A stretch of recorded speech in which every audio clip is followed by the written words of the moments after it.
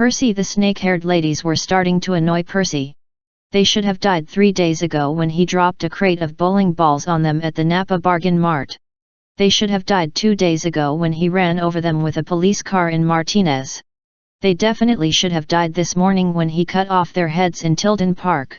No matter how many times Percy killed them and watched them crumble to powder, they just kept reforming like large evil dust bunnies. He couldn't even seem to outrun them. He reached the top of the hill and caught his breath. How long since he'd last killed them? Maybe 2 hours. They never seemed to stay dead longer than that. The past few days, he'd hardly slept. He'd eaten whatever he could scrounge: vending machine gummy bears, stale bagels, even a Jack-in-the-Crack burrito, which was a new personal low. His clothes were torn, burned, and splattered with monster slime. He'd only survived this long because the 2 snake-haired ladies, Gorgons, they called themselves, couldn't seem to kill him either. Their claws didn't cut his skin. Their teeth broke whenever they tried to bite him. But Percy couldn't keep going much longer. Soon he'd collapse from exhaustion, and then, as hard as he was to kill, he was pretty sure the Gorgons would find a way. Where to run? He scanned his surroundings. Under different circumstances, he might have enjoyed the view. To his left, golden hills rolled inland, dotted with lakes, woods, and a few herds of cows. To his right, the flatlands of Berkeley and Oakland marched west, a vast checkerboard with several million people who probably did not want their morning interrupted by 2 monsters and a filthy demigod. Farther west, San Francisco Bay glittered under a silvery haze. Past that, a wall of fog had swallowed most of San Francisco, leaving just the tops of skyscrapers and the towers of the Golden Gate Bridge. A vague sadness weighed on Percy's chest. Something told him he'd been to San Francisco before. The city had some connection to Annabeth, the only person he could remember from his past. His memory of her was frustratingly dim. The wolf had promised he would see her again and regain his memory if he succeeded in his journey. Should he try to cross the bay? It was tempting. He could feel the power of the ocean just over the horizon. Water always revived him. Salt water was the best. He'd discovered that 2 days ago when he had strangled a sea monster in the Carquinez Strait. If he could reach the bay, he might be able to make a last stand. Maybe he could even drown the Gorgons. But the shore was at least 2 miles away. He'd have to cross an entire city. He hesitated for another reason. The she-wolf Lupa had taught him to sharpen his senses, to trust the instincts that had been guiding him south. His homing radar was tingling like crazy now. The end of his journey was close, almost right under his feet. But how could that be? There was nothing on the hilltop. The wind changed. Percy caught the sour scent of reptile. 100 yards down the slope, something rustled through the woods, snapping branches, crunching leaves, hissing. Gorgons. For the millionth time, Percy wished their noses weren't so good. They had always said they could smell him because he was a demigod, the half-blood son of some old Roman god. Percy had tried rolling in mud, splashing through creeks, even keeping air freshener sticks in his pockets so he'd have that new car smell, but apparently demigod stink was hard to mask. He scrambled to the west side of the summit. It was too steep to descend. The slope plummeted 80 feet, straight to the roof of an apartment complex built into the hillside. 50 feet that, a highway emerged from the hill's base and wound its way toward Berkeley. Great! No other way off the hill. He'd managed to get himself cornered. He stared at the stream of cars flowing west toward San Francisco and wished he were in one of them. Then he realized the highway must cut through the hill. There must be a tunnel. Right under his feet. His internal radar went nuts. He was in the right place, just too high up. He had to check out that tunnel. He needed a way down to the highway fast. He slung off his backpack. He'd managed to grab a lot of supplies at the Napa Bargain Mart: a portable GPS, duct tape, lighter, superglue, water bottle, camping roll, a comfy panda pillow pet, as seen on TV, and a Swiss Army knife, pretty much every tool a modern demigod could want. But he had nothing that would serve as a parachute or a sled. That left him 2 options: jump 80 feet to his death, or stand and fight. Both options sounded pretty bad. He cursed and pulled his pen from his pocket. The pen didn't look like much, just a regular cheap ballpoint, but when Percy uncapped it, it grew into a glowing bronze sword. The blade balanced perfectly. The leather grip fit his hand like it had been custom designed for him. Etched along the guard was an ancient Greek word Percy somehow understood, anaklusmos riptide. He'd woken up with this sword his first night at the Wolf House 2 months ago? More? He'd lost track. He'd found himself in the courtyard of a burned-out mansion in the middle of the woods, wearing shorts, an orange t-shirt, and a leather necklace with a bunch of strange clay beads. Riptide had been in his hand, but Percy had had no idea how he'd gotten there, and only the vaguest idea who he was. He'd been barefoot, freezing, and confused. And then the wolves came. Right next to him, a familiar voice jolted him back to the present. There you are. Percy stumbled away from the Gorgon, almost falling off the edge of the hill. It was the smiley one Beano. Okay, her name wasn't really Beano. As near as Percy could figure, he was dyslexic, because words got twisted around when he tried to read. The first time he'd seen the Gorgon, posing as a bargain mart greeter with a big green button that read, "Welcome. My name is Thano," he'd thought it said Beano. She was still wearing her green bargain mart employee vest over a flower print dress. If you looked just at her body, you might think she was somebody's dumpy old grandmother until you looked down and realized she had rooster feet. Or you looked up and saw bronze boar tusks sticking out of the corners of her mouth. Her eyes glowed red, and her hair was a writhing nest of bright green snakes. The most horrible thing about her? She was still holding her big silver platter of free samples, crispy cheese and wieners. Her platter was dented from all the times Percy had killed her, but those little samples looked perfectly fine. Stheno just kept toting them across California so she could offer Percy a snack before she killed him. Percy didn't know why she kept doing that, but if he ever needed a suit of armor, he was going to make it out of crispy cheese and wieners. They were indestructible. Try one. Stheno offered. Percy fended her off with his sword. Where's your sister? Oh, put the sword away, Stheno chided. You know by now that even celestial bronze can't kill us for long. Have a cheese and wiener. They're on sale this week, and I'd hate to kill you on an empty stomach. Stheno. The second Gorgon appeared on Percy's right so fast, he didn't have time to react. Fortunately she was too busy glaring at her sister to pay him much attention. I told you to sneak up on him and kill him. Stheno's smile wavered. But, Uriel. She said the name so it rhymed with Muriel. Can't I give him a sample first? No, you imbecile. Uriel turned toward Percy and bared her fangs. Except for her hair, which was a nest of coral snakes instead of green vipers, she looked exactly like her sister. Her bargain mart vest, her flowery dress, even her tusks were decorated with 50% off stickers. Her name badge read, "Hello. My name is demigod scum.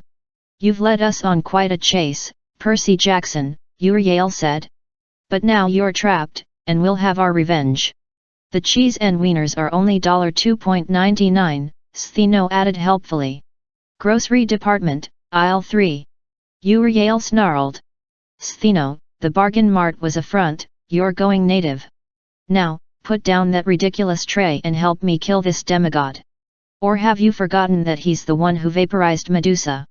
Percy stepped back. 6 more inches, and he'd be tumbling through thin air. Look, ladies, we've been over this.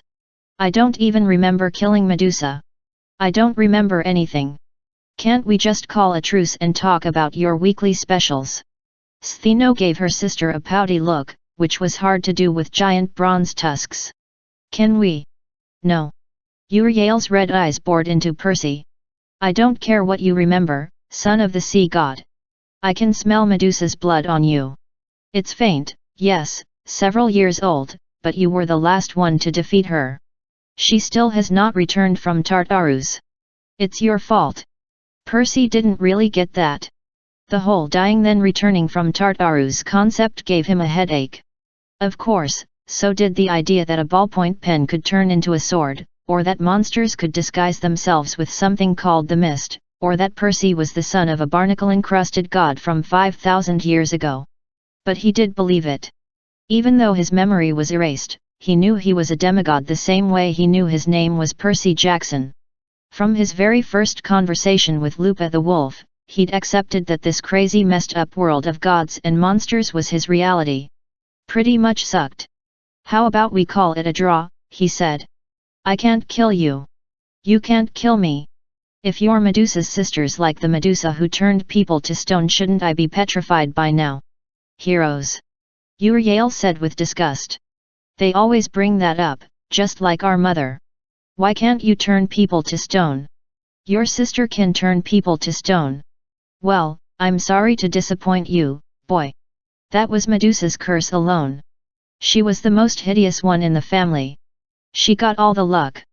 Stheno looked hurt. "Mother said I was the most hideous." "Quiet!" Uriel snapped. "As for you, Percy Jackson, it's true you bear the mark of Achilles. That makes you a little tougher to kill. But don't worry. We'll find a way." "The mark of what?" "Achilles," Stheno said cheerfully. "Oh, he was gorgeous. Dipped in the river Styx as a child, you know, so he was invulnerable except for a tiny spot on his ankle. That's what happened to you, dear. Someone must have dumped you in the Styx and made your skin like iron. But not to worry. Heroes like you always have a weak spot. We just have to find it, and then we can kill you. Won't that be lovely? Have a cheese and wiener." Percy tried to think. He didn't remember any dip in the Styx. Then again, he didn't remember much of anything. His skin didn't feel like iron, but it would explain how he'd held out so long against the Gorgons. Maybe if he just fell down the mountain. Would he survive? He didn't want to risk it not without something to slow the fall, or a sled, or... He looked at Stheno's large silver platter of free samples. "Reconsidering?" Stheno asked. "Very wise, dear. I added some Gorgon's blood to these, so your death will be quick and painless." Percy's throat constricted. "You added your blood to the cheese and wieners?" "Just a little." Stheno smiled. "A tiny nick on my arm, but you're sweet to be concerned. Blood from our right side can cure anything, you know, but blood from our left side is deadly, you dimwit." Uriel screeched. "You're not supposed to tell him that. He won't eat the wieners if you tell him they're poisoned." Stheno looked stunned. "He won't? But I said it would be quick and painless." "Never mind." Uriel's fingernails grew into claws. "We'll kill him the hard way, just keep slashing until we find the weak spot. Once we defeat Percy Jackson, we'll be more famous than Medusa. Our patron will reward us greatly." Percy gripped his sword. He'd have to time his move perfectly. A few seconds of confusion, grab the platter with his left hand. "Keep them talking," he thought. "Before you slash me to bits," he said, "who's this patron you mentioned?" Uriel sneered. "The goddess Gaea, of course. The one who brought us back from oblivion. You won't live long enough to meet her, but your friends below will soon face her wrath. Even now, her armies are marching south. At the Feast of Fortune, she'll awaken, and the demigods will be cut down like our low prices at Bargain Mart." Stheno suggested. "Gah!" Uriel stormed toward her sister. Percy took the opening. He grabbed Stheno's platter, scattering poisoned cheese and wieners, and slashed riptide across Uriel's waist, cutting her in half. He raised the platter, and Stheno found herself facing her own greasy reflection. "Medusa!" she screamed. Her sister Uriel had crumbled to dust, but she was already starting to reform, like a snowman unmelting. "Stheno, you fool!" she gurgled as her half-made face rose from the mound of dust. "That's just your own reflection. Get him!" Percy slammed the metal tray on top of Stheno's head, and she passed out cold. He put the platter behind his butt, said a silent prayer to whatever Roman god oversaw stupid sledding tricks, and jumped off the side of the hill. 11 Percy, the thing about plummeting downhill at 50 miles an hour on a snack platter: if you realize it's a bad idea when you're halfway down, it's too late. Percy narrowly missed a tree, glanced off a boulder, and spun a 360 as he shot toward the highway. The stupid snack tray did not have power steering. He heard the Gorgon sisters screaming and caught a glimpse of Uriel's coral snake hair at the top of the hill, but he didn't have time to worry about it. The roof of the apartment building loomed below him like the prow of a battleship. Head-on collision in 10, 9, 8. He managed to swivel sideways to avoid breaking his legs on impact. The snack platter skittered across the roof and sailed through the air. The platter went one way. Percy went the other. As he fell toward the highway, a horrible scenario flashed through his mind, his body smashing against an SUV's windshield, some annoyed commuter trying to push him off with the wipers. Stupid 16-year-old kid falling from the sky. I'm late. Miraculously, a gust of wind blew him to one side just enough to miss the highway and crash into a clump of bushes. It wasn't a soft landing, but it was better than asphalt. Percy groaned. He wanted to lie there and pass out, but he had to keep moving. He struggled to his feet. His hands were scratched up, but no bones seemed to be broken. He still had his backpack. Somewhere on the sled ride he'd lost his sword, but Percy knew it would eventually reappear in his pocket in pen form. That was part of its magic. He glanced up the hill. The Gorgons were hard to miss, with their colorful snake hair and their bright green bargain mart vests. They were picking their way down the slope, going slower than Percy but with a lot more control. Those chicken feet must have been good for climbing. Percy figured he had maybe 5 minutes before they reached him. Next to him, a tall chain-link fence separated the highway from a neighborhood of winding streets, cozy houses, and tall eucalyptus trees. The fence was probably there to keep people from getting onto the highway and doing stupid things like sledding into the fast lane on snack trays, but the chain link was full of big holes. Percy could easily slip through into the neighborhood. Maybe he could find a car and drive west to the ocean. He didn't like stealing cars, but over the past few weeks, in life and death situations, he'd several, including a police cruiser. He'd meant to return them, but they never seemed to last very long. He glanced east. Just as he'd figured, 100 yards uphill the highway cut through the base of the cliff. 2 tunnel entrances, one for each direction of traffic, stared down at him like eye sockets of a giant skull in the middle, where the nose would have been. A cement wall jutted from the hillside, with a metal door like the entrance to a bunker. It might have been a maintenance tunnel.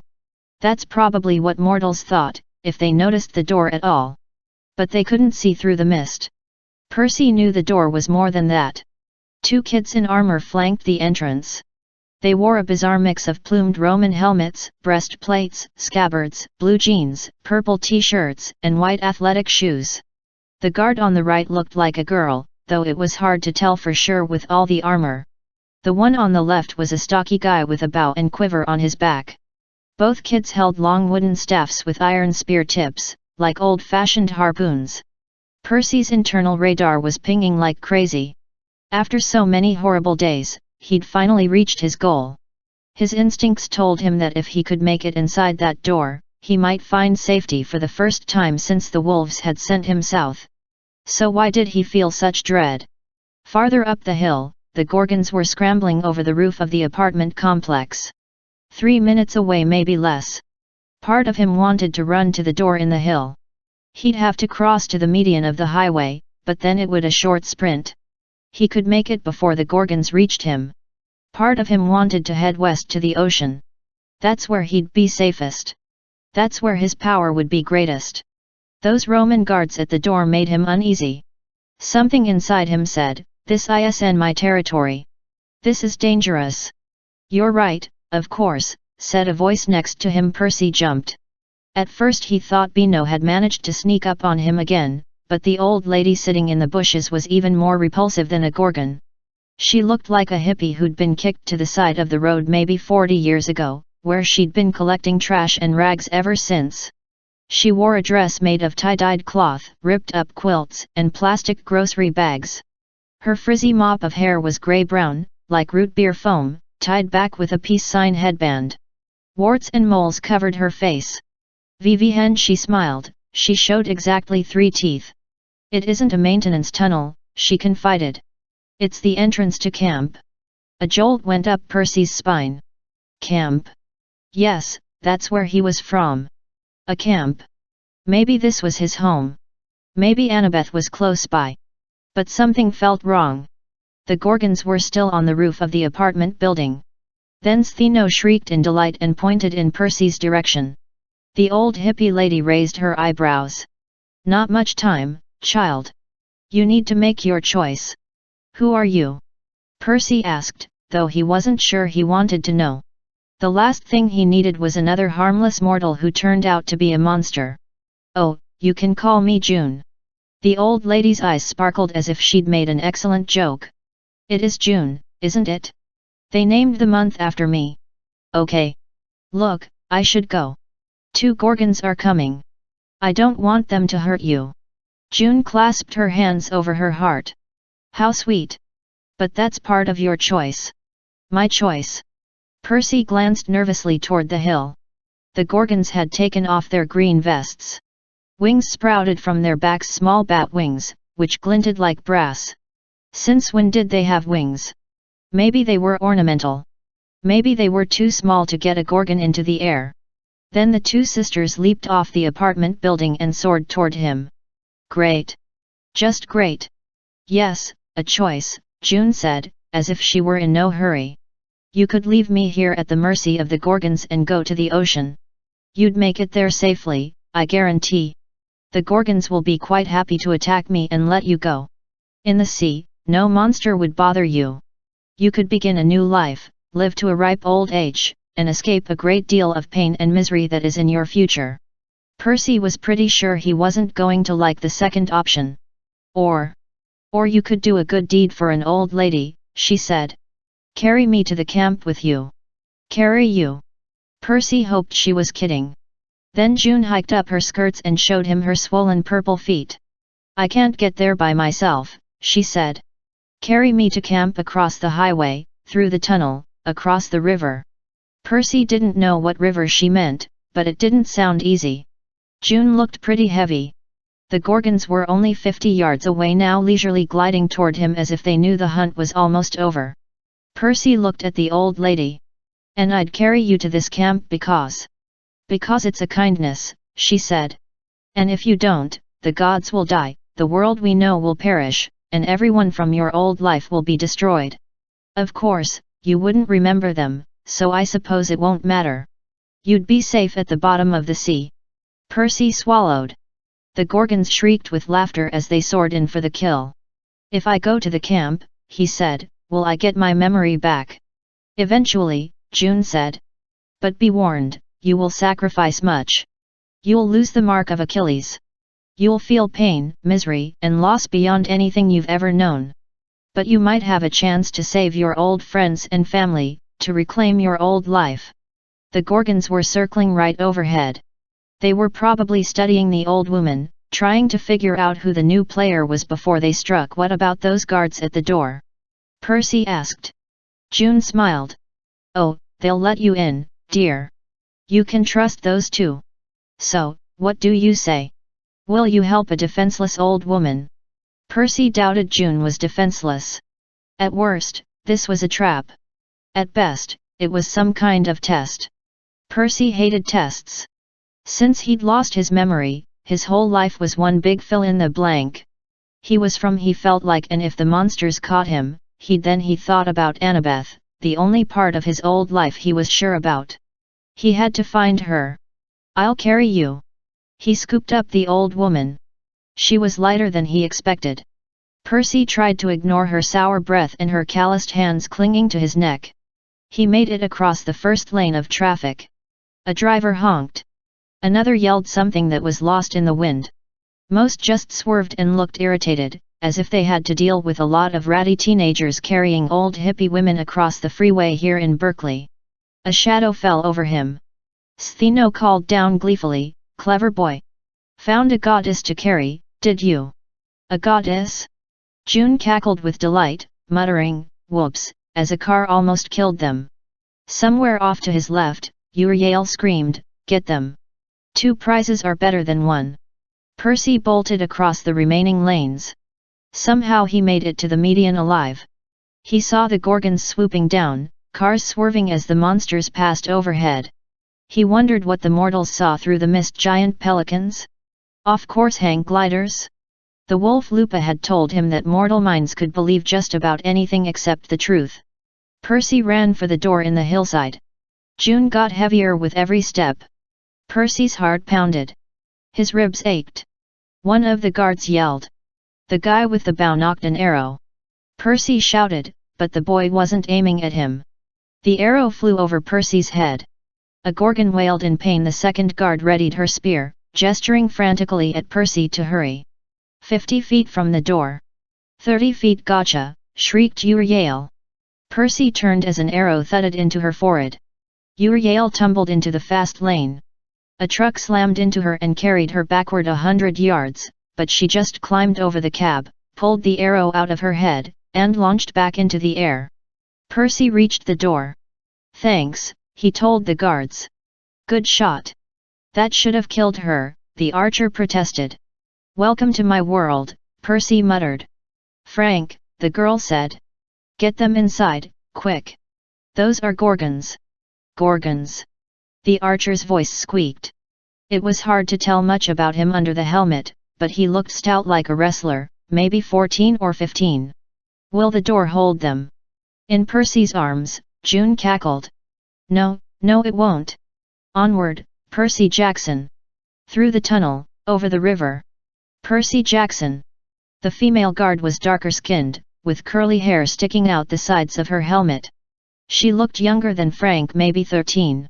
Her sword scabbard came down almost to her ankle. Still, she sounded like she was the one in charge. Okay, you're obviously a demigod. But who's the?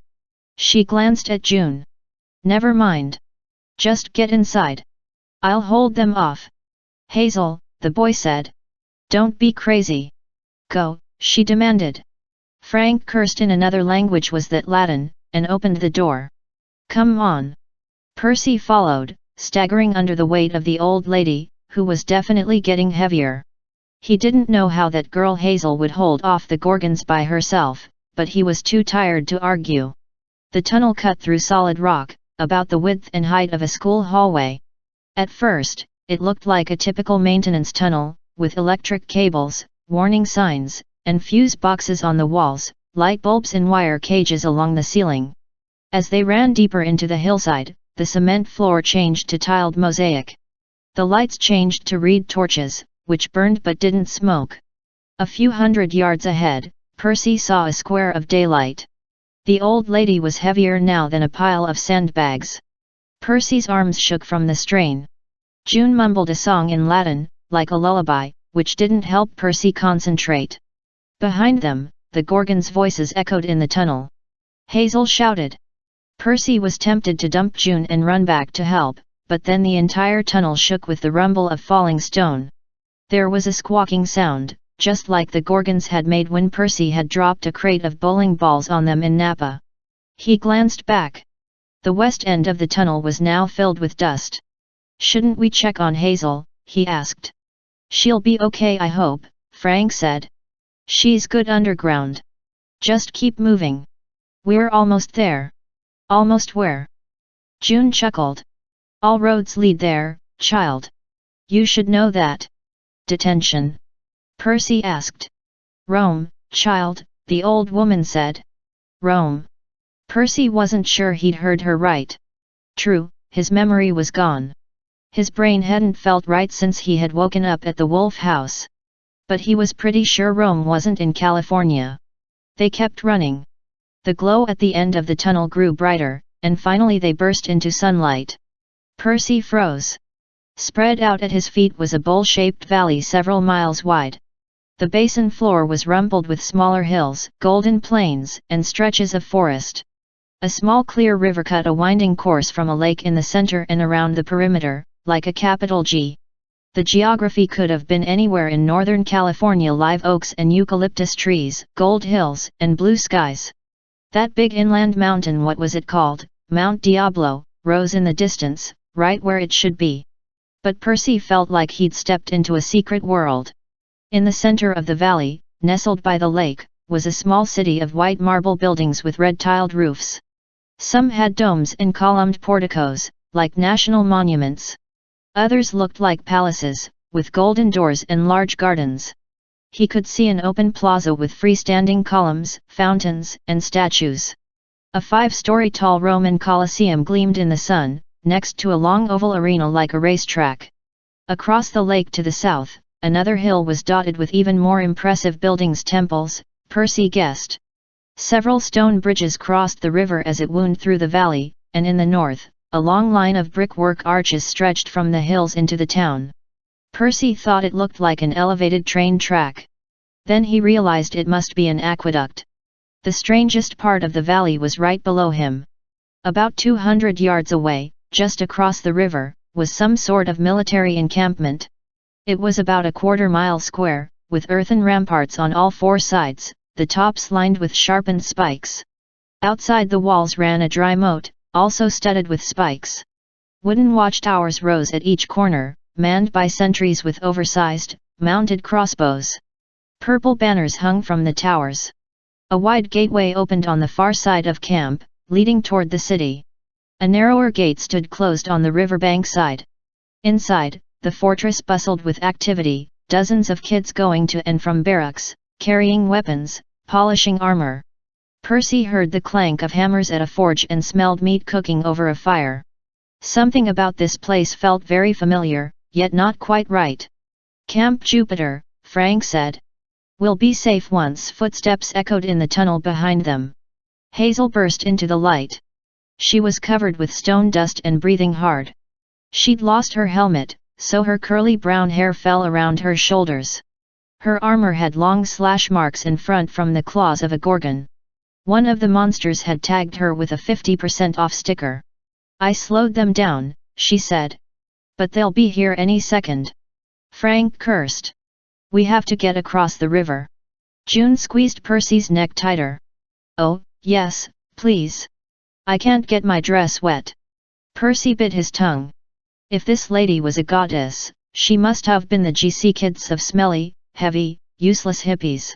But he'd come this far. He'd better keep lugging her along. "If to kindness," she'd said.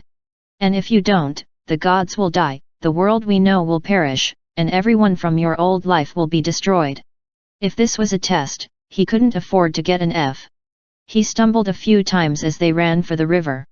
Frank and Hazel kept him on his feet. They reached the riverbank, and Percy stopped to catch his breath. The current was fast, but the river didn't look deep. Only a stone's throw across stood the gates of the fort. "Go, Hazel." Frank knocked 2 arrows at once. "Escort Percy so the sentries don't shoot him. It's my turn to hold off the baddies." Hazel nodded and waded into the stream. Percy started to follow, but something made him hesitate. Usually he loved the water, but this river seemed powerful, and not necessarily friendly. "The little Tiber," said June sympathetically. "It flows with the power of the original Tiber, river of the Empire. This is your last chance to back out, child. The mark of Achilles is a Greek blessing. You can't retain it if you cross into Roman territory. The will wash it away." Percy was too exhausted to understand all that, but he got the main point. "If I cross, I won't have iron skin anymore." June smiled. "So what will it be? Safety, or a future of pain and possibility?" Behind him, the gorgons screeched as they flew from the tunnel. Frank let his arrows fly. From the middle of the river, Hazel yelled, "Percy, come on!" Up on the watchtowers, horns blew. The sentries shouted and swiveled their crossbows toward the gorgons. "Annabeth," Percy thought. He forged into the river. It was icy cold, much swifter than he'd imagined, but that didn't bother him. New strength surged through his limbs. His senses tingled like he'd been injected with caffeine. He reached the other side and put the old woman down as the camp's gates opened. Dozens of kids in armor poured out. Hazel turned with a relieved smile. Then she looked over Percy's shoulder, and her expression changed to horror. "Frank!" Frank was halfway across the river when the gorgons caught him. They swooped out of the sky and grabbed him by either arm. He screamed in pain as their claws dug into his skin. The sentries yelled, but Percy knew they couldn't get a clear shot. They'd end up killing Frank. The other kids drew swords and got ready to charge into the water, but they'd be too late. There was only one way. Percy thrust out his hands. An intense tugging sensation filled his gut, and the Tiber obeyed his will. The river surged. Whirlpools formed on either side of Frank. Giant watery hands erupted from the stream, copying Percy's movements. The giant hands grabbed the Gorgons, who dropped Frank in surprise. Then the hands lifted the squawking monsters in a liquid vice grip. Percy heard the other kids yelping and backing away, but he stayed focused on his task. He made a smashing gesture with his fists, and the giant hands plunged the Gorgons into the Tiber. The monsters hit bottom and broke into dust. Glittering clouds of Gorgon essence struggled to reform, but the river pulled them apart like a blender. Soon every trace of the Gorgons was swept downstream. The whirlpools vanished, and the current returned to normal. Percy stood on the riverbank. His clothes and his skin steamed as if the Tiber's waters had given him an acid bath. He felt exposed, raw, vulnerable. In the middle of the Tiber, Frank stumbled around, looking stunned but perfectly fine. Hazel waded out and helped him ashore. Only then did Percy realize how quiet the other kids had become. Everyone was staring at him. Only the old lady June looked unfazed. "Well, that was a lovely trip," she said. "Thank you, Percy Jackson, for bringing me to Camp Jupiter." One of the girls made a choking sound. "Percy Jackson." She sounded as if she recognized his name. Percy focused on her, hoping to see a familiar face. She was obviously a leader. She wore a regal purple cloak over her armor. Her chest was decorated with medals. She must have been about Percy's age, with dark, piercing eyes and long black hair. Percy didn't recognize her, but the girl stared at him as if she'd seen him in her nightmares. June laughed with delight. "Oh, yes. You'll have such fun together." Then, just because the day hadn't been weird enough already, the old lady began to glow and change form. She grew until she was a shining, 7-foot-tall goddess in a blue dress, with a cloak that looked like goat's skin over her shoulders. Her face was stern and stately. In her hand was a staff topped with a lotus flower. If it was possible for the campers to look more stunned, they did. The girl with the purple cloak knelt. The others followed her lead. One kid got down so hastily he almost impaled himself on his sword. Hazel was the first to speak. "Juno." She and Frank also fell to their knees, leaving Percy the only one standing. He knewhe should probably kneel too, but after carrying the old lady so far, he didn't feel like showing her that much respect. "Juno, hi," he said. "If I passed your test, can I have my memory and my life back?" The goddess smiled.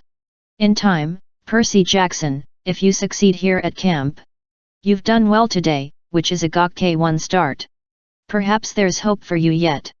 She turned to the other kids. "Romans, I present to you the son of Neptune. 4 months he has been slumbering, but now he is awake. His fate is in your hands.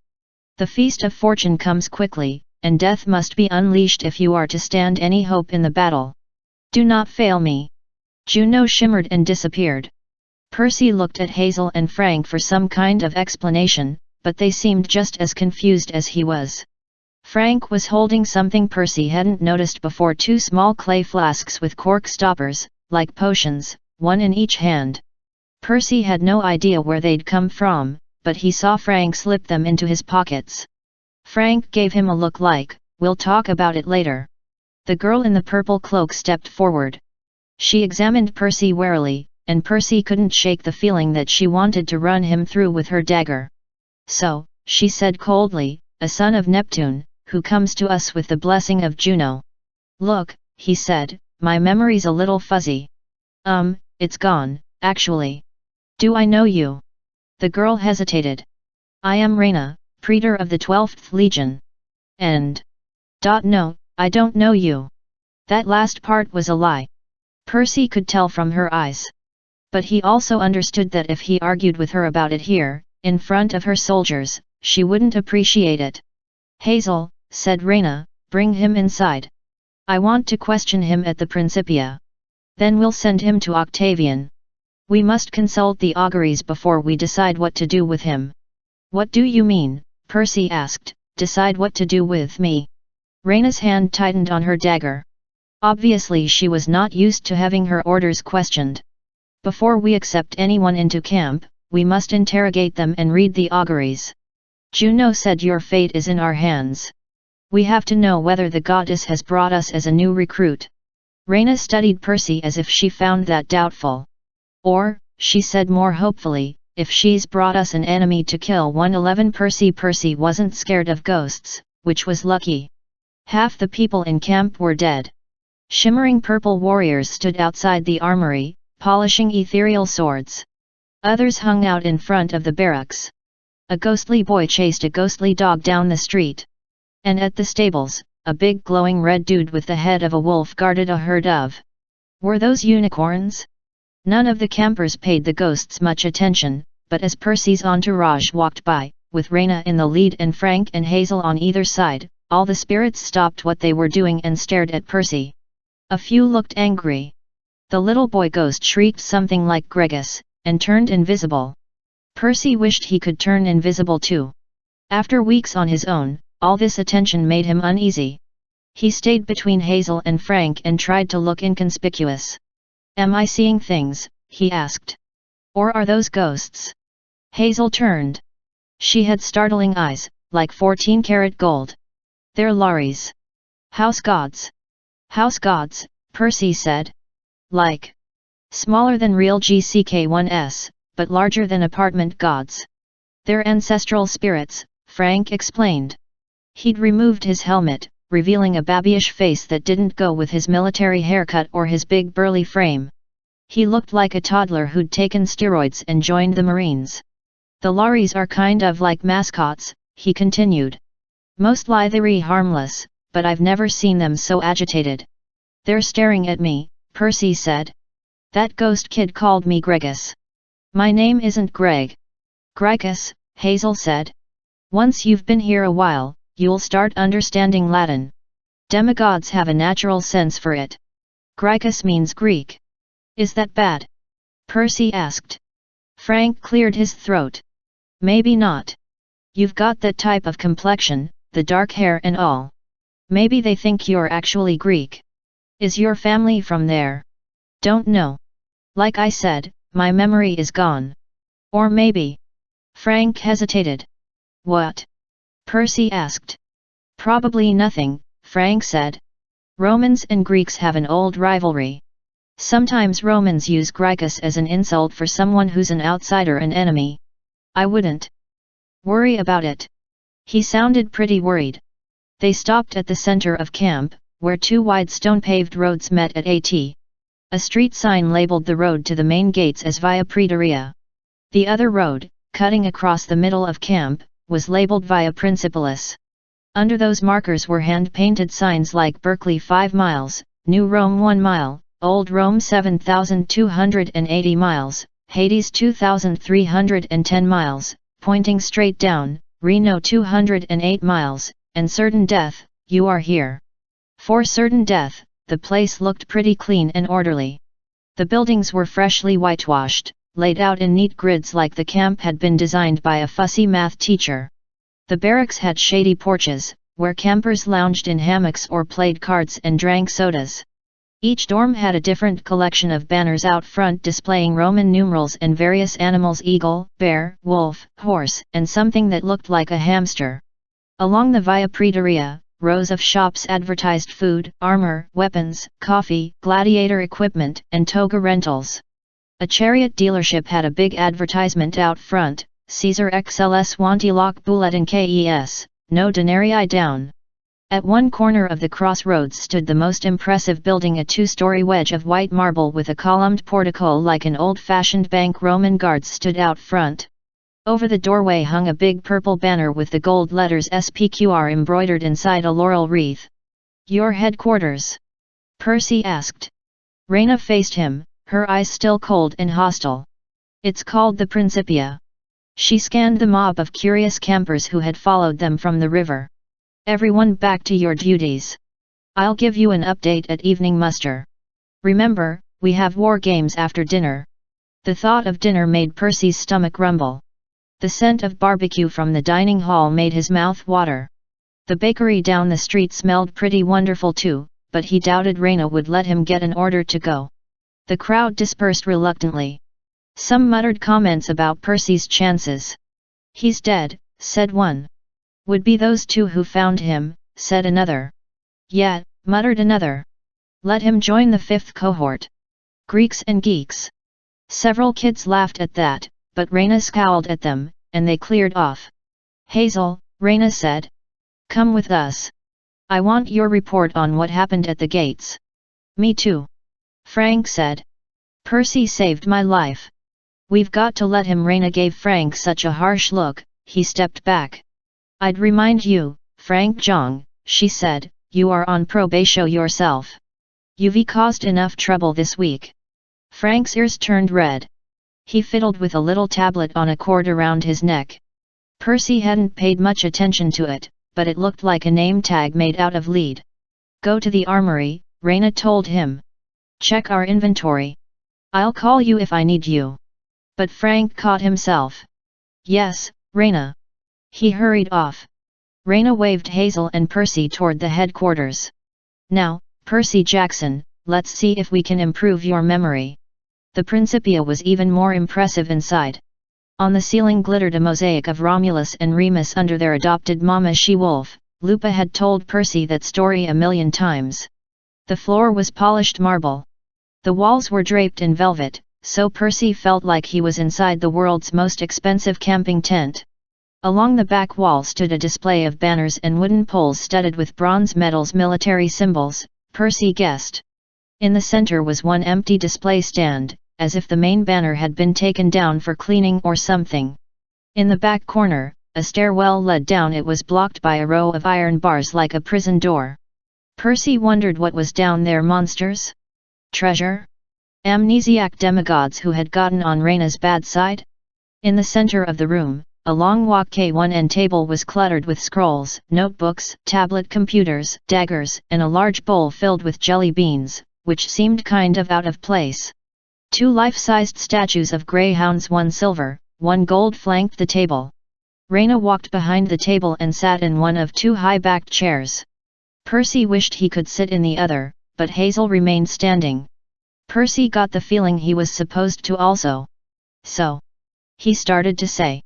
The dog statues bared their teeth and growled. Percy froze. Normally he liked dogs, but these glared at him with ruby eyes. Their fangs looked sharp as razors. Easy, guys, Reyna told the greyhounds. They stopped growling, but kept eyeing Percy as though they were imagining him in a doggy bag. They won't attack, Reyna said, unless you try to steal something, or unless I tell them to. That's argentum and aurum. Silver and gold, Percy said. The Latin meanings popped into his head like Hazel had said they would. He almost asked which dog was which. Then he realized that that was a stupid question. Reyna set her dagger on the table. Percy had the vague feeling he'd seen her before. Her hair was black and glossy as volcanic rock, woven in a single braid down her back. She had the poise of a sword fighter, relaxed yet vigilant, as if ready to spring into action at any moment. The worry lines around her eyes made her look older than she probably was. We have met, he decided. I don't remember when. Please, if you can tell me anything. First things first, Reyna said. I want to hear your story. What do you remember? How did you get here? And don't lie. My dogs don't like liars. Argentum and aurum snarled to emphasize the point. Percy told his story, how he'd woken up at the ruined mansion in the Book.1s of Sonoma. He described his time with Lupa and her pack, learning their language of gestures and expressions, learning to survive and fight. Lupa had taught him about demigods, monsters, and gods. She'd explained that she was one of the guardian spirits of ancient Rome. Demigods like Percy were still responsible for carrying on Roman traditions in modern times, fighting monsters, serving the gods, protecting mortals, and upholding the memory of the empire. She'd spent weeks training him, until he was as strong and tough and vicious as a wolf. When she was satisfied with his skills, she'd sent him south, telling him that if he survived the journey, he might find a new home and regain his memory. None of it seemed to surprise Reyna. In fact, she seemed to find it pretty ordinary except for one thing. No memory at all, she asked. You still nothing? Fuzzy bits and pieces. Percy glanced at the greyhounds. He didn't want to mention Annabeth. It seemed too private, and he was still confused about where to find her. He was sure they'd met at a camp, but this one didn't feel like the right place. Also, he was reluctant to share his one clear memory, Annabeth's face, her blonde hair and grey eyes, the way she laughed, threw her arms around him, and gave him a kiss whenever he did something stupid. She must have kissed me a lot, Percy thought. He feared that if he spoke about that memory to anyone, it would evaporate like a dream. He couldn't risk that. Reyna spun her dagger. Most of what you're describing is normal for demigods. At a certain age, one way or another, we find our way to the wolf house. We're tested and trained.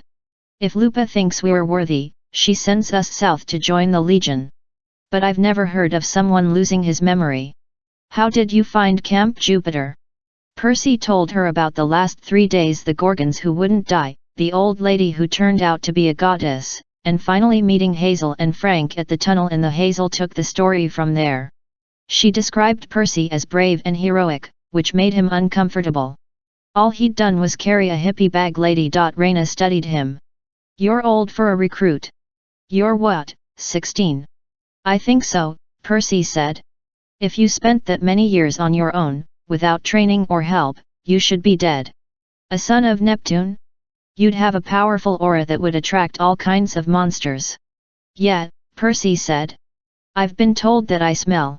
Reyna almost cracked a smile, which gave Percy hope. Maybe she was human after all. You must have been somewhere before the wolf house, she said. Percy shrugged. Juno had said something about him slumbering, and he did have a vague feeling that he'd been asleep maybe for a long time. But that didn't make sense. Reyna sighed. Well, the dogs haven't eaten you, so I suppose you're telling the truth. Great, Percy said. Next time, can I take a polygraph? Reyna stood. She paced in front of the banners. Her metal dogs watched her go back and forth. Even if I accept that you're not an enemy, she said, you're not a typical recruit. The Queen of Olympus simply doesn't appear at camp, announcing a new demigod. The last time a major god visited us in person like that. She shook her head. I've only heard legends about such things. And a son of Neptune, that's not a good omen. Especially now. What's wrong with Neptune? Percy asked. And what do you mean, especially? Hazel shot him a warning look. Reyna kept pacing. You've fought Medusa's sisters, who haven't seen in thousands of years. You've agitated our Lares, who are calling you a Gricus. And you wear strange symbols, that shirt, the beads on your necklace. What do they mean? Percy looked down at his tattered orange t-shirt. It might have had words on it at one point, but they were too faded to read. He should have thrown the shirt away weeks ago. It was worn to shreds, but he couldn't bear to get rid of it. He just kept washing it in streams and water fountains as best he could and putting it back on. As for the necklace, the 4 clay beads were each decorated with a different symbol. One showed a trident. Another displayed a miniature golden fleece. The third was etched with the design of a maze, and the last had an image of a building, maybe the Empire State Building? With names Percy didn't recognize engraved around it. The beads felt important, like pictures from a family album, but he couldn't remember what they meant. I don't know, he said. And your sword? Reyna asked. Percy checked his pocket. The pen had reappeared as it always did. He pulled it out but then realized he'd never shown Reyna the sword. Hazel and Frank hadn't seen it either. How had Reyna known about it? Too late to pretend it didn't exist. He uncapped the pen.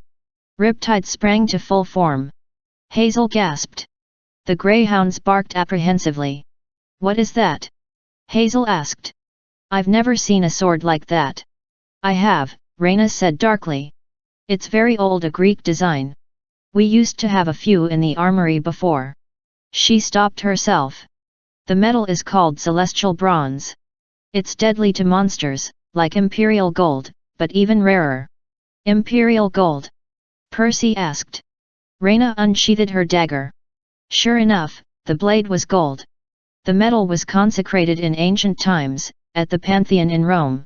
Its existence was a closely guarded secret of the emperors, a way for their champions to slay monsters that threatened the empire.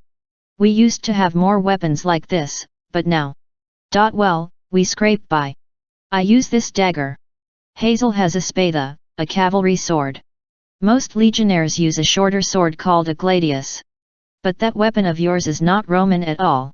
It's another sign you're not a typical demigod. And your arm? What about it? Percy asked. Reyna held up her own forearm. Percy hadn't noticed before, but she had a tattoo on the inside, the letters SPQR, a crossed sword and torch, and under that, 4 parallel lines like score marks. Percy glanced at Hazel. We all have them, she confirmed, holding up her arm. All full members of the Legion do. Hazel's tattoo also had the letters SPQR, but she only had 1 score mark, and her emblem was different, a black glyph like a cross with curved arms and a head. Percy looked at his own arms. A few scrapes, some mud, and a fleck of crispy cheese and wiener, but no tattoos. So you've never been a member of the Legion, Reyna said. These marks can't be removed. I thought perhaps. She shook her head, as if dismissing an idea. Hazel leaned forward. If he's survived as a loner all this time, maybe he's seen Jason. She turned to Percy. Have you ever met a demigod like us before? A guy in a purple shirt, with marks on his arm. Hazel. Reyna's voice tightened. Percy's got enough to worry about. Percy touched the point of his sword, and Riptide shrank back into a pen. I haven't seen anyone like you guys before. Who's Jason? Reyna gave Hazel an irritated look. He was my colleague. She waved her hand at the second empty chair. The Legion normally has 2 elected praetors. Jason, Grace, son of Jupiter, was our other praetor until he disappeared last October. Percy tried to calculate. He hadn't paid much attention to the calendar out in the wilderness, but Juno had mentioned that it was now June. You mean he's been gone 8 months, and you haven't replaced him? He might not be dead, Hazel said. We haven't given up. Reyna grimaced. Percy got the feeling this guy Jason might have been more to her than just a colleague. Elections only happen in 2 ways, Reyna said. Either the Legion raises someone on a shield after a major success on the battlefield and we haven't had any major battles, or we hold a ballot on the evening of June 24th, at the Feast of Fortuna. That's in 5 days. Percy frowned. You have a feast for Tuna. Fortuna, Hazel corrected. She's the goddess of luck. Whatever happens on her feast day can affect the entire rest of the year. She can grant the camp good luck. Or really bad luck. Reyna and Hazel both glanced at the empty display stand, as if thinking about what was Nuzumg. A chill went down Percy's back. The Feast of Fortune. The Gorgons mentioned that. So did Juno. They said the camp was going to be attacked on that day, something about a big bad goddess named Gaea, and an army, and death being unleashed. You're telling me that day is this week? Reyna's fingers tightened around the hilt of her dagger.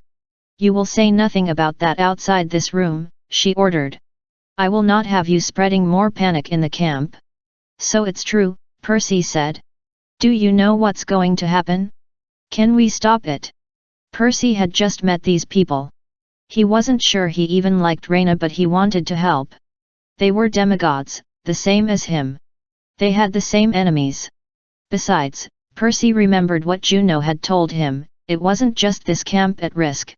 His old life, the gods, and the entire world might be destroyed. Whatever was coming down, it was huge. We've talked enough for now, Reyna said. Hazel, take him to Temple Hill. Find Octavian. On the way you can answer Percy's questions. Tell him about the Legion. Yes, Reyna. Percy still had so many questions, his brain felt like it would melt. But Reyna made it clear the audience was over. She sheathed her dagger. The metal dogs stood and growled, inching toward Percy. Good luck with the augury, Percy Jackson, she said.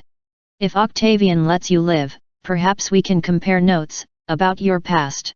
Percy. On the way out of camp, Hazel bought him an espresso drink and a cherry muffin from Bombolo, the 2-headed coffee merchant. Percy inhaled the muffin. The coffee was great. Now, Percy thought, if he could just get a shower, a change of clothes, and some sleep, he'd be golden. Maybe even imperial golden. He watched a bunch of kids in swimsuits and towels head into a building that had steam coming out of a row of chimneys. Laughter and watery sounds echoed from inside, like it was an indoor pool, Percy's kind of place. Bathhouse, Hazel said. We'll get you in there before dinner, hopefully. You haven't lived until you've had a Roman bath. Percy sighed with anticipation.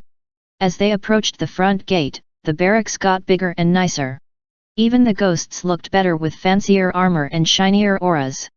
Percy tried to decipher the banners and symbols hanging in front of the buildings. You guys are divided into different cabins, he asked. Sort of. Hazel ducked as a kid riding a giant eagle swooped overhead. We have 5 cohorts of about 40 kids each. Each cohort is divided into barracks of 10 like roommates, kind of. Percy had never been great at math, but he tried to multiply. You're telling me there's 200 kids at camp? Roughly. And all of them are children of the gods? The gods have been busy. Hazel laughed. Not all of them are children of major gods. There are hundreds of minor Roman gods. Plus, a lot of the campers are legacies 2nd or 3rd generation. Maybe their parents were demigods. Or their grandparents. Percy blinked. Children of demigods. Why? Does that surprise you? Percy wasn't sure. The last few weeks he'd been so worried about surviving day to day. The idea of living long enough to be an adult and have kids of his own, that seemed like an impossible dream. These Legos legacies, Hazel corrected. They have powers like a demigod. Sometimes. Sometimes not. But they can be trained. All the best Roman generals and emperors you know, they all claimed to be descended from gods. Most of the time, they were telling the truth. The camp augur we're going to meet, Octavian, he's a legacy, descendant of Apollo.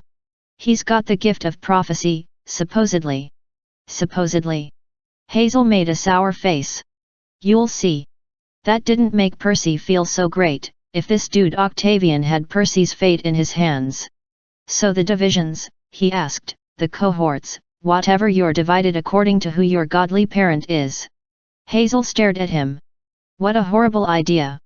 No, the officers decide where to assign recruits. If we were divided according to God, the cohorts would be all uneven. I'd be alone. Percy felt a twinge of sadness, like he'd been in that situation. VVHY? It's your ancestry. Before she could answer, someone behind them yelled, wait. A ghost ran toward them, an old man with a medicine ball belly and toga so long he kept tripping on it. He caught up to them and gasped for air, his purple aura flickering around him. This is him, the ghost panted. A new recruit for the 5th, perhaps? Vitellius, Hazel said, we're sort of in a hurry. The ghost scowled at Percy and walked around him, inspecting him like a used car. I don't know, he grumbled. We need only the best for the cohort. Does he have all his teeth? Can he fight? Does he clean stables? Yes, yes, and no, Percy said. Who are you? Percy, this is Vitellius. Hazel's expression said, just humor him. He's one of our Lares, takes an interest in new recruits. On a nearby porch, other ghosts snickered as Vitellius paced back and forth, tripping over his toga and hiking up his sword belt. Yes, Vitellius said, back in Caesar's day, that's Julius Caesar, mind you, the 5th cohort was something. 12th Legion Fulminata, pride of Rome. But these days? Disgraceful what we've come to. Look at Hazel here, using a spada. Ridiculous weapon for a Roman legionnaire, that's for cavalry. And you, boy, you smell like a Greek sewer. Haven't you had a bath? I've been a little busy fighting gorgons, Percy said.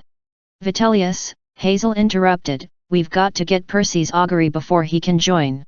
Don't you check on Frank? He's in the armory doing inventory. You know how much he values your help. The ghost's furry purple eyebrows shot up. Mars Almighty! They let the probatio check the armor? We'll be ruined. He stumbled off down the street, stopping every few feet to pick up his sword or rearrange his toga. OHHK, Percy said. Sorry, Hazel said. He's eccentric, but he's one of the oldest Lares. Been around since the Legion was founded. He called the Legion, Fulminata. Percy said. Armed with lightning, Hazel translated. That's our motto. The 12th Legion was around for the entire Roman Empire. When Rome fell, a lot of legions just disappeared. We went underground, acting on secret orders from Jupiter himself, stay alive, recruit demigods and their children, keep Rome going. We've been doing that ever since, moving around to wherever Roman influence was strongest. The last few centuries, we've been in America. As bizarre as that sounded, Percy had no trouble believing it.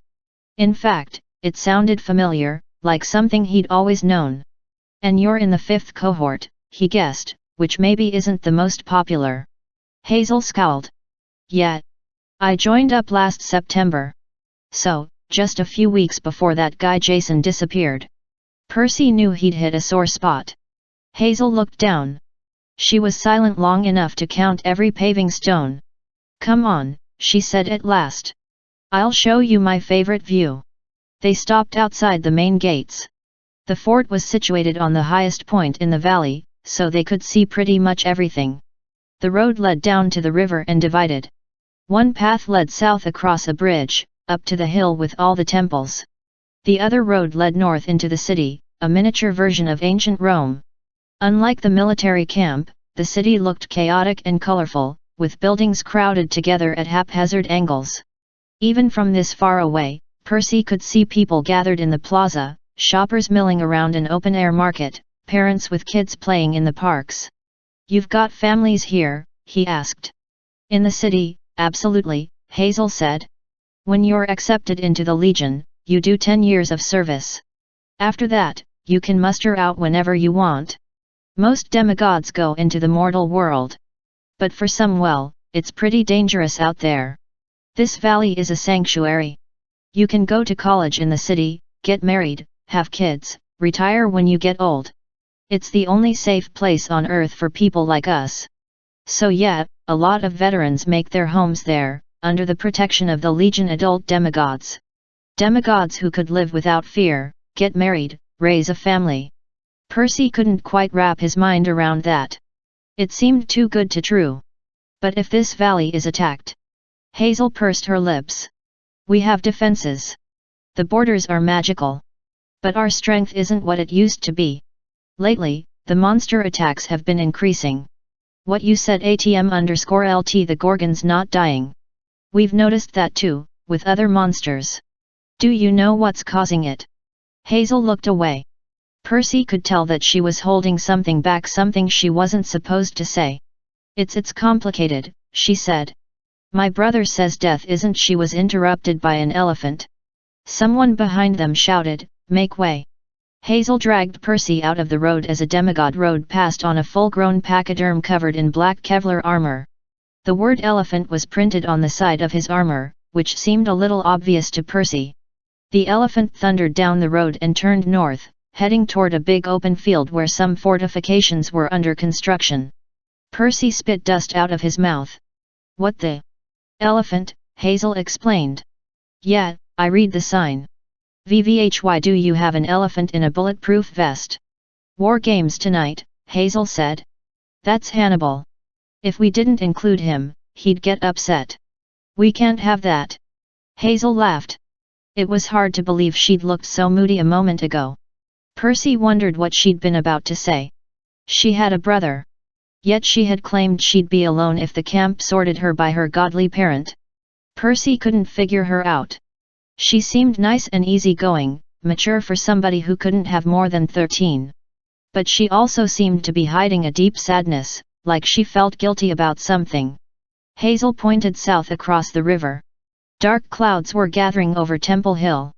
Red flashes of lightning washed the monuments in blood-colored light. Octavian is busy, Hazel said.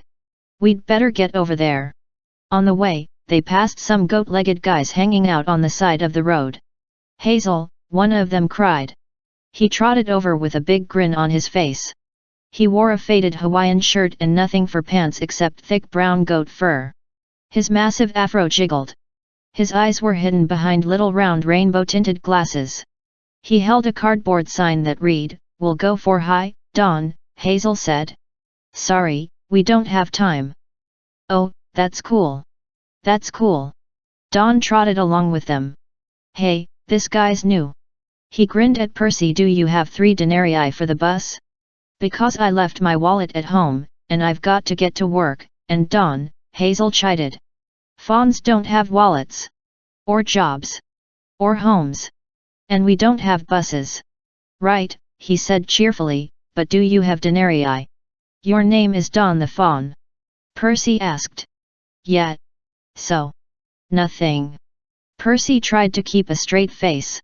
Why don't fawns have jobs? Shouldn't they work for the camp? Dawn bleated. Fawns. Work for the camp? Hilarious. Fawns are, free spirits, Hazel explained. They hang out here because, well, it's a safe place to hang out and beg. We tolerate them, but oh, Hazel is awesome, Dawn said. She's so nice. All the other campers are like, go away, Dawn. But she's like, please go away, Dawn. I love her. The fawn seemed harmless, but Percy still found him unsettling. He couldn't shake the feeling that fawns should be more than just homeless guys begging for denarii. Dawn looked at the ground in front of them and gasped. Score! He reached for something, but Hazel screamed, Dawn, no. She pushed him out of the way and snatched up a small shiny object. Percy caught a glimpse of it before Hazel slipped it into her pocket. He could have sworn it was a diamond. Come on, Hazel, Dawn complained. I could have bought a year's worth of donuts with that. Dawn, please, Hazel said. Go away. She sounded shaken, like she'd just saved Dawn from a charging bulletproof elephant. The fawn sighed. I can't stay mad at you. But I swear, it's like your good luck. Every time you walk by goodbye, Dawn, Hazel said quickly. Let's go, Percy. She started jogging. Percy had to sprint to catch up. What was that about? Percy asked. That diamond in the road, please, she said. Don't ask. They walked in uneasy silence the rest of the way to Temple Hill.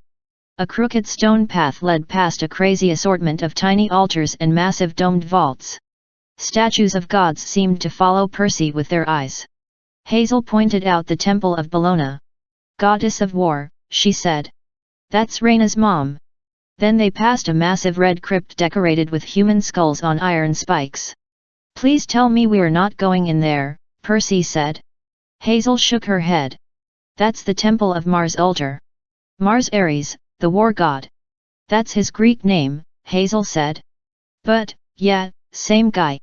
Ultor means the Avenger. He's the second most important god of Rome. Percy wasn't thrilled to hear that. For some reason, just looking at the ugly red building made him feel angry. He pointed toward the summit. Clouds swirled over the largest temple, a round pavilion with a ring of white columns supporting a domed roof. I'm guessing that's Zeus, Jupiter's? That's where we're heading. Yeah. Hazel sounded edgy. Octavian reads auguries there, the temple of Jupiter Optimus Maximus. Percy had to think about it, but the Latin words clicked into English. Jupiter. The best and the greatest. Right. What's Neptune's title? Percy asked. The coolest and most awesome. Not quite. Hazel gestured to a small blue building the size of a tool shed.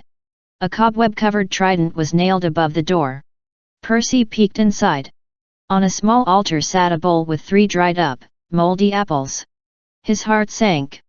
Popular place. I'm sorry, Percy, Hazel said. It's just. Romans were always scared of the sea. They only used ships if they had to. Even in modern times, having a child of Neptune around has always been a bad omen. The last time one joined the Legion, well, it was 1906, when Camp Jupiter was located across the bay in San Francisco. There was this huge earthquake. You're telling me a child of Neptune caused that? So they say. Hazel looked apologetic. Anyway, Romans fear Neptune, but they don't love him much. Percy stared at the cobwebs on the trident. Great, he thought. Even if he joined the camp, he would never be loved. His best hope was to be scary to his new campmates. Maybe if he did really well, they'd give him some moldy apples. Still. Standing at Neptune's altar, he felt something stirring inside him, like waves rippling through his veins. He reached in his backpack and dug out the last bit of food from his trip, a stale bagel. It wasn't much, but he set it on the altar. Hey! Dad! He felt pretty stupid talking to a bowl of fruit. If you can hear me, help me out, okay? Give me my memory back. Tell me what to do. His voice cracked. He hadn't meant to get emotional, but he was exhausted and scared, and he'd been lost for so long, he would have given anything for some guidance. He wanted to know something about his life for sure, without grabbing for missing memories. Hazel put her hand on his shoulder. It'll be okay. You're here now. You're one of us. He felt awkward, depending on an 8th grade girl he barely knew for comfort, but he was glad she was there. Above them, thunder rumbled. Red lightning lit up the hill. Octavian's almost done, Hazel said. Let's go. Compared to Neptune's tool shed, Jupiter's temple was definitely Optimus and Maximus. The marble floor was etched with fancy mosaics and Latin inscriptions. 60 feet above, the domed ceiling sparkled gold. The whole temple was open to the wind. In the center stood a marble altar, where a kid in a toga was doing some sort of ritual in front of a massive golden statue of the big dude himself, Jupiter the sky god, dressed in a silk XXXL purple toga, holding a lightning bolt. It doesn't look like that, Percy muttered. What? Hazel asked. The master bolt, Percy said. What are you talking about? Percy frowned. For a second, he'd thought he remembered something. Now it was gone. Nothing, I guess. The kid at the altar raised his hands. More red lightning flashed in the sky, shaking the temple. Then he put his hands down, and the rumbling stopped. The clouds turned from grey to white and broke apart. A pretty impressive trick, considering the kid didn't look like much. He was tall and skinny, with straw-colored hair, oversized jeans, a baggy t-shirt, and a drooping toga. He looked like a scarecrow wearing a bed sheet. What's he doing? Percy murmured. The guy in the toga turned. He had a crooked smile and a slightly crazy look in his eyes, like he'd just been playing an intense video game. In one hand he held a knife. In the other hand was something like a dead animal. That didn't make him look any less crazy. Percy, Hazel said, this is Octavian. The Gricus. Octavian announced. How interesting. Hi, Percy said. Are you killing small animals? Octavian looked at the fuzzy thing in his hand and laughed. No. Once upon a time, yes. We used to read the will of the gods by examining animal guts, chickens, goats, that sort of thing. Nowadays, we use these. He tossed the fuzzy thing to Percy. It was a disemboweled teddy bear. Then Percy noticed that there was a whole pile of mutilated stuffed animals at the foot of Jupiter's statue. Seriously? Percy asked. Octavian stepped off the dais. He was probably about 18, but so skinny and sickly pale, he could have passed for younger. At first he looked harmless, but as he got closer, Percy wasn't so sure. Octavian's eyes glittered with harsh curiosity, like he might gut Percy just as easily as a teddy bear if he thought he could learn something from it. Octavian narrowed his eyes. You seem nervous. You remind me of someone, Percy said. I can't remember who. Possibly my namesake, Octavian Augustus Caesar. Everyone says a remarkable resemblance. Percy didn't think that was it, but he couldn't pin down the memory. Why did you call me the Greek? I saw it in the auguries. Octavian waved his knife at the pile of stuffing on the altar. The message said, the Greek has arrived. Or possibly, the goose has cried. I'm thinking the first interpretation is correct. You seek to join the Legion. Hazel spoke for him. She told Octavian everything that had happened since they met at the tunnel, the Gorgons, the fight at the river, the appearance of Juno, their conversation with Reyna. When she mentioned Juno, Octavian looked surprised. Juno, he mused. We call her Juno Moneta. Juno the Warner. She appears in times of crisis, to counsel Rome about great threats. He glanced at Percy, as if to say, like mysterious Greeks, for instance. I hear the Feast of Fortuna is this week, Percy said.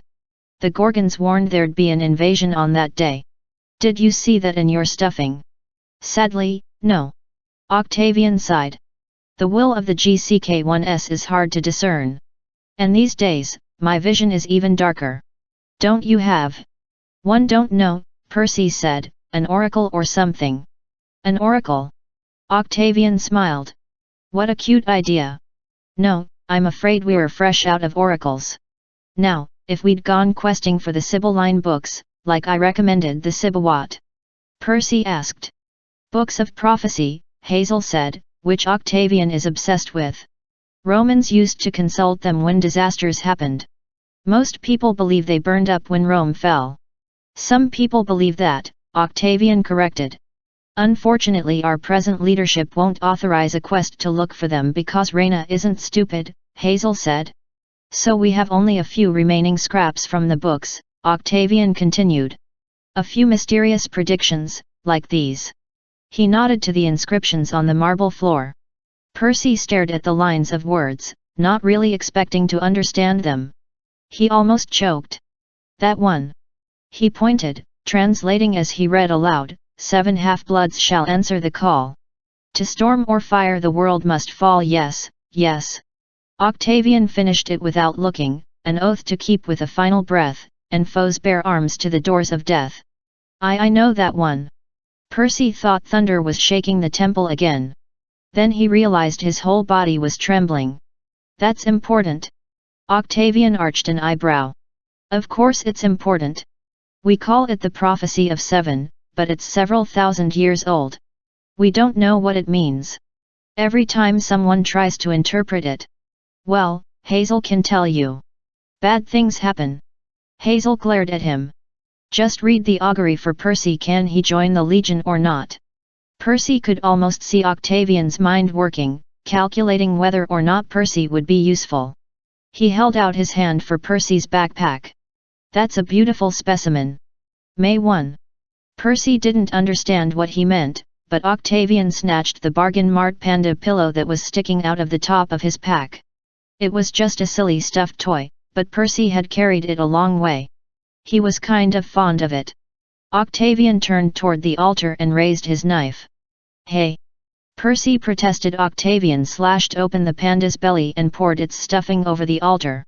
He tossed the panda carcass aside, muttered a few words over the fluff, and turned with a big smile on his face. Good news, he said. Percy may join the Legion. We'll assign him a cohort at evening muster. Tell Reyna that I approve. Hazel's shoulders relaxed. Great. Come on, Percy. Oh, and Hazel, Octavian said. I'm happy to welcome Percy into the Legion. But when the election for praetor comes up, I hope you'll remember Jason isn't dead, Hazel snapped. You're the augur. You're supposed to be looking for him. Oh, I am. Octavian pointed at the pile of gutted stuffed animals. I consult the gods every day. Alas, after 8 months, I've found nothing. Of course, I'm still looking. But if Jason doesn't return by the Feast of Fortuna, we must act. We can't have a power vacuum any longer. I hope you'll support me for praetor. It would mean so much to me. Hazel clenched her fists. Me support? You. Octavian took off his toga, setting it and his knife on the altar. Percy noticed 7 lines on Octavian's arm. 7 years of camp, Percy guessed. Octavian's mark was a harp, the symbol of Apollo. After all, Octavian told Hazel, I might be able to help you. It would be a shame if those awful rumors about you kept circulating, or, forbid, if they turned out to be true. Percy slipped his hand into his pocket and grabbed his pen. This guy was blackmailing Hazel. That was obvious.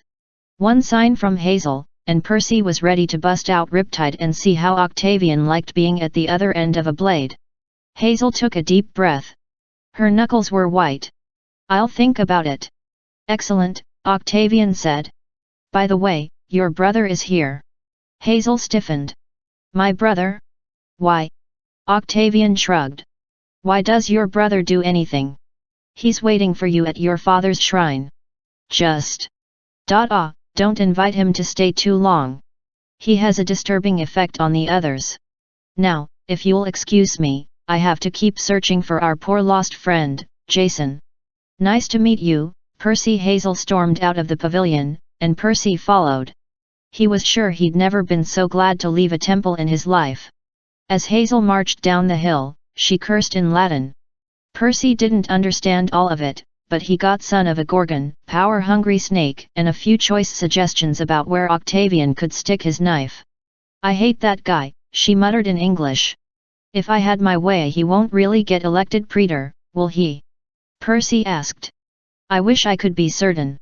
Octavian has a lot of friends, most of them bought. The rest of the campers are afraid of him. Afraid of that skinny little guy. Don't underestimate him. Reina's not so bad by herself, but if Octavian shares her power..." Hazel shuddered. "Let's go see my brother. He'll want to meet you." Percy didn't argue. He wanted to meet this mysterious brother, maybe learn something _LT Hazel's background, who her dad was, what secret she was hiding. Percy couldn't believe she'd done anything to be guilty about. She seemed too nice. But Octavian had acted like he had some first-class dirt on her. Hazel led Percy to a black crypt built into the side of the hill. Standing in front was a teenage boy in black jeans and an aviator jacket. "Hey," Hazel called. "I've brought a friend." The boy turned. Percy had another one of those weird flashes, like this was somebody he should know. The kid was almost as pale as Octavian, but with dark eyes and messy black hair. He didn't look anything like Hazel. He wore a silver skull ring, a chain for a belt, and a black t-shirt with skull designs. At his side hung a pure black sword. For a microsecond when he saw Percy, the boy seemed shocked, panicked even, like he'd been caught in a searchlight. "This is Percy Jackson," Hazel said. "He's a good guy." "Percy, this is my brother, the son of Pluto." The boy regained his composure and held out his hand. "Pleased to meet you," he said. "I'm Nico D'Angelo." Hazel felt like she'd just introduced two nuclear bombs. Now she was waiting to see which one exploded first. Until that morning, her brother Nico had been the most powerful demigod she knew. The others at Camp Jupiter saw him as a traveling oddball, L1T as harmless as the fawns. Hazel knew better. She hadn't grown up with Nico, hadn't even known him very long. But she knew Nico was more dangerous than Reina, or Octavian, or maybe even Jason. Then she'd met Percy.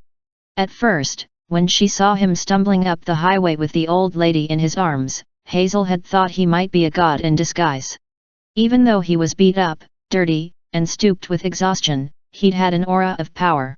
He had the good looks of a Roman god, with sea-green eyes and wind-blown black hair. She'd ordered Frank not to fire on him. She thought the gods might be testing them. She'd heard myths like that: a kid with an old lady begs for shelter, and when the rude mortals refuse, boom, they get turned into banana slugs. Then Percy had controlled the river and destroyed the Gorgons. He'd turned a pen into a bronze sword. He'd stirred up the whole camp with talk about the Gricus, a son of the sea god. Long ago, Hazel had been told that a descendant of Neptune would save her. But could Percy really take away her curse? It seemed too much to hope for. Percy and Nico shook hands. They studied each other warily, and Hazel fought the urge to run. If these two busted out the magic swords, things could get ugly. Nico didn't appear scary. He was skinny and sloppy in his rumpled black clothes. His hair, as always, looked like he'd just rolled out of bed. Hazel remembered when she'd met him. The first time she'd seen him draw that black sword of his, she'd almost laughed. The way he called it Stygian iron, all serious, like he'd looked ridiculous. This scrawny white boy was no fighter. She certainly hadn't believed they were related. She had changed her mind about that quick enough. Percy scowled. I know you." Nico raised his eyebrows. "Do you?" He looked at Hazel for explanation. Hazel hesitated. Something about her brother's reaction wasn't right. He was trying hard to act casual, but when he had first seen Percy, Hazel had noticed his momentary look of panic. Nico already knew Percy. She was sure of it. Why was he pretending otherwise? Hazel forced herself to speak. Percy's lost his memory." She told her brother what had happened since Percy had arrived at the gates. "So, Nico," she continued carefully, "I thought. You know, you travel all over. Maybe you've met demigods like Percy before, or Nico's expression turned as dark as Tartaru's. Hazel didn't understand why, but she got the message. Drop it. This story about Gaea's army, Nico said. You warned Reyna. Percy nodded. Who is Gaea, anyway? Hazel's mouth went dry. Just hearing that name. It was all she could do to keep her knees from buckling. She remembered a woman's soft sleepy voice, a glowing cave, and feeling her lungs fill with black oil. She's the earth goddess. Nico glanced at the ground as if it might be listening. The oldest goddess of all. She's in a deep sleep most of the time, but she hates the gods and their children. Mother Earth is evil? Percy asked. Very, Nico said gravely. She convinced her son, the Titan Cronus Saturn to kill his dad, Uranus, and take over the world. The Titans ruled for a long time. Then the Titans' children, the Olympian gods, overthrew them. That story seems familiar. Percy sounded surprised, like an old memory had partially surfaced. But I don't think I ever heard the part about Gaea. Nico shrugged. She got mad when the gods took over. She took a new husband, Tartarus, the spirit of the abyss, and gave birth to a race of giants. They tried to destroy Mount Olympus, but the gods finally beat them. At least. The first time. The first time. Percy repeated. Nico glanced at Hazel. He probably wasn't meaning to make her feel guilty, but she couldn't help it. If Percy knew the truth about her, and the horrible things she'd done. Last summer, Nico continued, Saturn tried to make a comeback. There was a second Titan War. The Romans at Camp Jupiter stormed his headquarters on Mount Othrys, across the bay, and destroyed his throne. Saturn disappeared. He hesitated, watching Percy's face. Hazel got the feeling her brother was nervous that more of Percy's memory might come back. Anyway, Nico continued, Saturn probably faded back to the abyss. We all thought the war was over. Now it looks like the Titans' defeat stirred up Gaea. She's starting to wake. I've heard reports of giants being reborn.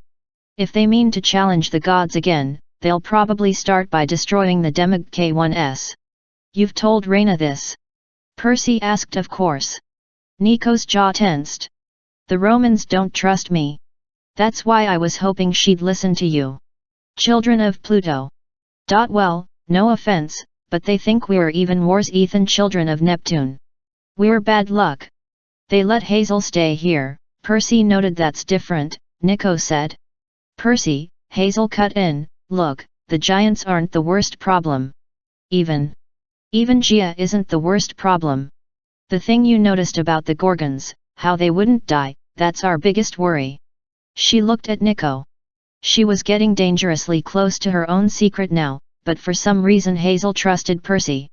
Maybe because he was also an outsider, maybe because he'd saved Frank at the river. He deserved to know what they were facing. Nico and I, she said carefully, we think that what's happening is death. Isn't. Before she could finish, a shout came from down the hill. Frank jogged toward them, wearing his jeans, purple camp shirt, and denim jacket. His hands were covered with grease from cleaning weapons. As it did every time she saw Frank, Hazel's heart performed a little skip-beat tap dance which really irritated her. Sure, he was a good friend, one of the only people at camp who didn't treat her as if she had a contagious disease. But she didn't like him in that way. He was 3 years older than she was, and he wasn't exactly Prince Charming, with that strange combination of baby face and bulky wrestler's body. He looked like a cuddly koala bear with muscles. The fact that everyone always tried to pair them up, the two biggest losers at camp. You guys are perfect for each other, just made Hazel more determined not to like him. But her heart wasn't with the program. It went nuts whenever Frank was around. She hadn't felt like that since Sammy. Stop it, she thought. You're here for one reason and it isn't to get a new boyfriend. Besides, Frank didn't know her secret. If he knew, he wouldn't be so nice to her. He reached the shrine. Hey, Nico. Frank. Nico smiled. He seemed to find Frank amusing, maybe because Frank was the only one at camp who wasn't uneasy around the children of Pluto. Reyna sent me to get Percy, Frank said. Did Octavian accept you? Yeah, Percy said. He slaughtered my panda. He. Oh. The augury? Yeah, teddy bears must have nightmares about that guy. But you're in. We need to get you cleaned up before evening muster.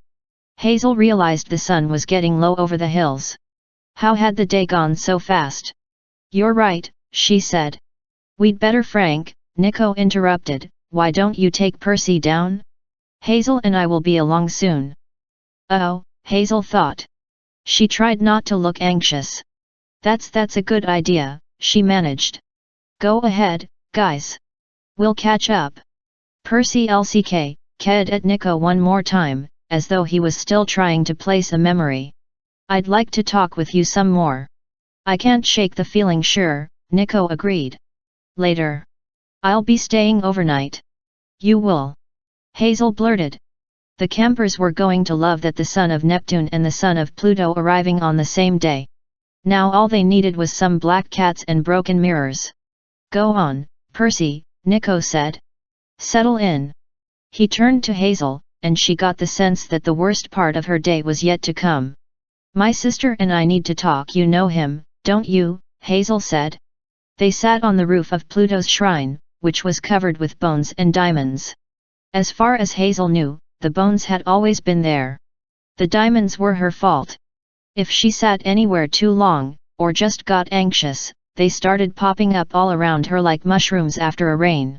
Several $1 million worth of stones glittered on the roof, but fortunately the other campers wouldn't touch them. They knew better than to steal from temples, especially Pluto's, and the fawns never came up here. Hazel shuddered, remembering her close call with Dawn that afternoon. If she hadn't moved quickly and snatched that diamond off the road. She didn't want to think about it. She didn't need another death on her conscience. Nico swung his feet like a little kid. His Stygian iron sword lay by his side, next to Hazel's spatha. He gazed across the valley, where construction crews were working in the field of Mars, building fortifications for tonight's games. Percy Jackson. He said the name like an incantation. Hazel, I have to be careful what I say. Important things are at work here. Some secrets need to stay secret. You of all people, you should understand that. Hazel's cheeks felt hot. But he's not like me. No, Nico said. I'm sorry, I can't tell you more. I can't interfere. Percy has to find his own way at this camp. Is he dangerous? She asked. Nico managed a dry smile. Very. To his enemies. But he's not a threat to Camp Jupiter. You can trust him like I trust you, Hazel said bitterly. Nico twisted his skull ring. Around him, bones began to quiver as if they were trying to form a new skeleton. Whenever he got moody, Nico had that effect on the dead, kind of like Hazel's curse. Between them, they represented Pluto's two spheres of control, death and riches. Sometimes Hazel thought Nico had gotten the better end of the deal. Look, I know this is hard, Nico said. But you have a second chance. You can make things right. Nothing about this is right, Hazel said. If they find out the truth about me, they won't, Nico promised. They'll call a quest soon. They have to. You'll make me proud. Trust me, he caught himself, but Hazel knew what he'd almost called her, Bianca. Nico's real sister, the one he'd grown up with. Nico might care about Hazel, but she'd never be Bianca. Hazel was simply the next best thing Nico could manage, a consolation prize from the underworld. I'm sorry, he said. Hazel's mouth tasted like metal, as if gold nuggets were popping up under her tongue. Then it's true about death? Is Alcyoneus to blame? I think so, Nico said. It's getting bad in the underworld. Dad's going crazy trying to keep things under control. From what Percy said about the Gorgons, things are getting worse up here, too. But look, that's why you're here. All that stuff in your past, you can make something good come out of it. You belong at Camp Jupiter. That sounded so ridiculous, Hazel almost laughed. She didn't belong in this place.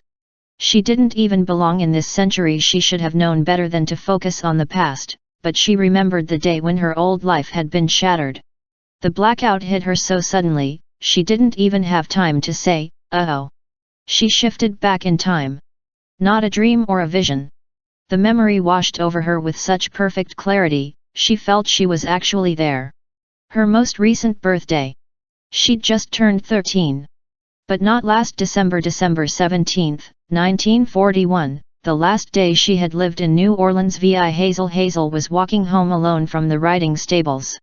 Despite the cold evening, she was buzzing with warmth. Sammy had just kissed her on the cheek. The day had been full of ups and downs. Kids at school had teased her about her mother, calling her a witch and a lot of other names. That had been going on for a long time, of course, but it was getting worse. Rumors were spreading about Hazel's curse. The school was called St. Agnes Academy for Colored Children and Indians, a name that hadn't changed in 100 years. Just like its name, the place masked a whole lot of cruelty under a thin veneer of kindness. Hazel didn't understand how other black kids could be so mean. They should have known better, since they themselves had to put up with name-calling all the time. But they yelled at her and stole her lunch, always asking for those famous jewels. "Where's those cursed diamonds, girl? Gimme some or I'll hurt you." They pushed her away at the water fountain, and threw rocks at her if she tried to approach them on the playground. Despite how horrible they were, Hazel never gave them diamonds or gold. She didn't hate anyone that much. Besides, she had one friend Sammy, and that was enough. Sammy liked to joke that he was the perfect St. Agnes student. He was Mexican-American, so he considered himself colored and Indian. "They should give me a double scholarship," he said. He wasn't big or strong, but he had a crazy smile and he made Hazel laugh. That afternoon he'd taken her to the stables where he worked as a groom. It was a whites-only riding club, of course, but it was closed on weekdays, and with the war on, there was talk that the club might have to shut down completely until the Japanese were whipped and the soldiers came back home. Sammy could usually sneak Hazel in to help take care of the horses. Once in a while they'd go riding. Hazel loved horses. They seemed to be the only living things that weren't scared of her. People hated her. Cats hissed. Dogs growled. Even the stupid hamster in Miss Finley's classroom squeaked in terror when she gave it a carrot. But horses didn't mind. She was in the saddle, she could ride so fast that there was no chance of gemstones cropping up in her wake. She almost felt free of her curse. That afternoon, she'd taken out a tan roan stallion with a gorgeous black mane. She galloped into the fields so swiftly, she left Sammy behind. By the time he caught up, he and his horse were both winded. "What are you running from?" He laughed. "I'm not that ugly, am I?" It was too cold for a picnic, but they had one anyway, sitting under a magnolia tree with the horses tethered to a split-rail fence. Sammy had brought her a cupcake with a birthday candle, which had gotten smashed on the ride but was still the sweetest thing Hazel had ever seen. They broke it in half and shared it. Sammy talked about the war. He wished he were old enough to go. He asked Hazel if she would write him letters if he were a soldier going overseas. "Course, dummy," she said. He grinned. Then, as if moved by a sudden impulse, he lurched forward and kissed her on the cheek. "Happy birthday, Hazel." It wasn't much. Just one kiss, and not even on the lips. But Hazel felt like she was floating. She hardly remembered the ride back to the stables, or telling Sammy goodbye. He said, "See you tomorrow," like he always did. But she would never see him again. By the time she got back to the French Quarter, it was getting dark. As she approached home, her warm feeling faded, replaced by dread. Hazel and her mother Queen Marie, she liked to be called, lived in an old apartment, a jazz club. Despite the war, there was a festive mood in the air. New recruits would roam the streets, laughing and talking about fighting the Japanese. They'd get tattoos in the parlors or propose to their sweethearts right on the sidewalk. Some would go upstairs to Hazel's mother to have their fortunes read or to buy charms from Marie Levesque, the famous gris-gris queen. "Did you hear?" one would say. "2 bits for this good luck charm. I took it to a guy I know, and he says it's a real silver nugget. Worth $20. That voodoo woman is crazy." For a while, that kind of talk brought Queen Marie a lot of business. Hazel's curse had started out slowly. At first it seemed like a blessing. The precious stones and gold only appeared once in a while, never in huge quantities. Queen Marie paid her bills.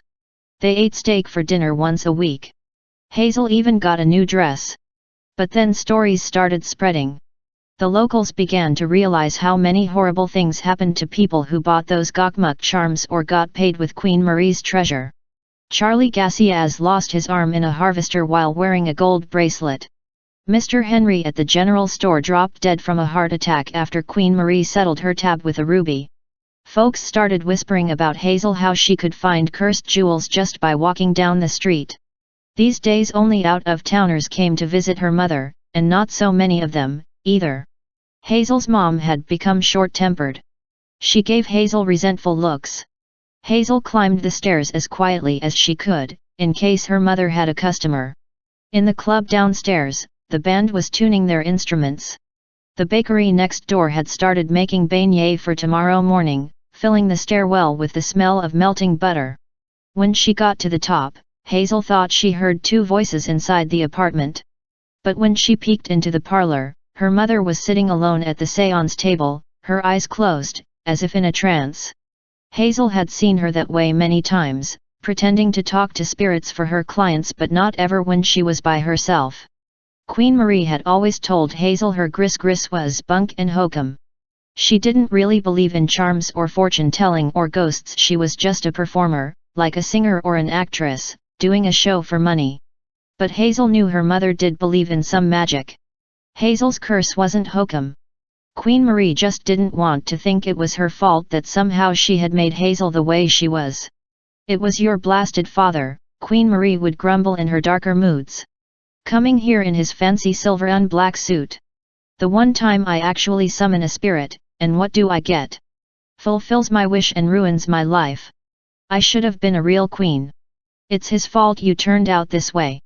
She would never explain what she meant, and Hazel had learned not to ask about her father. It just made her mother angrier. As Hazel watched, Queen Marie muttered something to herself. Her face was calm and relaxed. Hazel was struck by how beautiful she looked, without her scowl and the creases in her brow. She had a lush mane of gold-brown hair like Hazel's, and the same dark complexion, brown as a roasted coffee bean.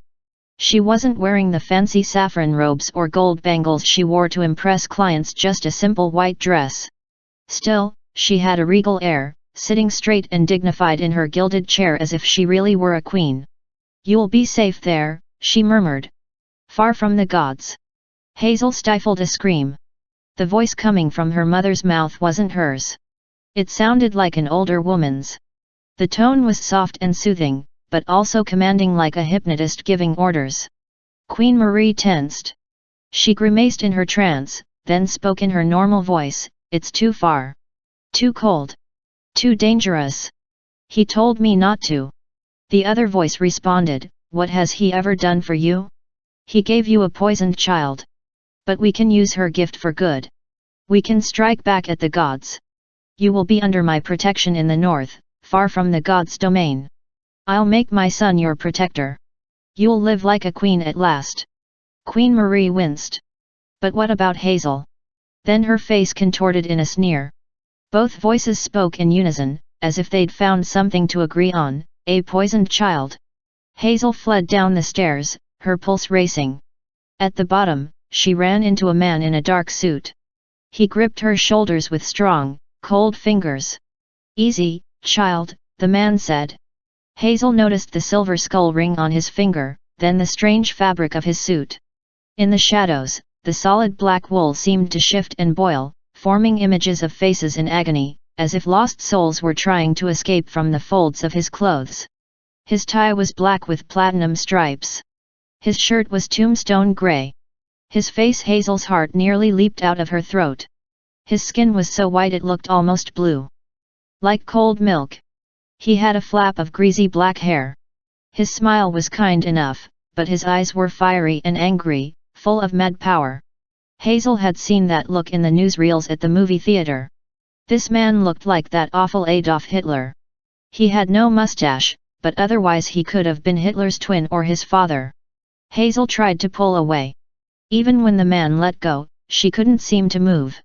His eyes froze her in place. "Hazel Levesque," he said in a melancholy voice. "You've grown." Hazel started to tremble.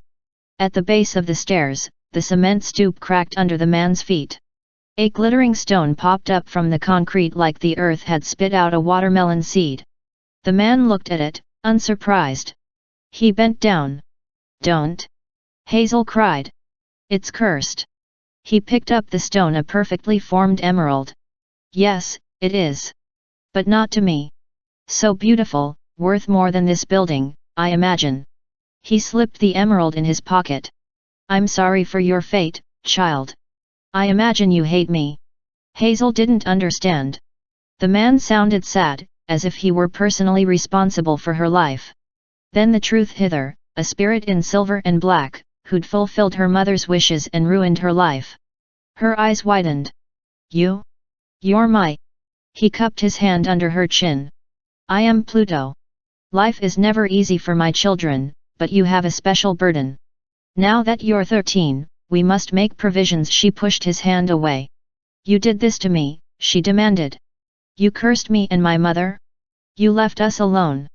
Her eyes stung with tears. This rich white man in a fine suit was her father?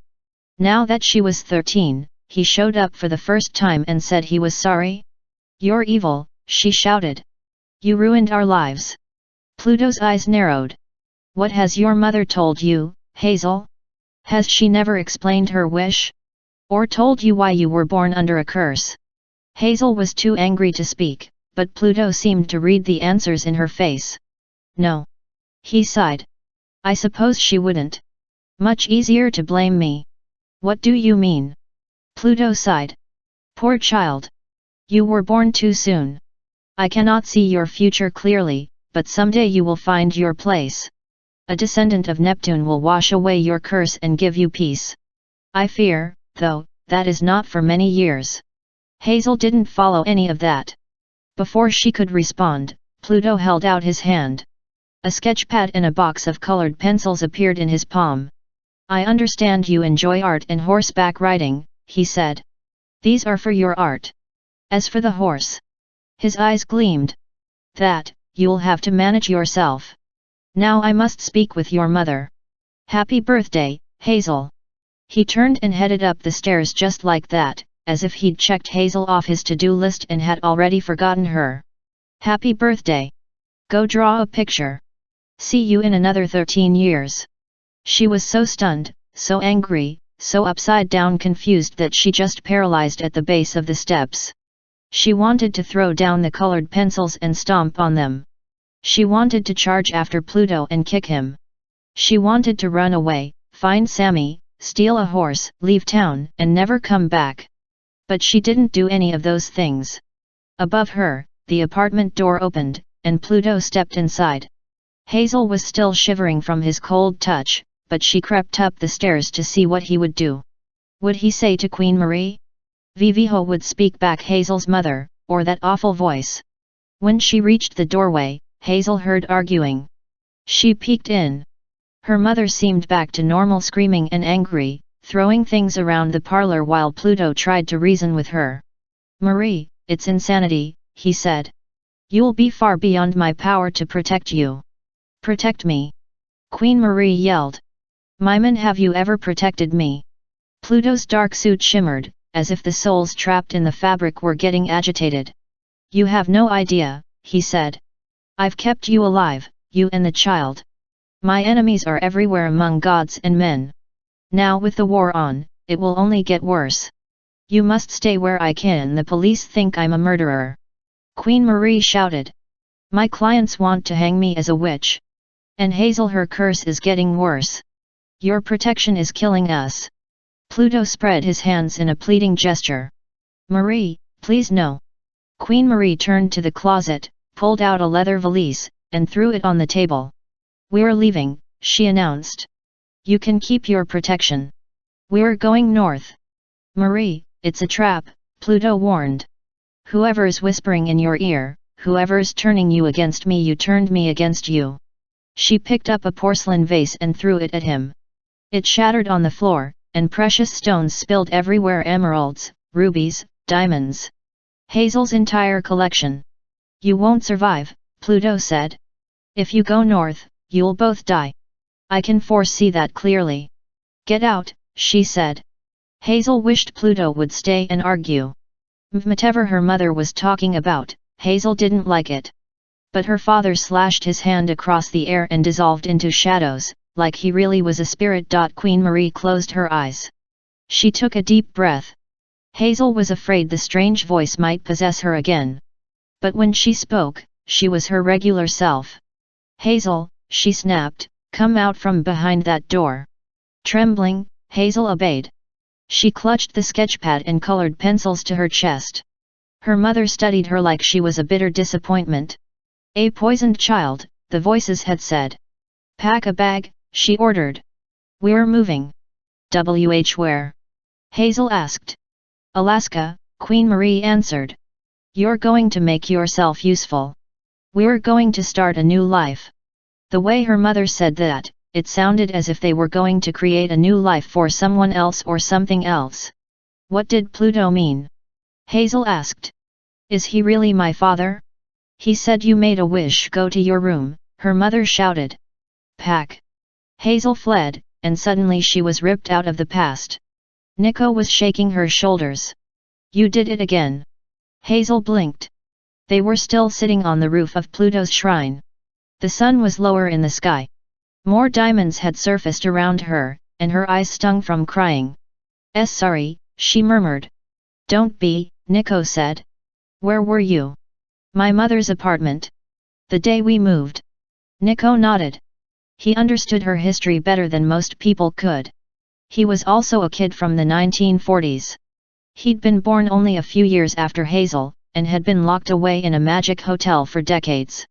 But Hazel's past was much worse than Nico's. She'd caused so much damage and misery. You have to work on controlling those memories, Nico warned. If a flashback like that happens when you in combat, I know, she said. I'm trying. Nico squeezed her hand. It's okay. I think it's a side effect from, your time in the underworld. Hopefully it'll get easier. Hazel wasn't so sure. After 8 months, the blackouts seemed to be getting worse, as if her soul were attempting to live in 2 different time periods at once. No one had ever come back from the dead before, at least, not the way she had. Nico was trying to reassure her, but neither of them knew what would happen. I can't go north again, Hazel said. Nico, if I have to go back to where it happened, you'll be fine, he promised. You'll have friends this time. Percy Jackson, he's got a role to play in this. You can sense that, can't you? He's a good person to have at your side. Hazel remembered what Pluto told her long ago, a descendant of Neptune will wash away your curse and give you peace. Was Percy the one? Maybe, but Hazel sensed it wouldn't so easy. She wasn't sure even Percy could survive what was waiting in the north. Where did he come from, she asked. Why do the ghosts call him the Greek? Before Nico could respond, horns blew across the river. The legionnaires were gathering for evening muster. We'd better get down there, Nico said. I have a feeling tonight's war games are going to be interesting. 7 Hazel. On the way back, Hazel tripped over a gold bar. She should have known not to run so fast, but she was afraid of being late for muster. The 5th cohort had the nicest centurions in camp. Still, even they would have to punish her if she was tardy. Roman punishments were harsh, scrubbing the streets with a toothbrush, cleaning the bullpens at the Colosseum, getting sewn inside a sack full of angry weasels and dumped into the little Tiber. The options were not great. The gold bar popped out of the ground just in time for her foot to hit it. Nico tried to catch her, but she spilled and scraped her hands. You okay? Nico knelt next to her and reached for the bar of gold. Don't. Hazel warned. Nico froze. Right. Sorry. It's just, geez. That thing is huge. He pulled a flask of nectar from his aviator jacket and poured a little on Hazel's hands. Immediately the cuts started to heal. Can you stand? He helped her up. They both stared at the gold. It was the size of a bread loaf, stamped with a serial number and the words U.S. Treasury. Nico shook his head. How in Tartarus? I don't know, Hazel said miserably. It could have been buried there by robbers or dropped off a wagon 100 years ago. Maybe it migrated from the nearest bank vault. Whatever's in the ground, anywhere close to me it just pops up. And the more valuable it is the more dangerous it is. Nico frowned. Should we cover it up? If the fawns find it. Hazel imagined a mushroom cloud billowing up from the road, char-broiled fawns tossed in every direction. It was horrible to consider. It should sink back underground after I leave, eventually, but just to be sure. She'd been practicing this trick, but never with something so heavy and dense. She pointed at the gold bar and tried to concentrate. The gold levitated. She channeled her anger, which wasn't hard. She hated that gold, she hated her curse, she hated thinking about her past and all the ways she'd failed. Her fingers tingled. The gold bar glowed with heat. Nico gulped. Hazel, are you sure? She made a fist. The gold bent like putty. Hazel forced it to twist into a giant, lumpy ring. Then she flicked her hand toward the ground. Her $1,000,000 donut slammed into the earth. It sank so deep, nothing was left but a scar of fresh dirt. Nico's eyes widened. That was terrifying. Hazel didn't think it was so impressive compared to the powers of a guy who could reanimate skeletons and bring people back from the dead, but it felt good to surprise him for a change. Inside the camp, horns blew again. The cohorts would be starting roll call, and Hazel had no desire to be sewn into a sack of weasels. Hurry, she told Nico, and they ran for the gates. The first time Hazel had seen the Legion assemble, she'd been so intimidated, she'd almost slunk back to the barracks to hide. Even after being at camp for 9 months, she still found it an impressive sight. The first 4 cohorts, each 40 kids strong, stood in rows in front of their barracks on either side of the Via Praetoria. The 5th cohort assembled at the very end, in front of the Principia, since their barracks were tucked in the back corner of camp next to the stables and the latrines. Hazel had to run right down the middle of the Legion to reach her place. The campers were dressed for war. Their polished chainmail and greaves gleamed over purple t-shirts and jeans. Sword and skull designs decorated their helmets. Even their leather combat boots looked ferocious with their iron cleats, great for marching through mud or stomping on faces. In front of the legionnaires, like a line of giant dominoes, stood their red and gold shields, each the size of a refrigerator door. Every legionnaire carried a harpoon-like spear called a pilum, a gladius, a dagger, and about 100 pounds of other equipment. If you were out of shape when you came to the Legion, you didn't stay that way for long. Just walking around in your armor was a full-body workout. Hazel and Nico jogged down the street as everyone was coming to attention, so their entrance was really obvious. Their footsteps echoed on the stones. Hazel tried to avoid eye contact, but she caught Octavian at the head of the first cohort smirking at her, looking smug in his plumed centurion's helmet with a dozen medals pinned on his chest.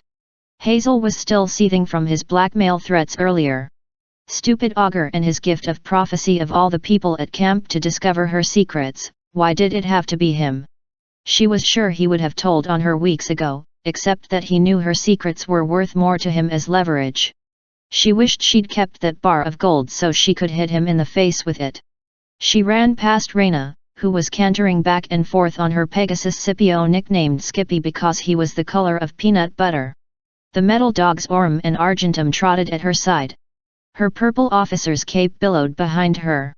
Hazel Levesque, she called, so glad you could join us. Hazel knew better than to respond.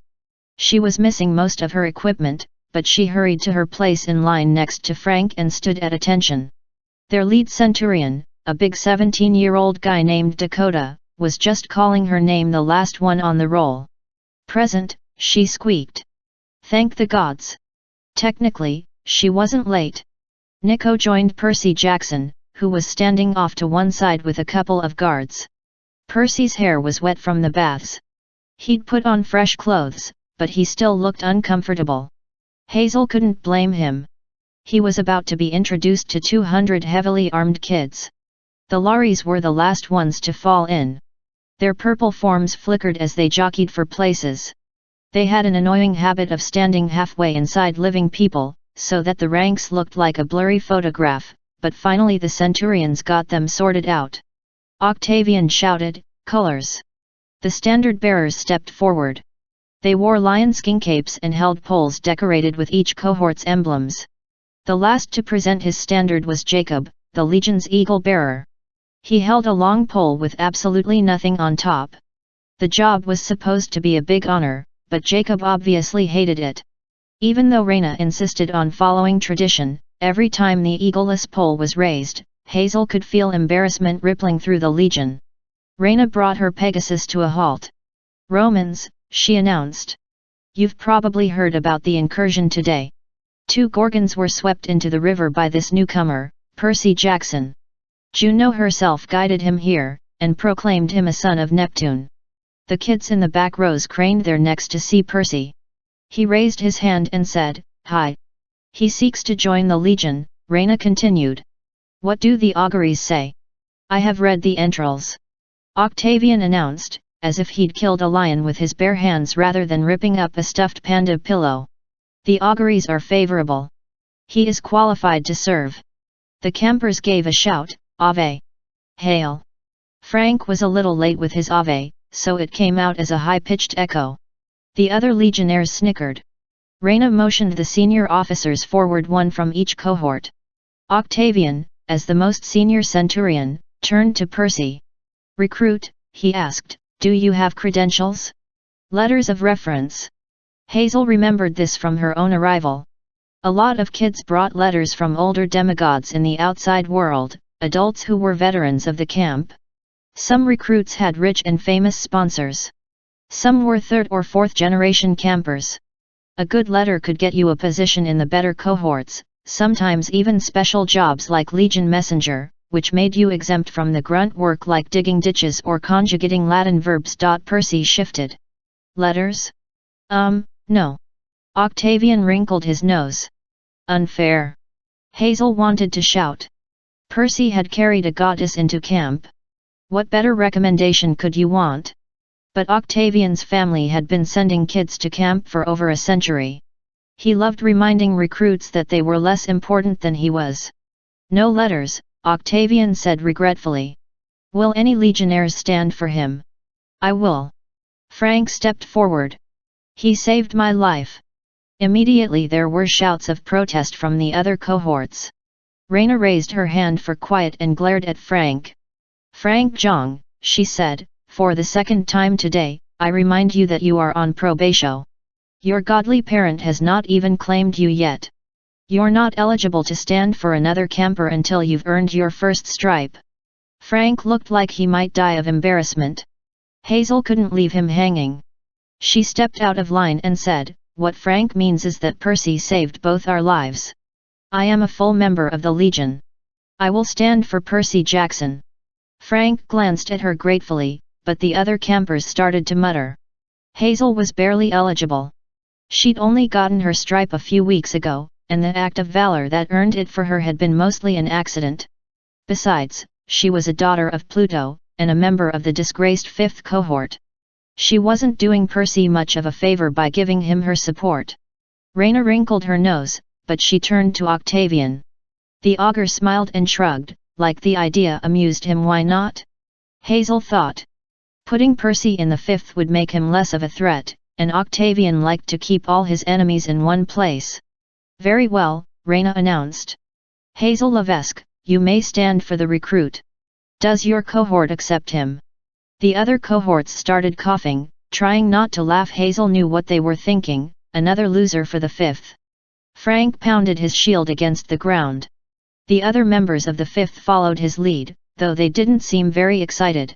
Their centurions, Dakota and Gwen, exchanged pained looks, like, "Here we go again." "My cohort has spoken," Dakota said. "We accept the recruit."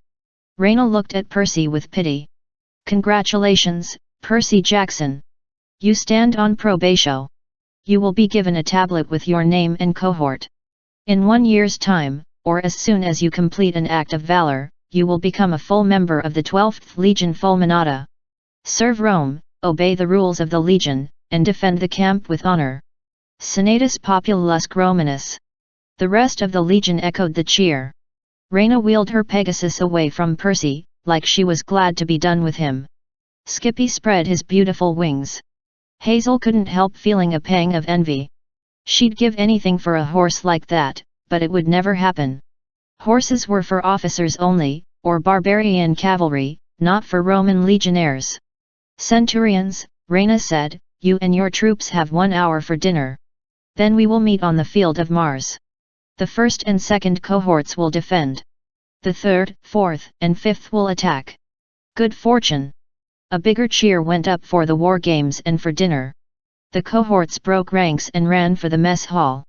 Hazel waved at Percy, who made his way through the crowd with Nico at his side. To Hazel's surprise, Nico was beaming at her. Good job, sis, he said. That took guts, standing for him. He had never called her sis before. She wondered if that was what he had called Bianca. One of the guards had given Percy his probation nameplate.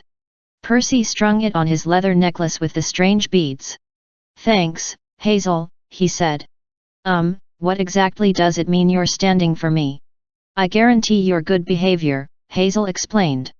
I teach you the rules, answer your questions, make sure you don't disgrace the Legion. And if I do something wrong, then I get killed along with you, Hazel said. Hungry? Let's eat Hazel. At least the camp food was good. Invisible wind spirits Ori waited on the campers and seemed to know exactly what everyone wanted. They blew plates and cups around so quickly, the mess hall looked like a delicious hurricane. If you got up too fast, you were likely to get beaned by beans or potted by a pot roast. Hazel got shrimp gumbo, her favorite comfort food. It made her think about being a little girl in New Orleans, before her curse set in and her mom got so bitter. Percy got a cheeseburger and a strange-looking soda that was bright blue. Hazel didn't understand that, but Percy tried it and grinned. This makes me happy, he said. I don't know why, but it does. Just for a moment, one of the Ori became visible, an elfin girl in a white silk dress. She giggled as she topped off Percy's glass, then disappeared in a gust. The mess hall seemed especially noisy tonight. Laughter echoed off the walls. War banners rustled from cedar ceiling beams as Ori blew back and forth, keeping everyone's plates full. The campers dined Roman style, sitting on couches around low tables. Kids were constantly getting up and trading places, spreading rumors about who liked whom and all the other gossip. As usual, the fifth cohort took the place of least honor. Their tables were at the back of the dining hall next to the kitchen. Hazel's table was always the least crowded. Tonight it was she and Frank, as usual, with Percy and Nico and their centurion Dakota, who sat there, Hazel figured, because he felt obligated to welcome the new recruit. Dakota reclined glumly on his couch, mixing sugar into his drink and chugging it. He was a beefy guy with curly black hair and eyes that didn't quite line up straight, so Hazel felt like the world was leaning whenever she at him. It wasn't a good sign that he was drinking so much so early in the night. So, he burped, waving his goblet. Welcome to the Percy party, he frowned. Party, Percy whatever. Thanks, Percy said, but his attention was focused on Nico. I was wondering if we could talk, you know, about where I might have seen you before. Sure, Nico said a little too quickly. The thing is, I spend most of my time in the underworld. So unless I met you there somehow, Dakota belched. Ambassador from Pluto, they call him. Reyna's never sure what to do with this guy when he visits. You should have seen her face when he showed up with Hazel, asking Reyna to take her in. No offense. None taken. Nico seemed relieved to change the topic. Dakota was really helpful, standing for Hazel. Dakota blushed. Yeah, well, she seemed like a good kid. Turned out I was right. Last month, when she saved me from, you know. Oh, man. Frank looked up from his fish and chips. Percy, you should have seen her. That's how Hazel got her stripe. The unicorns decided to stampede. It was nothing, Hazel said. Nothing. Frank protested. Dakota would have gotten trampled. You stood right in front of them, shooed them away, saved his hide. I've never seen anything like it. Hazel bit her lip. She didn't like to talk about it, and she felt uncomfortable, the way Frank made her sound like a hero. In truth, she'd been mostly afraid that the unicorns would hurt themselves in their panic.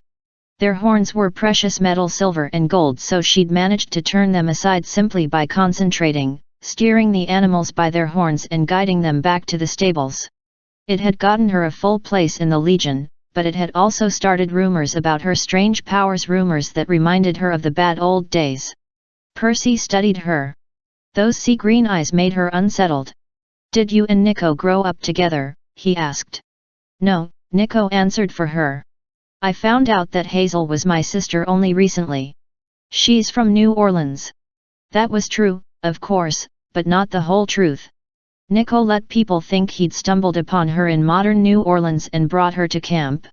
It was easier than telling the real story. Hazel had tried to pass herself off as a modern kid. It wasn't easy. Thankfully, demigods didn't use a lot of technology at camp. Their powers tended to make electronic gadgets go haywire. But the first time she went on furlough to Berkeley, she had nearly had a stroke. Televisions, computers, iPods, the internet. LTE made her glad to get back to the world of ghosts, unicorns, and gods. That seemed much less of a fantasy than the 21st century. Nico was still talking about the children of Pluto. "There aren't many of us," he said, "so we have to stick together." "When I found Hazel, you have other sisters?" Percy asked, almost as if he knew the answer. Hazel wondered again when he and Nico had met, and what her brother was hiding. "One," Nico admitted. "But she died. I saw her spirit a few times in the underworld, except that the last time I went down there to bring her back," Hazel thought, though Nico didn't say that. "She was gone." Nico's voice turned hoarse. "She used to be in Elysium, like the underworld paradise, but she chose to be reborn into a new life. Now I'll never see her again. I was just lucky to find Hazel. In New Orleans, I mean." Dakota grunted. "Unless you believe the rumors." "Not saying that I do." "Rumors?" Percy asked. From across the room, Don the Fawn yelled, "Hazel!" Hazel had never been so glad to see the fawn. He wasn't allowed in camp, but of course he always managed to get in. He was working his way toward their table, grinning at everybody, sneaking food off plates, and pointing at campers. "Hey! Call me!" A flying pizza smacked him in the head, and he disappeared behind a couch. Then he popped up, still grinning, and made his way over. "My favorite girl." He smelled like a wet goat wrapped in old cheese. He leaned over their couches and checked out their food. "Say, new kid, you going to eat that?" Percy frowned. "Aren't fawns vegetarian?" "Not the cheeseburger, man. The plate." He sniffed Percy's hair. "Hey! What's that smell?" "Don," Hazel said. "Don't be rude." "No, man, I just..." Their house god Vitellius shimmered into existence, standing half embedded in Frank's couch. "Fawns in the dining hall. What are we coming to?" "Centurion Dakota, do your duty." "I am," Dakota grumbled into his goblet. "I'm having dinner." Don was still sniffing around Percy. "Man, you've got an empathy link with a fawn." Percy leaned away from him. "A what?" "An empathy link. It's real faint, like somebody's suppressed it, but I know what." Nico stood suddenly. "Hazel, how about we give you and Frank time to get Percy oriented? Dakota and I can visit the Praetor's table. Don and Vitellius, you come too. We can discuss strategies for the war games." "Strategies for losing," Dakota muttered. "Death Boy is right," Vitellius said. "This legion fights worse than we did in Judea, and that was the first time we lost our eagle. Why, if I were in charge, could I just eat the silverware first?" Don asked. "Let's go." Nico stood and grabbed Don and Vitellius by the ears. Nobody but Nico could actually touch the lorries. Vitellius spluttered with outrage as he was dragged off to the Praetor's table. 0W. Don protested. "Man, watch the fro." "Come on, Dakota," Nico called over his shoulder. The Centurion got up reluctantly. He wiped his mouth uselessly, since it was permanently stained red. "Back soon." He shook all over, like a dog trying to get dry, then he staggered away, his goblet sloshing. "What was that about?" Percy asked. And what's wrong with Dakota? Frank sighed. He's okay. He's a son of Bacchus, the wine god. He's got a drinking problem. Percy's eyes widened. You let him drink wine? Gods, no. Hazel said. That would a disaster. He's addicted to red Kool-Aid. Drinks it with 3 times the normal sugar, and he's already ADHD, you know, attention deficit / hyperactive. One of these days, his head is going to explode. Percy looked over at the praetor's table. Most of the senior officers were in deep conversation with Reyna. Nico and his 2 captives, Don and Vitellius, stood on the periphery. Dakota was running back and forth along a line of stacked shields, banging his goblet on them like they were a xylophone. ADHD, Percy said. You don't say. Hazel tried not to laugh. Well, most demigods are. Or dyslexic. Just being a demigod means that our brains are wired differently. Like you said you had trouble reading. Are you guys that way too?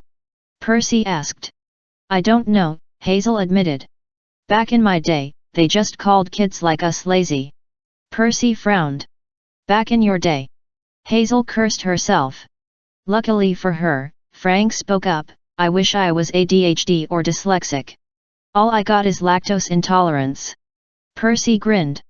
Seriously? Frank might have been the silliest demigod ever, but Hazel thought he was cute when he pouted. His shoulders slumped.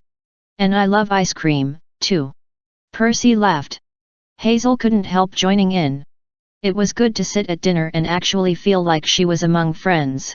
Okay, so tell me, Percy said, why is it bad to be in the 5th cohort? You guys are great. The compliment made Hazel's toes tingle. It's complicated. Aside from being Pluto's kid, I want to ride horses. That's why you use a cavalry sword. She nodded. It's stupid, I guess. Wishful thinking. There's only one Pegasus at Camp Reyna's. The unicorns are just kept for medicine, because the shavings off their horns cure poison and stuff. Anyway, Roman fighting is always done on foot. Cavalry, they kind of look down on that. So they look down on me. Their loss, Percy said. I'm mad about you, Frank. Archery, he muttered. They don't like that either, unless you're a child of Apollo. Then you've got an excuse. I hope my dad is Apollo, but I don't know. I can't do poetry very well. And I'm not sure I want to be related to Octavian. Can't blame you, Percy said. But you're excellent with the way you pegged those gorgons. Forget what other people think. Frank's face turned as red as Dakota's LA'd. Wish I could. They all think I should be a sword fighter because I'm big and bulky. He looked down at his body, like he couldn't quite believe it was his. They say I'm too stocky for an archer.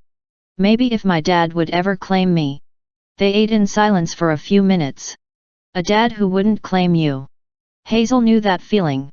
She sensed Percy could relate, too. You asked about the 5th, she said at last. Why, it's the worst cohort.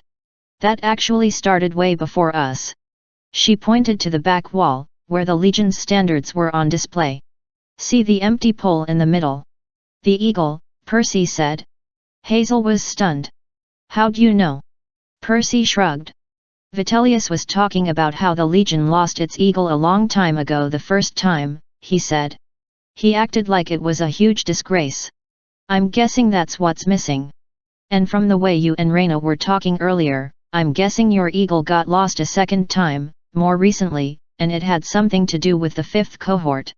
Hazel made a mental note not to underestimate Percy again. When he'd first arrived, she'd thought he was a little goofy from the questions he'd asked about the Feast of Tuna and all, but clearly he was smarter than he let on. You're right, she said. That's exactly what happened. So what is this eagle, anyway? Why is it a big deal? Frank looked around to make sure no one was eavesdropping. It's the symbol of the whole camp, a big eagle made of gold. It's supposed to protect us in battle and make our enemies afraid. Each legion's eagle gave it all sorts of power, and ours came from Jupiter himself. Supposedly Julius Caesar nicknamed our legion Fulminata, armed with lightning, because of what the eagle could do. I don't like lightning, Percy said. Yeah, well, Hazel said, it didn't make us invincible. The 12th lost its eagle the first time way back in ancient days, during the Jewish rebellion. I think I saw a movie like that, Percy said. Hazel shrugged. Could be. There have been lots of books and movies about legions losing their eagles. Unfortunately, it happened quite a few times. The eagle was so important. Well, archaeologists have never recovered a single eagle from ancient Rome. Each legion guarded theirs to the last man, because it was charged with power from the gods. They'd rather hide it or melt it down than surrender it to an enemy. The 12th was lucky the first time. We got our eagle back. But the second time? You guys were there? Percy asked. They both shook their heads. I'm almost as new as you. Frank tapped his probation plate. Just got here last month. But everyone's heard the story. It's bad luck to even talk about this. There was this huge expedition to Alaska back in the 80s. That prophecy you noticed in the temple, Hazel continued, the one about the 7 demigods and the doors of death? Our senior praetor at the time was Michael Varus, from the 5th cohort. Back then the 5th was the best in camp. He thought it would bring glory to the legion if he could figure out the prophecy and make it come true, save the world from storm and fire and all that. He talked to the augur, and the augur said the answer was in Alaska. But he warned Michael it wasn't time yet. The prophecy wasn't for, but he went anyway, Percy guessed.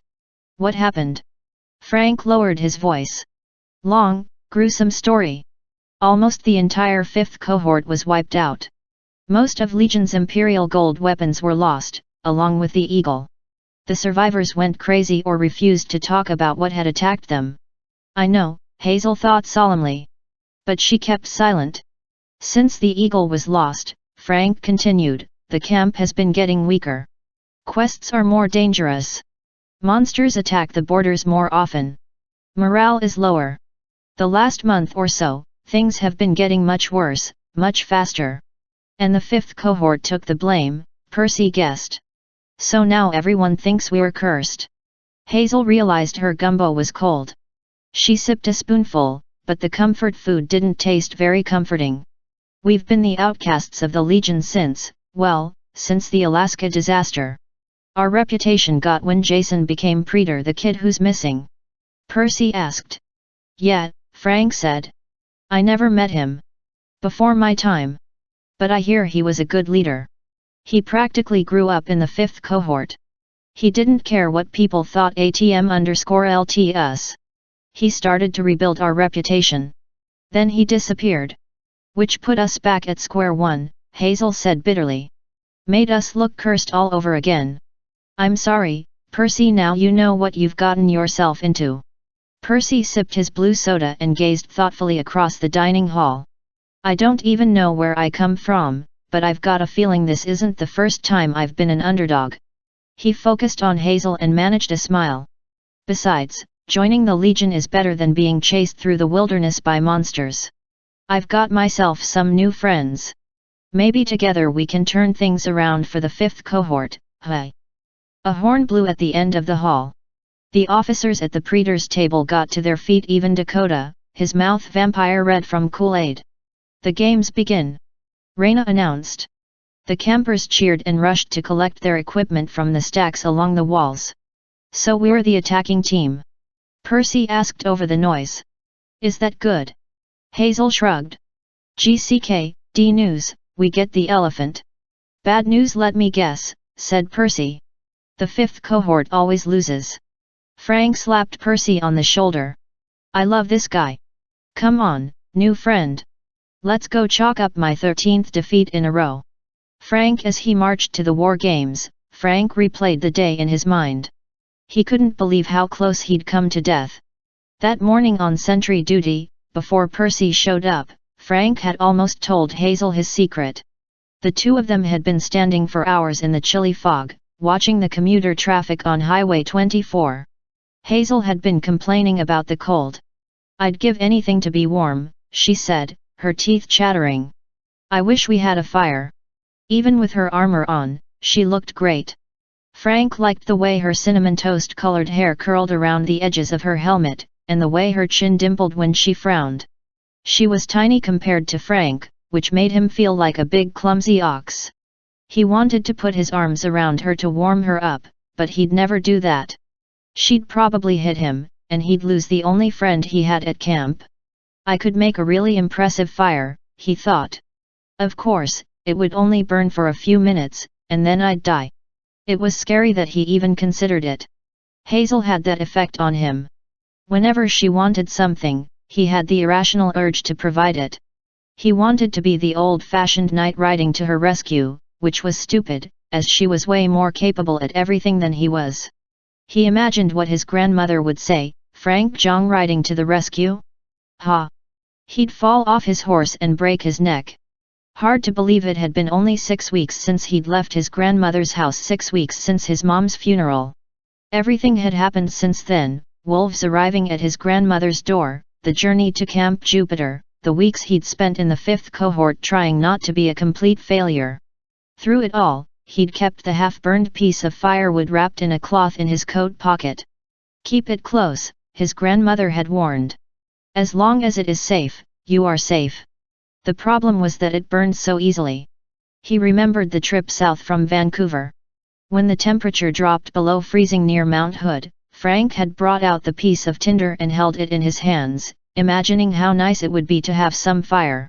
Immediately, the charred end blazed with a searing yellow flame. It lit up the night and warmed Frank to the bone, but he could feel his life slipping away, as if he were being consumed rather than the wood. He'd thrust the flame into a snowbank. For a horrible moment it kept burning. When it finally went out, Frank got his panic under control.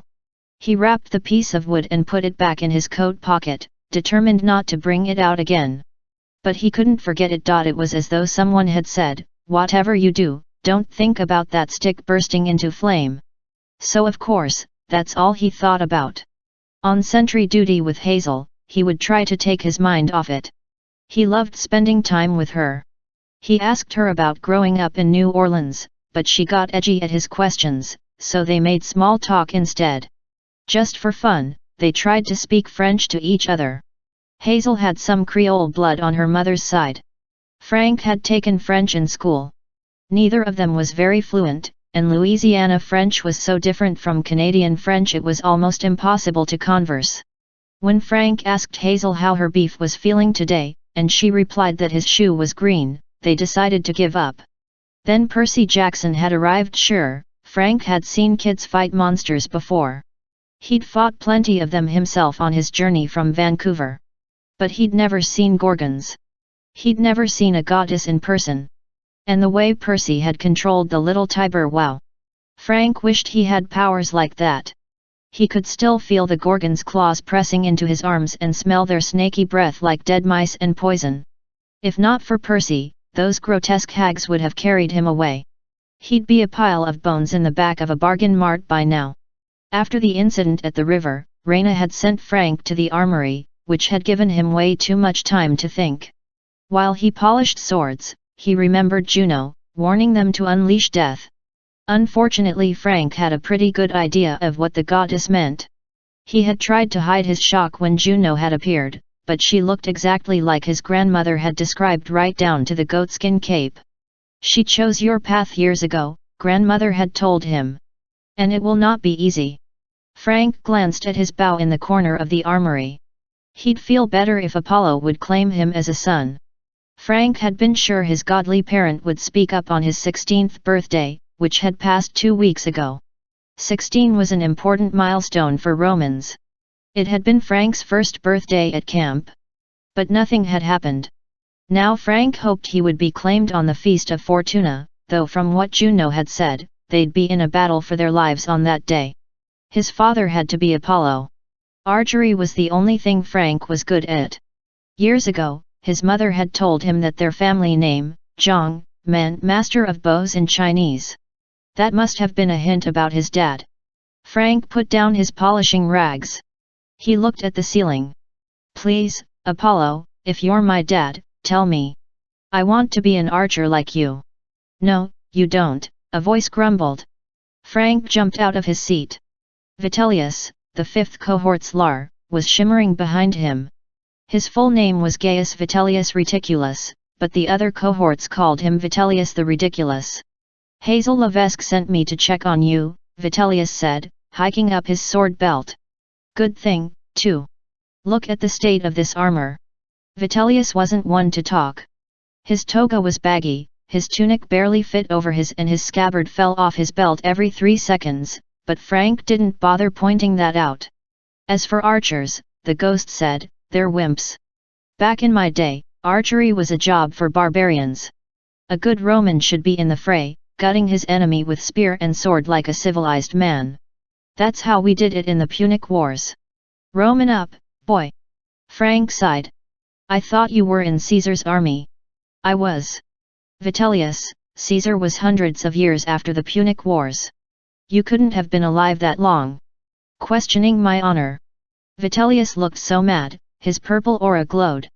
He drew his ghostly gladius and yelled, take that. He ran the sword, which was about as deadly as a laser pointer, through Frank's chest a few times. Ouch, Frank said, just to be nice. Vitellius looked satisfied and put his sword away. Perhaps you'll think twice about doubting your elders next time. Now, it was your 16th birthday recently, wasn't it? Frank nodded.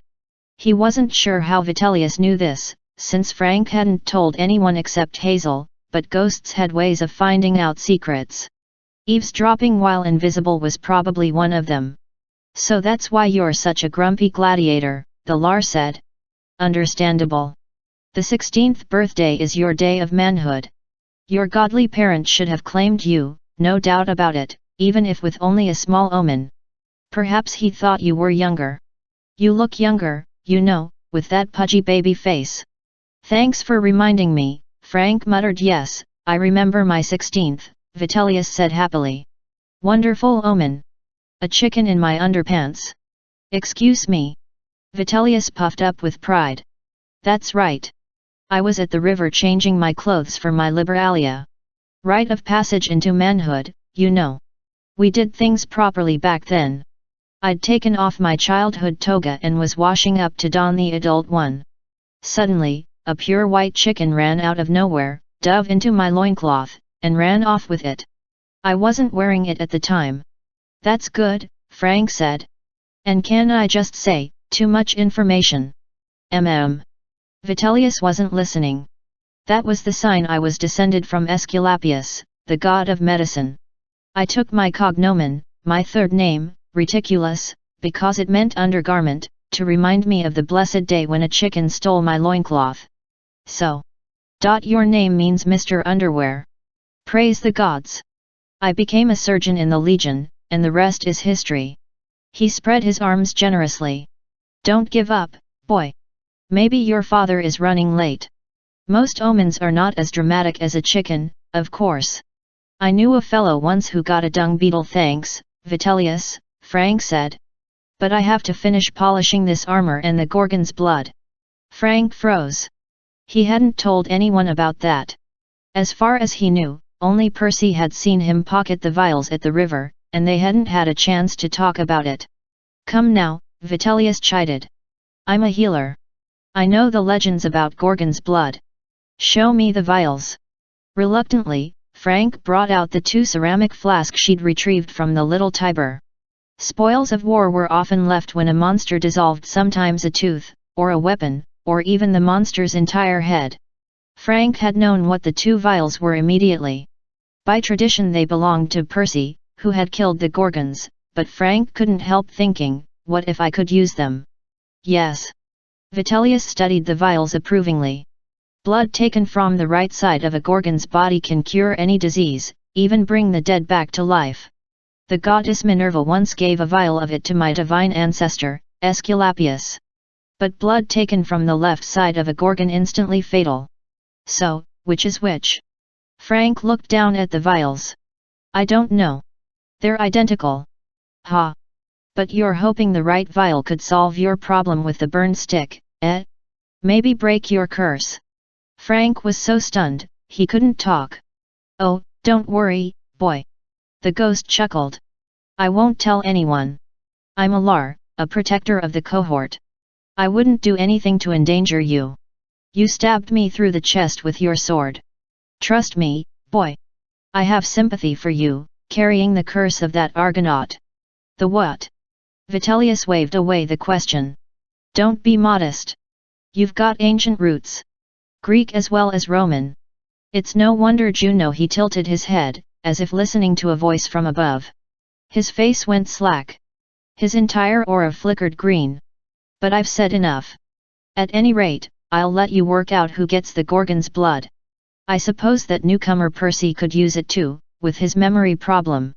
Frank wondered what Vitellius had been about to say and what had made him so scared, but he got the feeling that for once Vitellius was going to keep his mouth shut. He looked down at the 2 vials. He hadn't even thought of Percy's needing them. He felt guilty that he'd been intending to use the blood for himself. Yet, of course, he should have it. Ah, but if you want my advice. Vitellius looked up nervously again. You should both wait on that Gorgon blood. If my sources are right, you're going to need it on your quest. Quest? The doors of the armory flew open. Reyna stormed in with her metal greyhounds. Vitellius vanished. He might have liked chickens, but he did not like the Praetor's dogs. Frank. Reyna looked troubled. That's enough with the armor. Go find Hazel. Get Percy Jackson down here. He's been up there too long. I don't want Octavian. She hesitated. Just get Percy down here. So Frank had run all the way to Temple Hill. Walking back, Percy had asked tons of questions about Hazel's brother, Nico, but Frank didn't know that much. He's okay, Frank said. He's not like Hazel. How do you mean? Percy asked. Oh, Frank coughed. He'd meant that Hazel was better looking and nicer, but he decided not to say that. Nico is kind of mysterious. He makes everybody else nervous, being the son of Pluto, and all. But not you. Frank shrugged. Pluto's cool. It's not his fault he runs the underworld. He just got bad luck when the gods were dividing up the world, you know? Jupiter got the sky, Neptune got the sea, and Pluto got the shaft. Death doesn't scare you. Frank almost wanted to laugh. Not at all. Got a match? Instead he said, back in the old times, like the Greek times, when Pluto was called Hades, he was more of a death god. When he became Roman, he got more. .1-2, respectable. He became the god of wealth, too. Everything under the earth belongs to him. So I don't think of him as being real scary. Percy scratched his head. How does a GCK1 become Roman? If he's Greek, wouldn't he stay Greek? Frank walked a few steps, thinking about that. Vitellius would have given Percy an hour-long lecture on the subject, probably with a PowerPoint presentation, but Frank took his best shot. The way Romans saw it, they adopted the Greek stuff and perfected it. Percy made a sour face. Perfected it? Like there was something wrong with it. Frank remembered what Vitellius had said, you've got ancient roots. Greek as well as Roman. His grandmother had said something similar. I don't know, he admitted. Rome was more successful than Greece. They made this huge empire. The gods became a bigger deal in Roman times, more powerful and widely known. That's why they're still around today. So many civilizations base themselves on Rome. The gods changed to Roman because that's where the center of power was. Jupiter was, well, more responsible as a Roman god than he had been when he was Zeus. Mars became a lot more important and disciplined. And Juno became a hippie bag lady, Percy noted. So you're saying the old Greek gods, they just changed permanently to Roman? There's nothing left of the Greek. Frank looked around to make sure there were no campers or lorries nearby, but the main gates were still 100 yards away. That's a sensitive topic. Some people say Greek influence is still around, like it's still a part of the gods' personalities. I've heard stories of demigods occasionally leaving Camp Jupiter. They reject Roman training and try to follow the older Greek style, like being solo heroes instead of working as a team the way the Legion does. And back in the ancient days, when Rome fell, the eastern half of the empire survived the Greek half. Percy stared at him. I didn't know that. It was called Byzantium. Frank liked saying that word. It sounded cool. The Eastern Empire lasted another 1,000 years, but it was always more Greek than Roman. For those of us who follow the Roman way, it's kind of a sore subject. That's why, whatever country we settle in, Camp Jupiter is always in the west, the Roman part of the territory. The east is considered bad luck. Hi. Percy frowned. Frank couldn't blame him for feeling confused. The Greek/Roman stuff gave him a headache, too. They reached the gates. "I'll take you to the baths to get you cleaned up," Frank said. "But first, about those vials I found at the river." "Gorgon's blood," Percy said. "One vial heals. One is deadly poison." Frank's eyes widened. "You know about that? Listen, I wasn't going to keep them. I know why you did it, Frank." "You do?" "Yeah." Percy smiled. "If I'd come into camp carrying a vial of poison, that would have looked bad. You were trying to protect me." "Oh. Right." Frank wiped the sweat off his palms. "But if we could figure out which vial was which, it might heal your memory." Percy's smile faded. He gazed across the hills. "Maybe. One guess. But you should hang on to those vials for now. There's a battle coming. We may need them to save lives." Frank stared at him, a little bit in awe. Percy had a chance to get his memory back, and he was willing to wait in case someone else needed the vial more. Romans were supposed to be unselfish and help their comrades, but Frank wasn't sure anyone else at camp would have made that choice. "So you don't remember anything?" Frank asked. "Family, friends." Percy fingered the clay beads around his neck. "Only glimpses. Murky stuff. A girlfriend, Elle thought she'd be at camp." He looked at Frank carefully, as if making a decision. "Her name was Annabeth. You don't know her, do you?" Frank shook his head. "I know everybody at camp, but no Annabeth." "What about your family? Is your mom mortal?" "I guess so. She's probably worried out of her mind." "Does your mom get to see you much?" Frank stopped at the bathhouse entrance. He grabbed some towels from the supply shed. "She died." Percy knit his brow. "How?" Usually Frank would lie. He'd say an accident and shut off the conversation. Otherwise his emotions got out of control. He couldn't cry at Camp Jupiter. He couldn't show weakness. But with Percy, Frank found it easier to talk. "She died in the war," he said. "Afghanistan. She was in the military." "Canadian." "Yeah." "Canada?" "I didn't know, most Americans don't." Frank sighed. "But yeah, Canada has troops there. My mom was a captain. She was one of the first women to die in combat. She saved some soldiers who were pinned down by enemy fire. She didn't make it. The funeral was right before I came down here." Percy nodded. He didn't ask for more details, which Frank appreciated. He didn't say he was sorry, or make any of the well-meaning comments Frank always hated. "Oh, you poor guy. That must be so hard on you. You have my deepest condolences." It was like Percy had faced death before, like he knew about grief. What mattered was listening. "You didn't need to say you were sorry. The only thing that helped was moving forward. How about you show me the baths now?" Percy suggested. "I'm filthy." Frank managed a smile. "Yeah. You kind of are." As they walked into the steam room, Frank thought of his grandmother, his mom, and his cursed childhood. Thanks to Juno and her piece of, he almost wished he could forget his past, the way Percy had. Frank FMNK didn't remember much about the funeral itself. But he remembered the hours leading up to it, his grandmother coming out into the backyard to find him shooting arrows at her porcelain collection.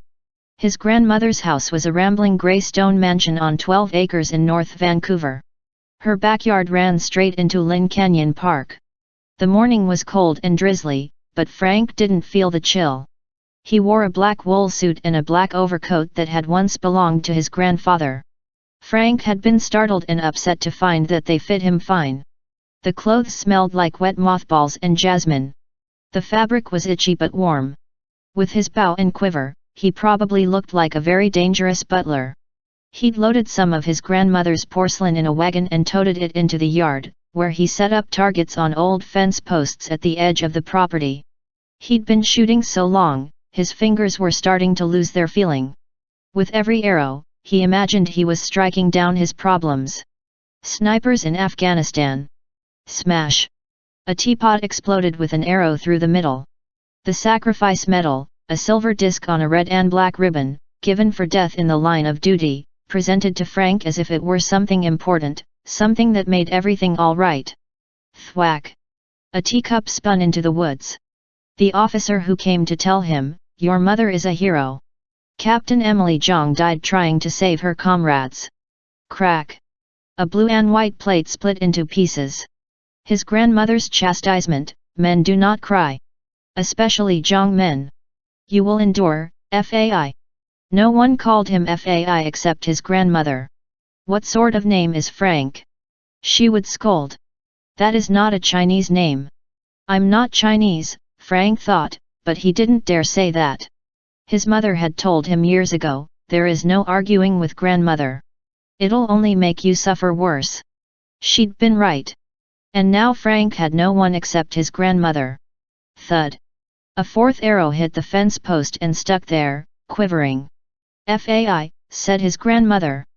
Frank turned. She was clutching a shoebox-sized mahogany chest that Frank had never seen before. With her high-collared black dress and severe bun of grey hair, she looked like a school teacher from the 1800s. She surveyed the carnage, her porcelain in the wagon, the shards of her favorite tea sets scattered over the lawn, Frank's arrows sticking out of the ground, the trees, the fence posts, and one in the head of a smiling garden gnome. Frank thought she would yell, or hit him with the box. He'd never done anything this bad. He'd never felt so angry. Grandmother's face was full of bitterness and disapproval. She looked nothing like Frank's mom. He wondered how his mother had turned out to be so nice, always laughing, always gentle. Frank couldn't imagine his mom growing up with grandmother any more than he could imagine her on the battlefield, though the two situations probably weren't that different. He waited for grandmother to explode. Maybe he'd be grounded and wouldn't have to go to the funeral. He wanted to hurt her for being so mean all the time, for letting his mother go off to war, for scolding him to get over it. All she cared about was her stupid collection. "Stop this ridiculous behavior," grandmother said. She didn't sound very irritated. "It is beneath you." To Frank's astonishment, she kicked aside one of her favorite teacups. "The car will be here soon," she said. "We must talk." Frank was dumbfounded. He looked more closely at the mahogany box. For a horrible moment, he wondered if it contained his mother's ashes, but that was impossible. Grandmother had told him there would be a military burial. Then why did grandmother hold the box so gingerly, as if its contents grieved her? "Come inside," she said. Without waiting to see if he would follow, she turned and marched toward the house. In the parlor, Frank sat on a velvet sofa, surrounded by vintage family photos, porcelain vases that had too large for his wagon, and red Chinese calligraphy banners. Frank didn't know what the calligraphy said. He'd never had much interest in learning. He didn't know most of the people in the photographs, either. Whenever grandmother started lecturing him about his ancestors, how they'd come over from China and prospered in the import/export business, eventually becoming one of the wealthiest Chinese families in Vancouver, well, it was boring. Frank was fourth-generation Canadian. He didn't care about China and all these musty antiques. The only Chinese characters he could recognize were his family name, Zhang. Master of Bows. That was cool. Grandmother sat next to him, her posture stiff, her hands folded over the box. "Your mother wanted you to have this," she said with reluctance. "She kept it since you were a baby. She went away to the war, she entrusted it to me. But now she is gone. And soon you will be going, too." Frank's stomach fluttered. "Going? I am old," grandmother said, as if that were a surprising announcement. "I have my own appointment with death soon enough. I cannot teach you the skills you will need, and I cannot keep this burden. If something were to happen to it, I would never forgive myself. You would die." Frank wasn't sure he'd heard her right. It sounded like she had said his life depended on that box. He wondered why he'd never seen it before. She must have kept it locked in the attic, the one room Frank was forbidden to explore. She'd always said she kept her most valuable treasures up there. She handed the box to him. He opened the lid with trembling fingers. Inside, cushioned in velvet lining, was a terrifying, life-altering, incredibly important piece of wood. It looked like driftwood, hard and smooth, sculpted into a wavy shape. It was about the size of a TV remote control. The tip was charred. Frank touched the burned end. It still felt warm. The ashes left a black smudge on his finger. "It's a stick," he said. He couldn't figure out why grandmother was acting so tense and serious about it. Her eyes glittered. "Fai, do you know of prophecies? Do you know of the gods?" The questions made him uncomfortable. He thought about grandmother's silly gold statues of Chinese immortals, her superstitions about putting furniture in certain places and avoiding unlucky numbers. Prophecies made him think of fortune cookies, which weren't even Chinese, not really, but the bullies at school teased him about stupid stuff like that. Confucius say, all that garbage. Frank had never even been to China. He wanted nothing to do with it. But of course, grandmother didn't want to hear that. "A little, grandmother," he said. "Not much. Most would have scoffed at your mother's tale," she said, "but I did not. I know of prophecies and gods. Greek, Roman, Chinese, they intertwine in our family. I did not question what she told me. L1T your father." "Wait. What?" "Your father was a god," she said plainly. If grandmother had had a sense of humor, Frank would have thought she was kidding. But grandmother never teased. Was she going senile? "Stop gaping at me," she snapped. "My mind is not addled. Haven't you ever wondered why your father never came back?" "He was..." Frank faltered. Losing his mother was painful enough. He didn't want to think about his father, too. He was in the army, like Mom. He went missing in action. In Iraq. Bah! He was a god. He fell in love with your mother because she was a natural warrior. She was like me, strong, brave, beautiful. Strong and brave, Frank could believe. Picturing grandmother as good or beautiful was more difficult. He still suspected she might be losing her marbles, but he asked, "What kind of god?" "Roman," she said. "Beyond that, I don't know. Your mother wouldn't say, or perhaps she didn't know herself. It is no surprise a god would fall in love with her, given our family. He must have known she was of ancient blood." "Wait. We're Chinese. Would Roman gods want to date Chinese Canadians?" Grandmother's nostrils flared. "If you bothered to learn the family history, Fai, you might know this. China and Rome are not so different, nor as separate as you might believe. Our family is from Gansu province, a town once called Legion. And before that, as I said, ancient blood. The blood of princes and heroes." Frank just stared at her. She sighed in exasperation. "My words are wasted on this young ox. You will learn the truth when you go to camp. Perhaps your father will claim you. But for now, I must explain the firewood." She pointed at the big stone fireplace. "Shortly after you were born, a visitor appeared at our hearth. Your mother and I sat here on the couch, just where you and I are sitting. You were a tiny thing, swaddled in a blue blanket, and she cradled you in her arms." It sounded like a sweet memory, but grandmother told it in a bitter tone, as if she knew, even then, that Frank would turn into a big lumbering oaf. "A woman appeared at the fire," she continued. "She was a white woman, a guipo dressed in blue silk, with a strange cloak like the skin of a goat." "A goat," Frank said numbly. Grandmother scowled. "Yes, clean your ears, Fai Zhang. I'm too old to tell every story twice. The woman with the goatskin was a goddess. I can always tell these things. She smiled at the baby, at you, and she told your mother, in perfect Mandarin, no less, he will close the circle. He will return your family to its roots and bring you great honor." Grandmother snorted.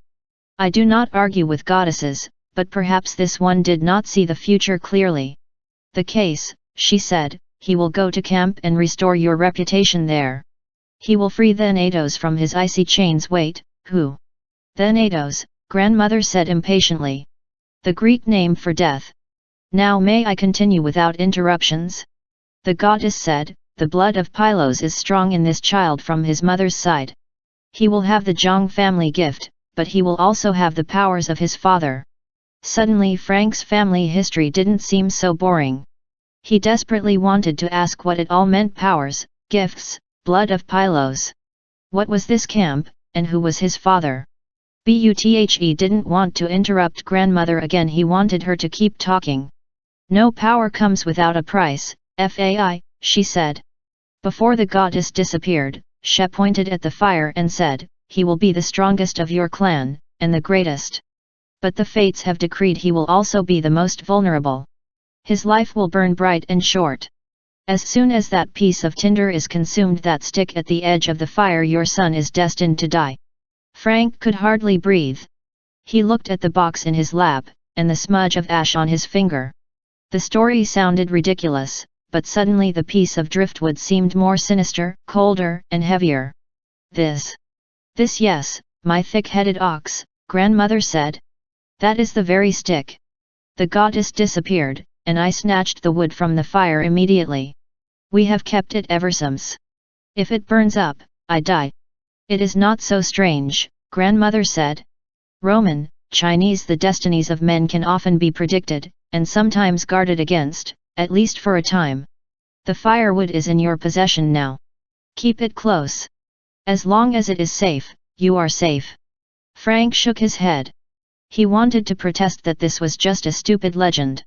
Maybe grandmother was trying to scare him as some sort of revenge for breaking her porcelain. But her eyes were defiant. She seemed to be challenging Frank. If you do not believe it, burn it. Frank closed the box. If it's so dangerous, why not seal the wood in something that won't burn, like plastic or steel? Why not put it in a safe deposit box? What would happen, grandmother wondered, if we coated the stick in another substance? Would you, too, suffocate? I do not know. Your mother would not take the risk. She couldn't bear to part with it, for fear something would go wrong. Banks can be robbed. Buildings can burn down. Strange things conspire when one tries to cheat fate. Your mother thought the stick was only safe in her possession, until she went to war. Then she gave it to me. Grandmother exhaled sourly. Emily was foolish, going to war, though I suppose I always knew it was her destiny. She hoped to meet your father again. She thought he'd be in Afghanistan. Grandmother spread her hands, as if this was beyond her understanding. She went. She died bravely. She thought the family gift would protect her. No doubt that's how she saved those soldiers. But the gift has never kept our family safe. It did not help my father, or his father. It did not help me. And now you have become a man. You must follow the path. But, what path? What's our gift? Archery. You and your archery. Foolish boy. Soon you will find out. Tonight, after the funeral, you must go south. Your mother said if she did not come back from combat, Lupa would send messengers. They will escort you to a place where the children of the gods can be trained for their destiny. Frank felt as if he were being shot with arrows, his heart splitting into porcelain's hearts. He didn't understand most of what grandmother said, but one thing was clear, she was kicking him out. You'd just let me go, he asked. Your last family. Grandmother's mouth quivered. Her eyes looked moist. Frank was shocked to realize she was near tears. She'd lost her husband years ago, then her daughter, and now she was ATM_LT to send away her only grandson. But she rose from the couch and stood tall, her posture as stiff and correct as ever. When you arrive at camp, she instructed, you must speak to the praetor in private. Tell her your great-grandfather was Shen Lun. It has been many years since the San Francisco incident. Hopefully they will not kill you for what he did, but you might want to beg forgiveness for his actions. This is sounding better and better, Frank mumbled. The goddess said you would bring our family full circle. Grandmother's voice had no trace of sympathy. She chose your path years ago, and it will not be easy. But now it is time for the funeral. We have obligations. Come. The car will be waiting. The ceremony was a blur, solemn faces, the patter of rain on the graveside awning, the crack of rifles from the honor guard, the casket sinking into the earth. That night, the wolves came. They howled on the front porch. Frank came out to meet them. He took his travel pack, his warmest clothes, his bow and his quiver.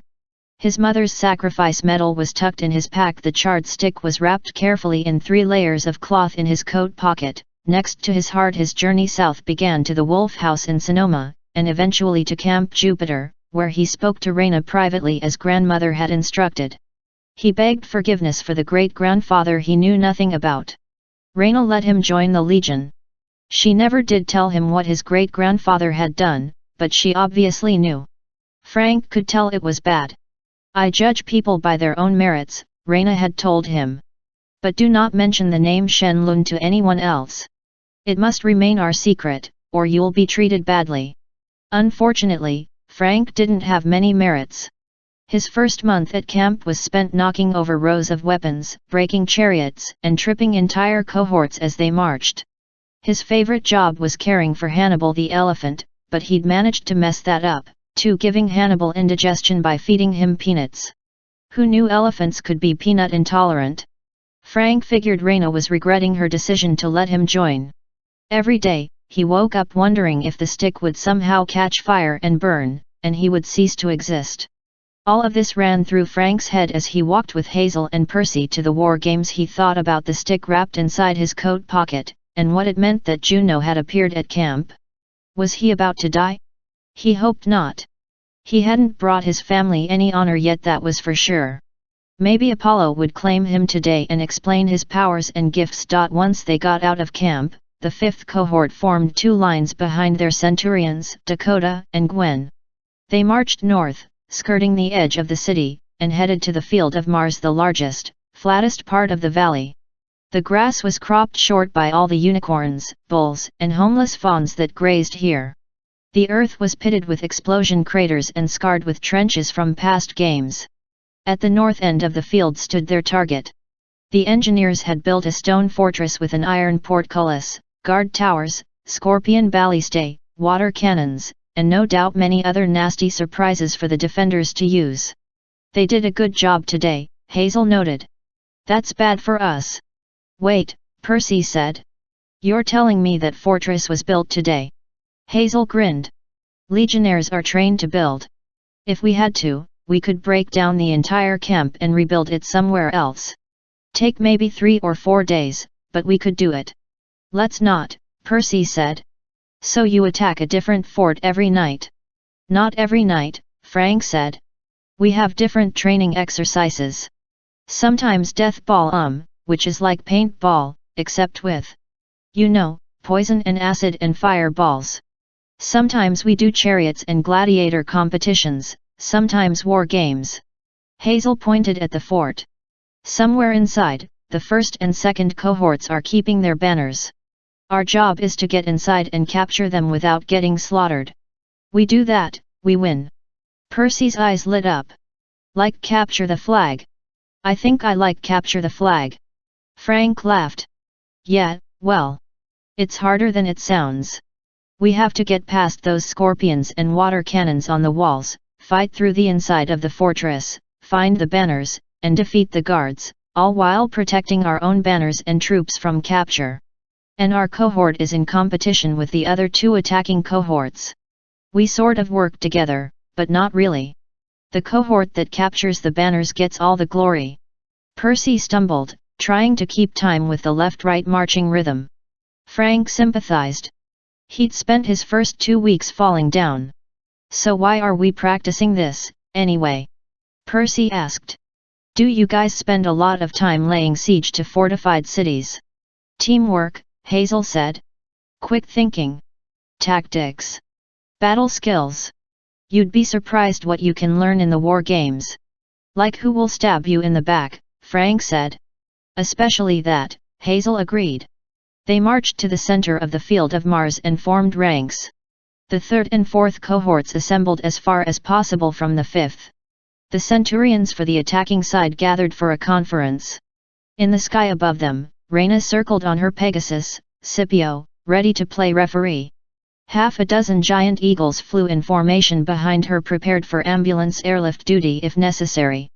The only person not participating in the game was Nico D'Angelo, Pluto's ambassador, who had climbed an observation tower about 100 yards from the fort and would be watching with binoculars. Frank propped his pilum against his shield and checked Percy's armor. Every strap was correct. Every piece of armor was properly adjusted. "You did it right," he said in amazement. "Percy, you must have done war games before." "I don't know. Maybe." The only thing that wasn't regulation was Percy's glowing bronze sword, not imperial gold, and not a gladius. The blade was leaf-shaped, and the writing on the hilt was Greek. Looking at it made Frank uneasy. Percy frowned. "We can use real weapons, right?" "Yeah," Frank agreed. "For sure. I've just never seen a sword like that. What if I hurt somebody?" "We heal them," Frank said. "Or try to. The Legion medics are pretty good with ambrosia and nectar, and unicorn draft." "No one dies," Hazel said. "Well, not usually. And if they do," Frank imitated the voice of Vitellius, "they're wimps. Back in my day, we died all the time, and we liked it." Hazel laughed. "Just stay with us, Percy. Chances are we'll get the worst duty and get eliminated early. They'll throw us at the walls first to soften up the defenses. Then the third and fourth cohorts will march in and get the honors, if they can even breach the fort." Horns blew. Dakota and Gwen walked back from the officers' conference, looking grim. "All right, here's the plan." Dakota took a quick swig of Kool-Aid from his travel flask. "They're throwing us at the walls first to soften up the defenses." The whole cohort groaned. I know, Gwen said. "But maybe this time we'll have some luck." Leave it to Gwen to be the optimist. Everybody liked her because she took care of her people and tried to keep their spirits up. She could even control Dakota during his hyperactive bug juice fits. Still, the campers grumbled and complained. Nobody believed in luck for the fifth. "First line with Dakota," Gwen said. "Lock shields and advance in turtle formation to the main gates. Try to stay in one piece. Draw their fire." Second line. Gwen turned to Frank's row without much enthusiasm. "U-17, from Bobby over, take charge of the elephant and the scaling ladders. Try a flanking attack on the western wall. Maybe we can spread the defenders too thin." "Frank, Hazel, Percy. Well, just do whatever. Show Percy the ropes. Try to keep him alive." She turned back to the whole cohort. "If anybody gets over the wall first, I'll make sure you get the mural crown. Victory for the fifth." The cohort cheered half-heartedly and broke ranks. Percy frowned. "Do whatever." "Yeah," Hazel sighed. "Big vote of confidence." "What's the mural crown?" he asked. "Military medal," Frank said. He'd been forced to memorize all the possible awards. "Big honor for the first soldier to breach an enemy fort. You'll notice nobody in the fifth is wearing one. Usually we don't even get into the fort because we're burning or drowning," he faltered, and looked at Percy. "Water cannons." "What?" Percy asked. "The cannons on the walls," Frank said, "they draw water from the aqueduct. There's a pump system. Heck, I don't know how they work, but they're under a lot of pressure. If you could control them, like you controlled the river." Frank. Hazel beamed. "That's brilliant." Percy didn't look so sure. "I don't know how I did that at the river. I'm not sure I can control the cannons from this far away." "We'll get you closer." Frank pointed to the eastern wall of the fort, where the fifth cohort wouldn't be attacking. "That's where the defense will be weakest. They'll never take 3 kids seriously. I think we can sneak up pretty close before they see us." "Sneak up how?" Percy asked. Frank turned to Hazel. "Can you do that thing again?" She punched him in the chest. "You said you wouldn't tell anybody." Immediately Frank felt terrible. He'd gotten so caught up in the idea. Hazel muttered under her breath. "Never mind. It's fine. Percy, he's talking about the trenches. The field of Mars is riddled with tunnels from over the years. Some are collapsed, or buried deep, but a lot of them are still passable. I'm pretty good at finding them and using them. I can even collapse them if I have to. Like you did with the Gorgons, Percy said, to slow them down. Frank nodded approvingly. I told you Pluto was cool. He's the god of everything under the earth. Hazel can find caves, tunnels, trapdoors, and it was our secret, she grumbled. Frank felt himself blushing. Yeah, sorry. But if we can get close and if I can knock out the water cannons. Percy nodded, like he was warming to the idea. What do we do then? Frank checked his quiver. He always stocked up on special arrows. He'd never gotten to use them before, but maybe tonight was the night. Maybe he could finally do something good enough to get Apollo's attention. The rest is up to me, he said. Let's go. Frank FMNK had never felt so sure of anything, which made him nervous. Nothing he planned ever went right. He always managed to break, ruin, burn, sit on, or knock over something important. Yet he knew this strategy would work. Hazel found them a tunnel with no problem. In fact, Frank had a sneaking suspicion she didn't just find tunnels. It was as though tunnels manufactured themselves to suit her needs. Passages that had been filled in years ago suddenly unfilled, changing direction to lead Hazel where she wanted to go. They crept along by the light of Percy's glowing sword, Riptide. Above, they heard the sounds of battle kids shouting, Hannibal the elephant bellowing with glee, scorpion bolts exploding, and water cannons firing. The tunnel shook. Dirt rained down on them. Frank slipped his hand inside his armor. The piece of wood was still safe and secure in his coat pocket, though one good shot from a scorpion might set his lifeline on fire. Bad Frank, he chided himself. Fire is the F word. Don't think about it. There's an opening just ahead, Hazel announced. We'll come up 10 feet from the east wall. How can you tell? Percy asked. I don't know, she said. But I'm sure. Could we tunnel straight under the wall? Frank wondered. No, Hazel said. The engineers were smart. They built the walls on old foundations that go down to bedrock. And don't ask how I know. I just do. Frank stumbled over something and cursed. Percy brought this sword around for more light. The thing Frank had tripped on was gleaming silver. He crouched down. Don't touch it, Hazel said. Frank's hand stopped a few inches from the chunk of metal. It looked like a giant Hershey's kiss, about the size of his fist. It's massive, he said. Silver. Platinum. Hazel sounded scared out of her wits. It'll go away in a second. Please don't touch it. It's dangerous. Frank didn't understand how a lump of metal could be dangerous, but he took Hazel seriously. As they watched, the chunk of platinum sank into the ground. He stared at Hazel. How did you know? In the light of Percy's sword, Hazel looked as ghostly as a lar. I'll explain later, she promised. Another explosion rocked the tunnel, and they forged ahead. They popped out of a hole just where Hazel had predicted. In front of them, the fort's east wall loomed. Off to their left, Frank could see the main line of the 5th cohort advancing in turtle formation, shields forming a shell over their heads and sides. They were trying to reach the main gates, but the defenders above pelted them with rocks and shot flaming bolts from the scorpions, blasting craters around their feet. A water cannon discharged with a jaw-rattling thrum, and a jet of liquid carved a trench in the dirt right in front of the cohort. Percy whistled. That's a lot of pressure, all right.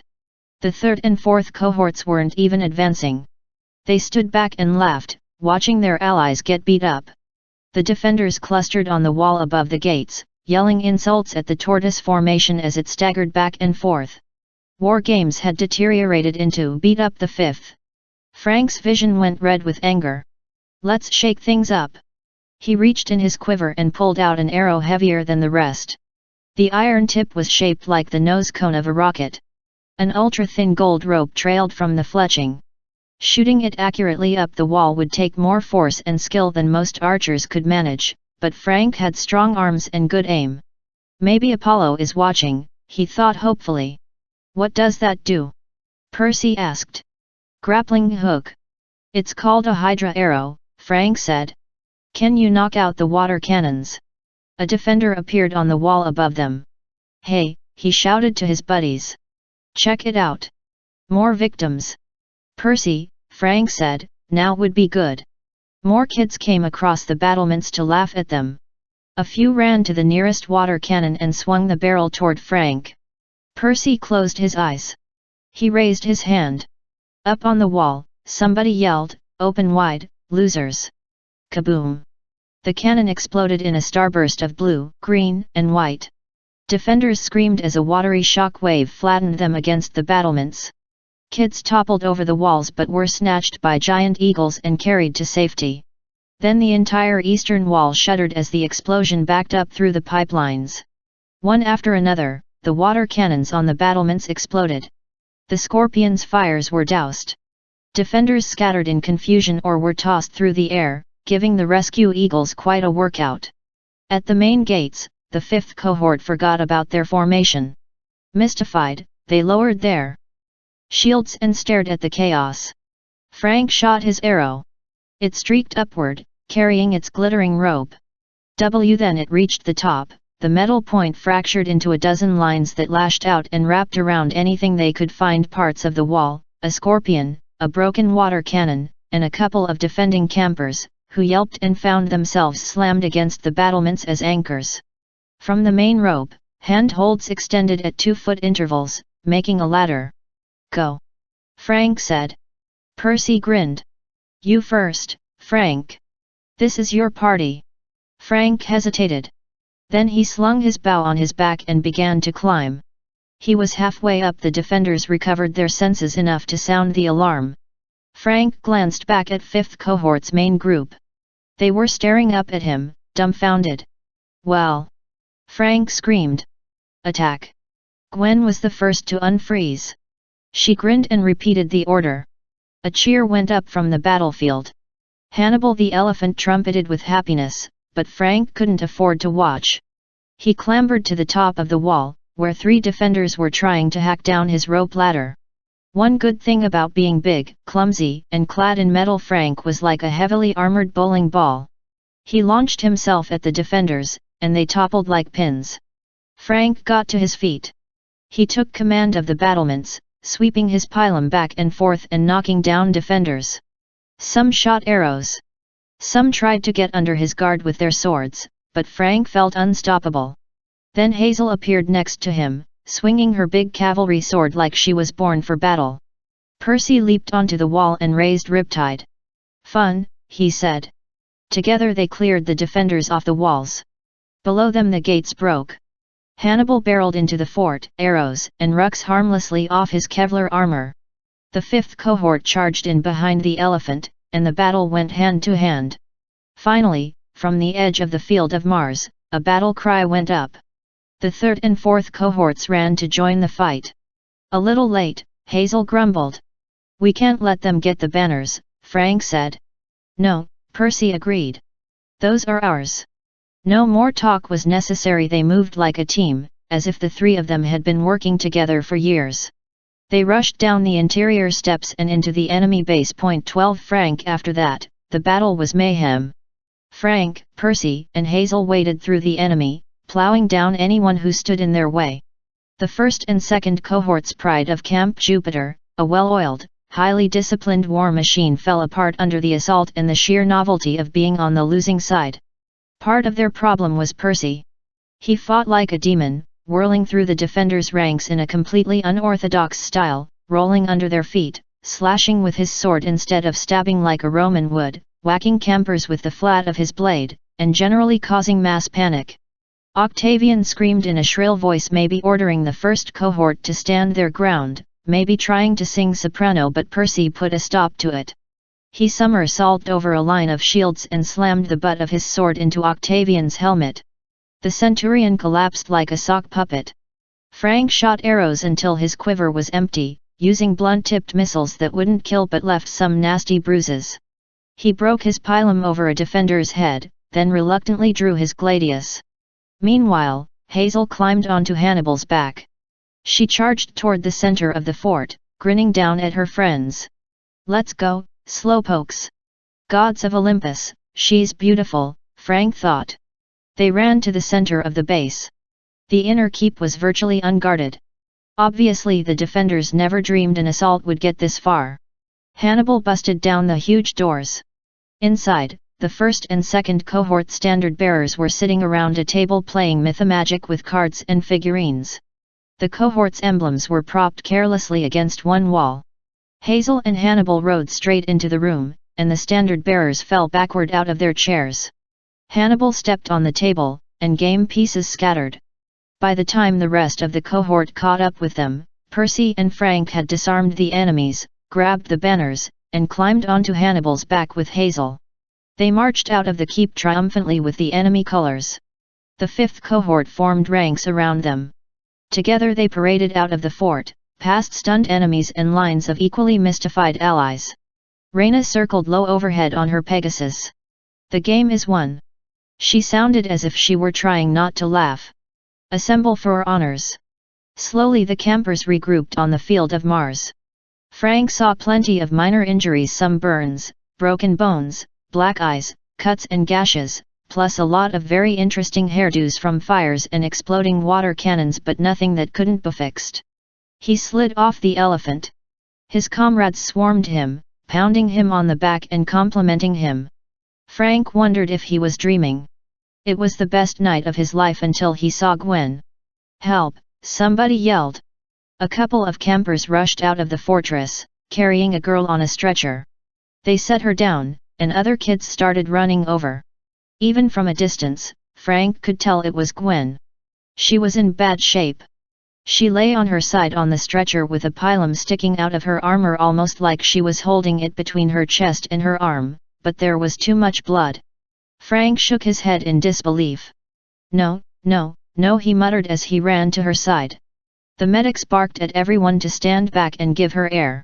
The whole legion fell silent as the healers worked trying to get gauze and powdered unicorn horn under Gwen's armor to stop the bleeding, trying to force some nectar into her mouth. Gwen didn't move. Her face was ashen gray. Finally one of the medics looked up at Reyna and shook his head. For a moment, there was no sound except water from the ruined cannons trickling down the walls of the fort. Hannibal nuzzled Gwen's hair with his trunk. Reyna surveyed the campers from her Pegasus. Her expression was as hard and dark as iron. "There will be an investigation. Whoever did this, you cost the Legion a good officer. Honorable death is one thing, but this." Frank wasn't sure what she meant. Then he noticed the marks engraved in the wooden shaft of the pilum.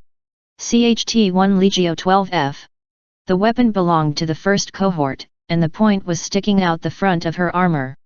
Gwen had been speared from behind, possibly after the game had ended. Frank scanned the crowd for Octavian.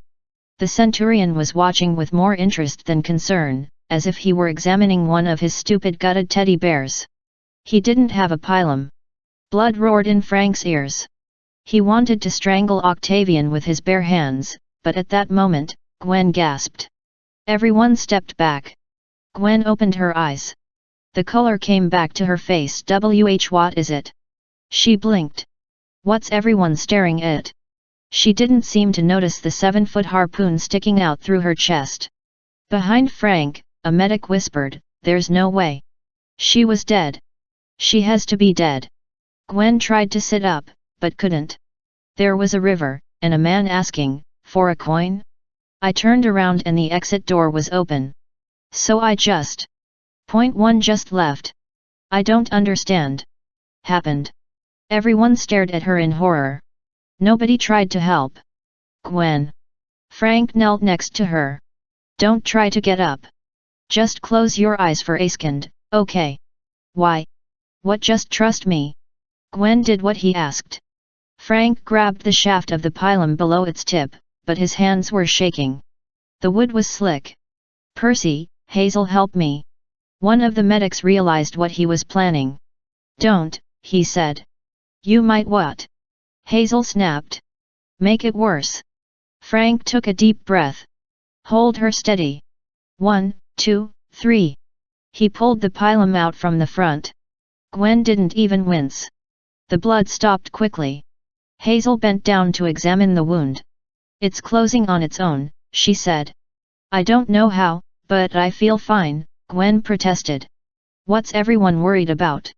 With Frank and Percy's help, she got to her feet. Frank glowered at Octavian, but the centurion's face was a mask of polite concern. Later, Frank thought. Deal with him later. Gwen, Hazel said gently, there's no easy way to say this. You were dead. Somehow you came back. I what? She stumbled against Frank. Her hand pressed against the ragged hole in her armor. How? Good question. Reyna turned to Nico, who was watching grimly from the edge of the crowd. Is this some power of Pluto? Nico shook his head. Pluto never lets people return from the dead. He glanced at Hazel as if warning her to stay quiet. Frank wondered what that was about, but he didn't have time to think about it. A thunderous voice rolled across the field, death loses its hold. This is only the beginning. Campers drew weapons. Hannibal trumpeted nervously. Scipio reared, almost throwing Reyna. I know that voice, Percy said. He didn't sound pleased. In the midst of the legion, a column of fire blasted into the air. Heat seared Frank's eyelashes. Campers who had been soaked by the cannons found their clothes instantly steam-dried. Everyone scrambled backward as a huge soldier stepped out of the explosion. Frank didn't have much hair, but what he did have stood straight up. The soldier was 10 feet tall, dressed in Canadian Forces desert camouflage. He radiated confidence and power. His black hair was cut in a flat-topped wedge like Frank's. His face was angular and brutal, marked with old knife scars. His eyes were covered with infrared goggles that glowed from inside. He wore a utility with a sidearm, a knife holster, and several grenades. In his hands was an oversized M16 rifle. The worst thing was that Frank felt drawn to him. As everyone else stepped back, Frank stepped forward. He realized the soldier was silently willing him to approach. Frank desperately wanted to run away and hide, but he couldn't. He took 3 more steps. Then he sank to one knee. The other campers followed his example and knelt. Even Reyna dismounted. That's good, the soldier said. Kneeling is good. It's been a long time since I've visited Camp Jupiter. Frank noticed that one person wasn't kneeling. Percy Jackson, his sword still in hand, was glaring at the giant soldier. You're Ares, Percy said.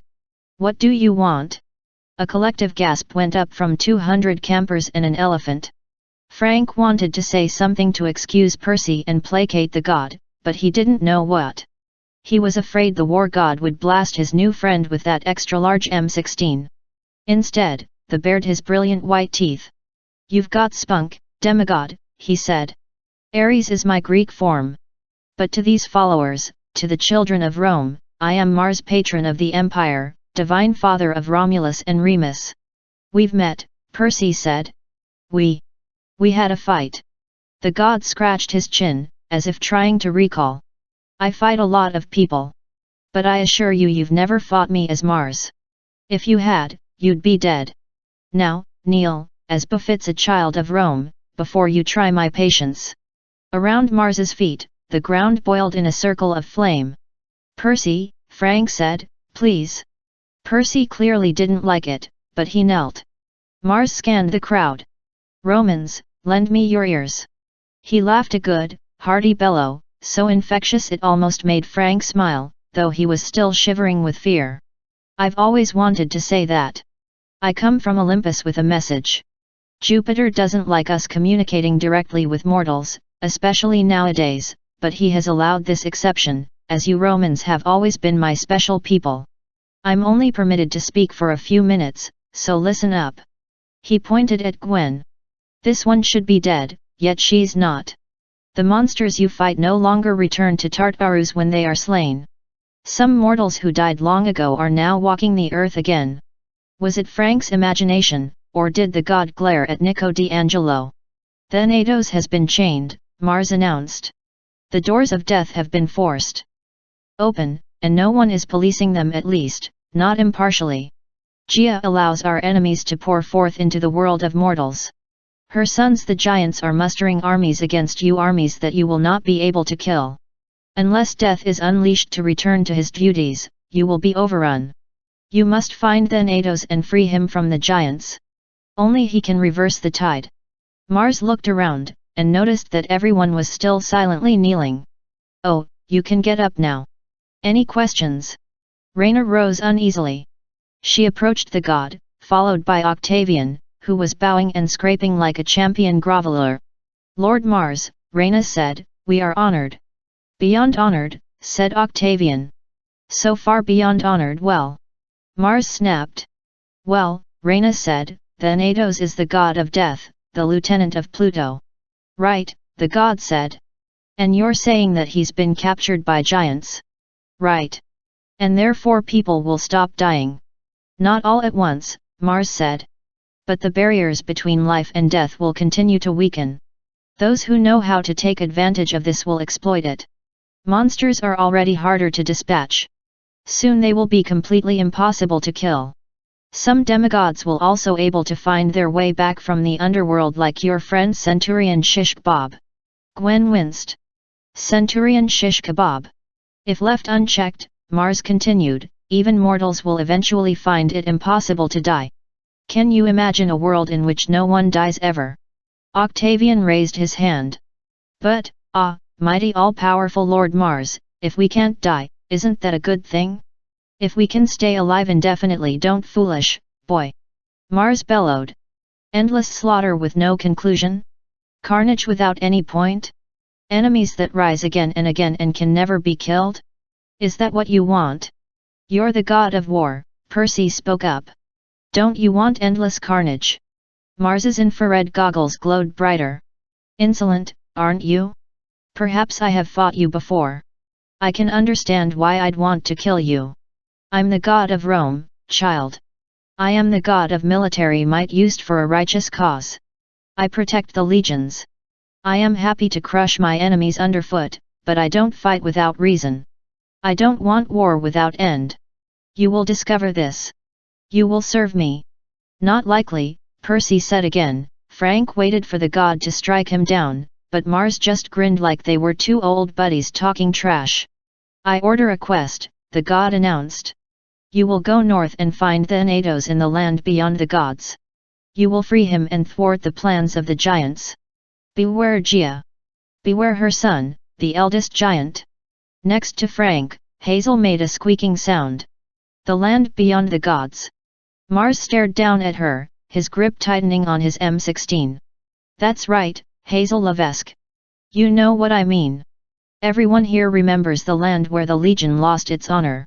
Perhaps if the quest succeeds, and you return by the Feast of Fortuna, perhaps then your honor will be restored.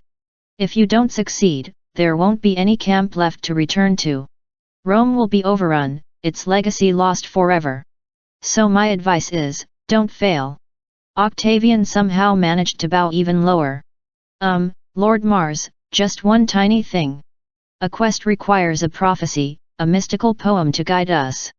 We used to get them from the Sibylline books, but now it's up to the augur to glean the will of gods. So if I could just run and get about 70 stuffed animals and possibly a knife, you're the augur, the god interrupted. Why yes, my lord. Mars pulled a scroll from his utility belt. Anyone got a pen? The legionnaires stared at him. Mars sighed. 200 Romans, and no one's got a pen? Never mind. He slung his M16 onto his back and pulled out a hand grenade. There were many screaming Romans. Then the grenade morphed into a ballpoint pen, and Mars began to write. Frank looked at Percy with wide eyes. He mouthed, "Can your sword do grenade form?" Percy mouthed back, "No." "Shut up." "There." Mars finished writing and threw the scroll at Octavian. "A prophecy. You can add it to your books, engrave it on your floor, whatever." Octavian read the scroll. "This says, go to Alaska. Find Thanatos and free him. Come back by sundown on June 24 or die." "Yes," Mars said. "Is that not clear?" "Well, my lord. Usually prophecies are unclear. They're wrapped in riddles. They rhyme, and..." Mars casually popped another grenade off his belt. "Yes. The prophecy is clear," Octavian announced. "A quest." "Good answer." Mars tapped the grenade to his chin. "Now, what else?" "There was something else." "Oh, yes." He turned to Frank. "See me here, kid?" "No," Frank thought. The burned stick in his coat pocket felt heavier. His legs turned wobbly. A sense of dread settled over him, worse than the day the military officer had come to the door. He knew what was coming, but he couldn't stop it. He stepped forward against his will. Mars grinned. Nice job taking the wall, kid. Who's the ref for this game? Reyna raised her hand.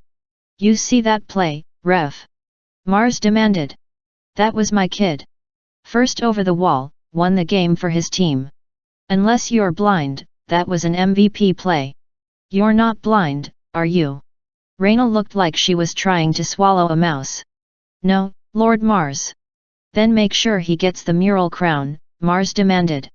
My kid, here, he yelled at the Legion, in case anyone hadn't heard.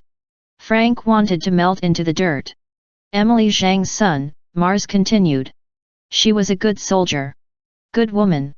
This kid Frank proved his stuff tonight. Happy late birthday, kid. Time you stepped up to a real man's weapon. He tossed Frank his M16. For a split second Frank thought they'd be crushed under the weight of the massive assault rifle, but the gun changed in midair, becoming smaller and thinner. When Frank caught it, the weapon was a spear. It had a shaft of imperial gold and a strange point like a white bone, flickering with ghostly light. The tip is a dragon's tooth, Mars said. You haven't learned to use your mom's talents yet, have you? Well, that spear will give you some breathing room until you do. You get 3 charges out of it, so use it wisely.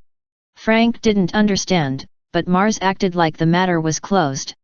Now, my kid Frank Zhang is gonna lead the quest to free the Thanatos, unless there are any objections. Of course, no one said a word. But many of the campers glared at Frank with envy, jealousy, anger, bitterness.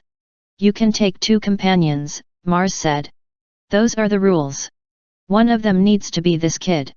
He pointed at Percy. He's gonna learn some respect for Mars on this trip, or die trying. As for the second, I don't care. Pick whomever you want. Have one of your Senate debates. You all are good at those. The god's image flickered. Lightning crackled across the sky. That's my cue, Mars said. Until next time, Romans. Do not disappoint me. The god erupted in flames, and then he was gone. Reyna turned toward Frank. Her expression was part amazement, part nausea, like she'd finally managed to swallow that mouse. She raised her arm in a Roman salute.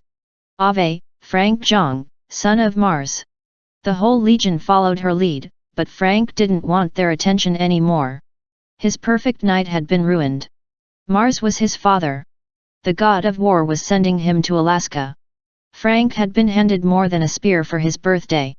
He'd been handed a death sentence. 13 Percy slept like a Medusa victim, which is to say, like a rock. He hadn't crashed in a safe, comfortable bed since. Well, he couldn't even remember. Despite his insane day and the million thoughts running through his head, his body took over and said, "You will sleep now." He had dreams, of course. He always had dreams, but they passed like blurred images from the window of a train.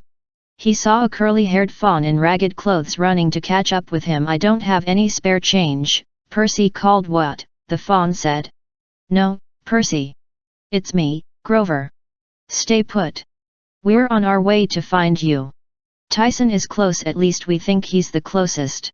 We're trying to get a lock on your position." "What?" Percy called, but the fawn disappeared in the fog. Then Annabeth was running along beside him, reaching out her hand. "Thank the gods," she called. "For months and months we couldn't see you. Are you all right?" Percy remembered what Juno had said. For months he has been slumbering, but now he is awake. The goddess had intentionally kept him hidden, but why? "Are you real?" he asked Annabeth. He wanted so much to believe it. He felt like Hannibal the elephant was standing on his chest. But her face began to dissolve. She cried, "Stay put. It'll be easier for Tyson to find you. Stay where you are." Then she was gone. The images accelerated. He saw a huge ship in a dry dock, workers scrambling to finish the hull, a guy with a blowtorch welding a bronze dragon figurehead to the prow. He saw the war god stalking toward him in the surf, a sword in his hands. The scene shifted. Percy stood on the field of Mars, looking up at the Berkeley Hills. Golden grass rippled, and a face appeared in the landscape, a sleeping woman, her features formed from shadows and folds in the terrain. Her eyes remained closed, but her voice spoke in Percy's mind, "So this is the demigod who destroyed my son Cronus. You don't look like much, Percy Jackson, but you're valuable to me. Come north. Meet Alcyoneus. Juno can play her little games with Greeks and Romans, but in the end, you will be my pawn. You will be the key to the gods' defeat." Percy's vision turned dark. He stood in a theater-sized version of the camp's headquarters, a Principia with walls of ice and freezing mist hanging in the air. The floor was littered with skeletons in Roman armor and imperial gold weapons encrusted with frost. In the back of the room sat an enormous shadowy figure. His skin glinted of gold and silver, as if he were an automaton like Rhaena's dogs. Behind him stood a collection of ruined emblems, tattered banners, and a large golden eagle on a staff of iron. The giant's voice boomed in the vast chamber. "This will be fun, son of Neptune. It's been eons since I broke a demigod of your caliber. I await you atop the ice." Percy woke, shivering. For a moment he didn't know where he was. Then he remembered, Camp Jupiter, the 5th cohort barracks. He lay in his bunk, staring at the ceiling and trying to control his racing heartbeat. A golden giant was waiting to break him. Wonderful. But what unnerved him more was that sleeping woman's face in the hills. "You will be my pawn." Percy didn't play chess, but he was pretty sure that being a pawn was bad. They died a lot. Even the friendlier parts of his dream were disturbing. A fawn named Grover was looking for him. Maybe that's why Dawn had detected what had he called it, an empathy link. Somebody named Tyson was searching for him, too, and Annabeth had warned Percy to stay where he was. He sat up in his bunk. His roommates were rushing around, getting dressed and brushing their teeth. Dakota was wrapping himself in a long piece of red speckled cloth, a toga. One of the Laries was giving him pointers on where to tuck and fold. "Breakfast time?" Percy asked hopefully. Frank's head popped up from the bunk below. He had bags under his eyes like he hadn't slept well. "A quick breakfast. Then we've got the Senate meeting." Dakota's head was stuck in his toga. He staggered around like a Kool-Aid-stained ghost. Percy said, "Should I wear my bed sheets?" Frank snorted. "That's just for the senators. There are 10 of them, elected yearly. You've got to be at camp 5 years to qualify. So how come we were invited to the meeting?" "Because, you know, the quest." Frank sounded worried, like he was afraid Percy would back out. "We have to be in on the discussion. You, me, Hazel. I mean, if you're willing." Frank probably didn't mean to gild him, but Percy Sheart felt pulled like taffy. He had sympathy for Frank. Getting claimed by the war god in front of the whole camp, what a nightmare. Plus, how could Percy say no to that big pouty baby face? Frank had been given a huge task that would most likely get him killed. He was scared. He needed Percy's help. And the 3 of them had made a good team last night. Hazel and Frank were solid, dependable people. They'd accepted Percy like family. Still, he didn't like the idea of this quest, especially since it came from Mars, and especially after his dreams. LD better get ready." He climbed out of bed and got dressed. The whole time, he thought about Annabeth. Help was on the way. He could have his old life back. All he had to do was stay put. At breakfast, Percy was conscious of everyone looking at him. They were whispering ATM_LT the previous night, 2 gods in 1 day. Un-Roman fighting. Water cannon up my nose. He was too hungry to care. He filled up on pancakes, eggs, bacon, waffles, apples, and several glasses of orange juice. He probably would have eaten more, but Rhaena announced that the Senate would now convene in the city, and all the folks in togas got up to leave. "Here we go." Hazel fidgeted with a stone that looked like a 2-carat ruby. The ghost Vitellius appeared next to them in a purple shimmer. "Bona fortuna, you 3. Senate meetings. I remember the one when Caesar was assassinated." "Why, the amount of blood on his toga." "Thanks, Vitellius," Frank interrupted. "We should get going." Rhaena and Octavian led the procession of senators out of camp, with Rhaena's metal greyhounds dashing back and forth along the road. Hazel, Frank, and Percy trailed behind. Percy noticed Nico D'Angelo in the group, wearing a black toga and talking with Gwen, who looked a little pale but surprisingly good considering she'd been dead the night before. Nico waved at Percy, then went back to his conversation, leaving Percy more sure than ever that Hazel's brother was trying to avoid him. Dakota stumbled along in his red speckled robe. A lot of other senators seemed to be having trouble with their togas, too, hiking up their hems, trying to keep the cloth from slipping off their shoulders. Percy was glad he was wearing a regular purple t-shirt and jeans. How could Romans move in those things? He wondered. They were just for formal occasions, Hazel said. Like tuxedos. I bet the ancient Romans hated togas as much as we do. By the way, you didn't bring any weapons, did you? Percy's hand went to his pocket, where his pen always stayed. MVMY? Are we not supposed to? No weapons allowed inside the Pomerian line, she said. The what line? Pomerian, Frank said. The city limits. Inside is a sacred safe zone. Legions can't march through. No weapons allowed. That's so Senate meetings don't get bloody. Like Julius Caesar getting assassinated? Percy asked. Frank nodded. Don't worry. Nothing like that has happened in months. Percy hoped he was kidding. As they got closer to the city, Percy could appreciate how beautiful it was. The tiled roofs and gold domes gleamed in the sun. Gardens bloomed with honeysuckle and roses. The central plaza was paved in white and grey stone, decorated with statues, fountains, and gilded columns.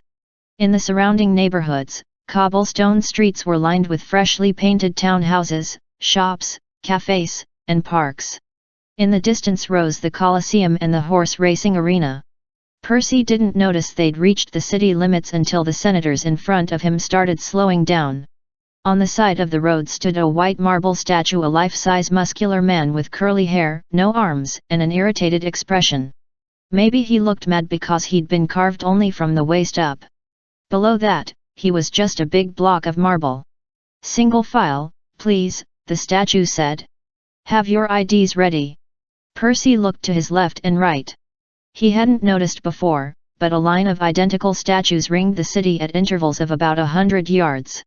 The senators passed through easily. The statue checked the tattoos on their forearms and called each senator by name. Gwendolyn, Senator, 5th Cohort, yes. Nico D'Angelo, Ambassador of Pluto, very well. Reina, Praetor, of course. Hank, Senator, 3rd Cohort, oh, nice shoes, Hank. Ah, who have we here? Hazel, Frank, and Percy were the last ones. Terminus, Hazel said, this is Percy Jackson. Percy, this is Terminus, the god of boundaries. Nu, said the god. Yes, probatio tablet. Fine. Ah, weapon in your pocket? Take it out. Take it out. Percy didn't know how Terminus could tell, but he out his pen. Quite dangerous, Terminus said.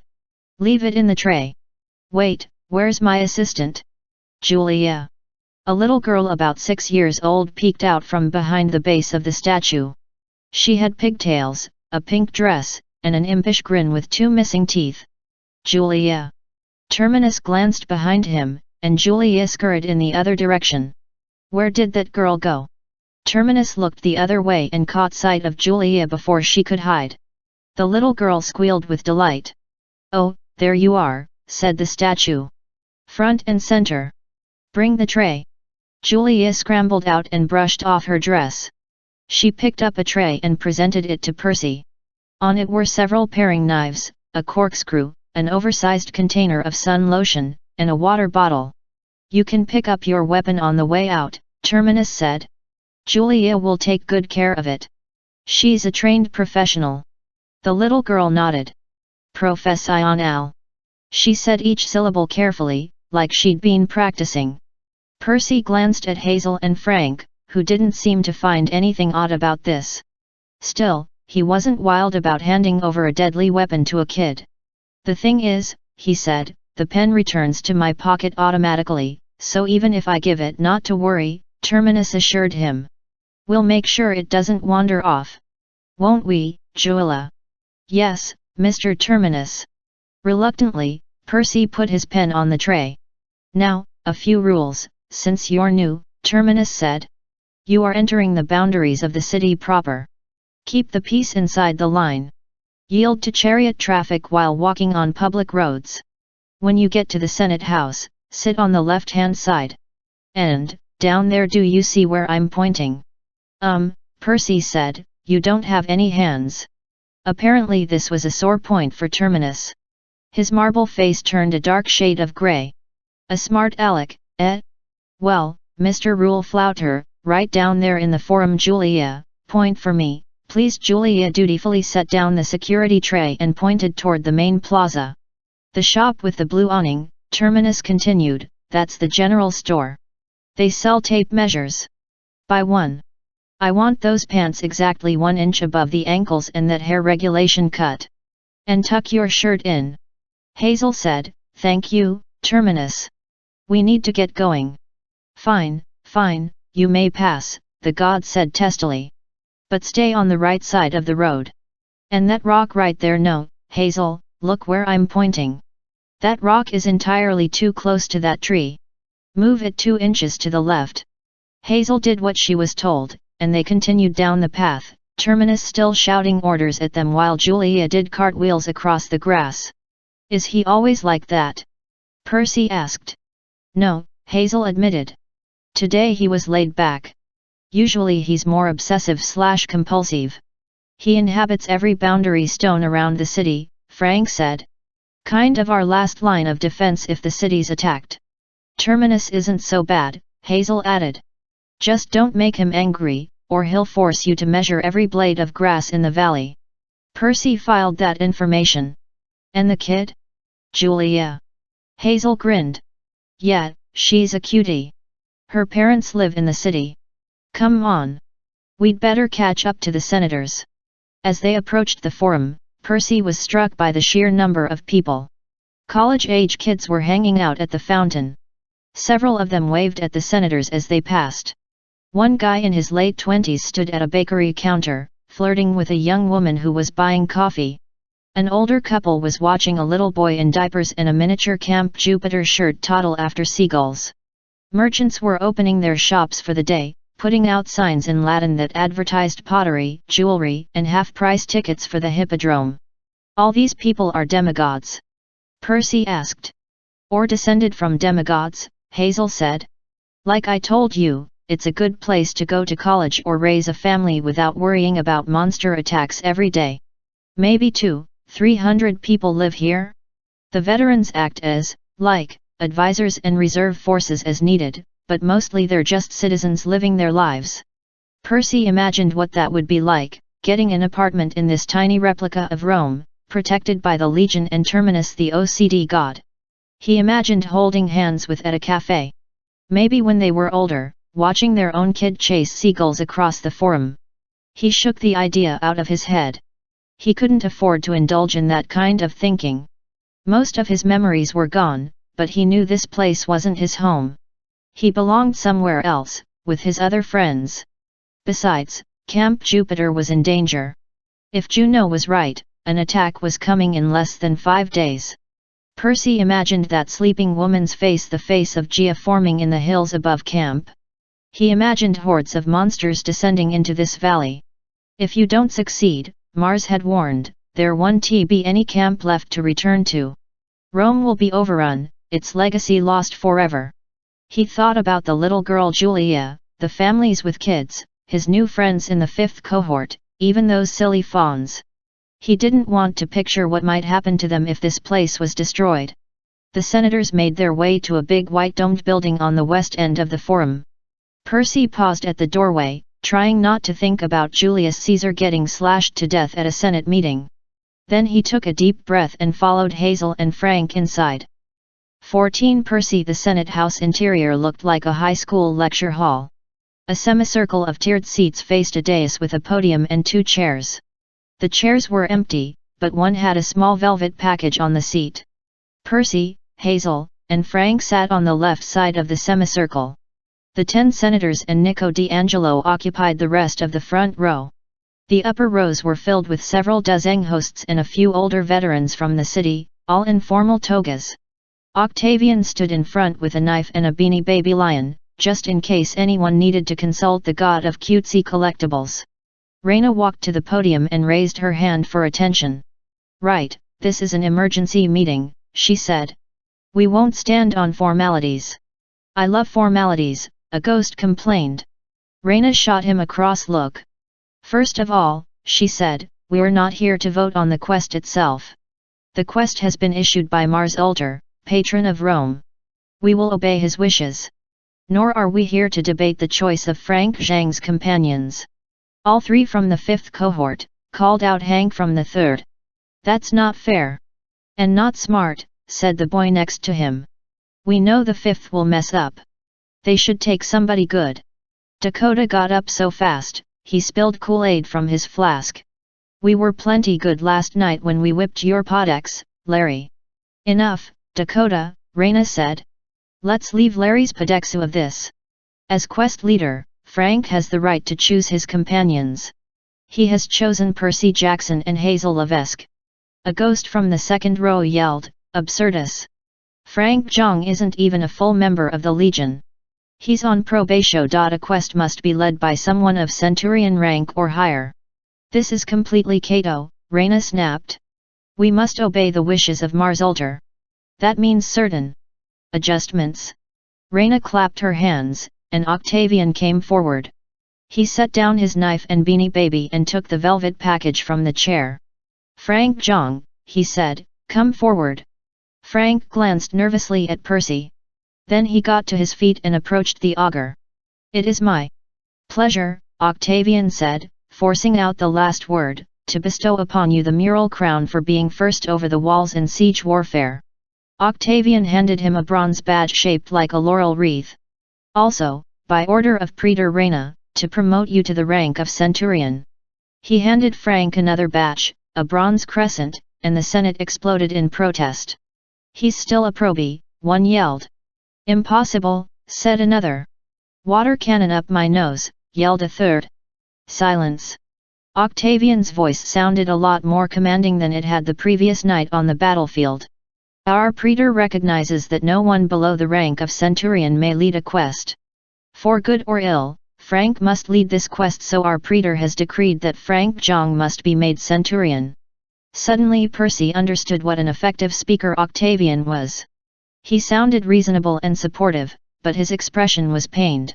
He carefully crafted his words to put all the responsibility on Reyna. This was her idea, he seemed to say.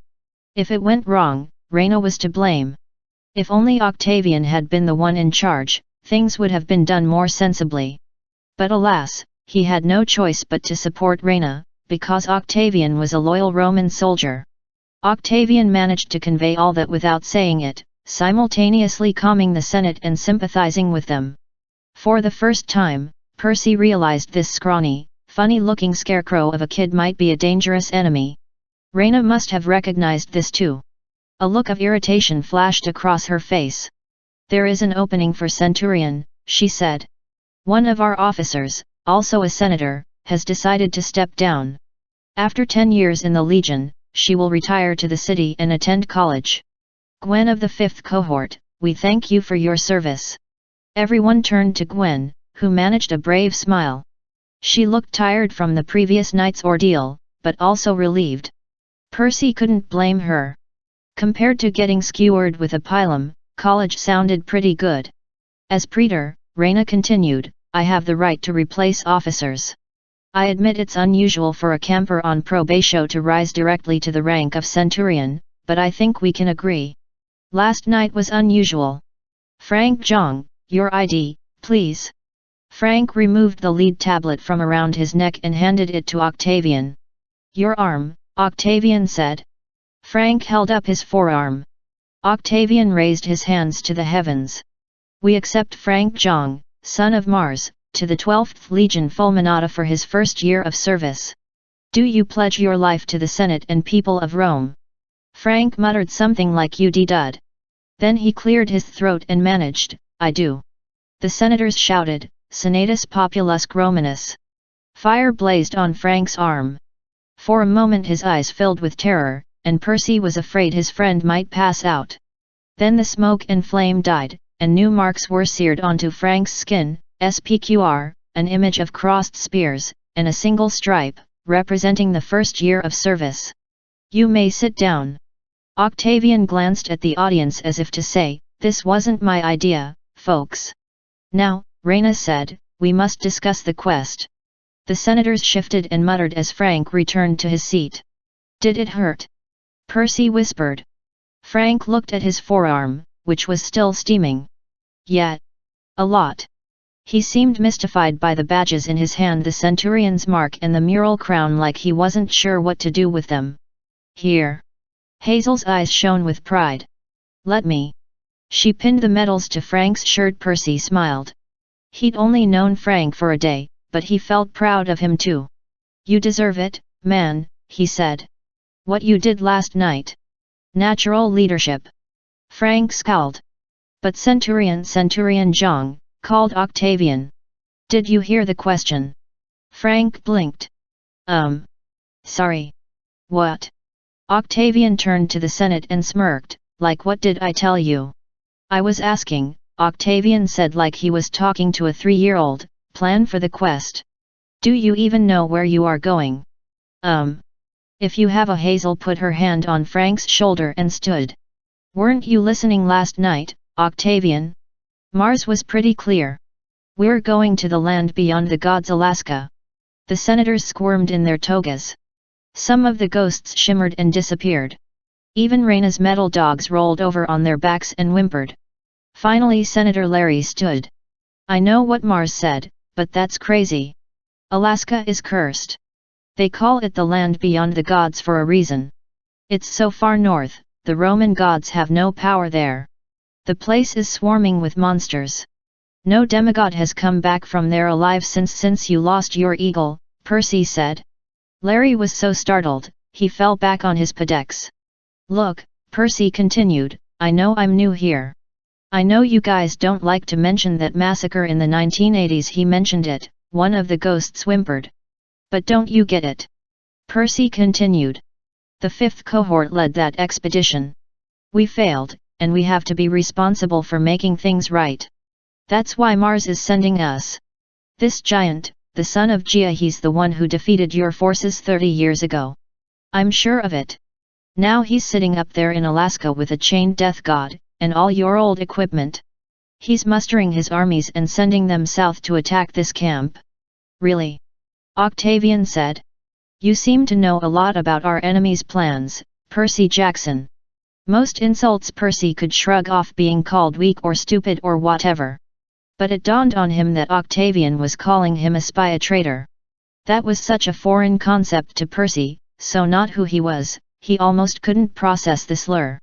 Vivian he did, his shoulders tensed.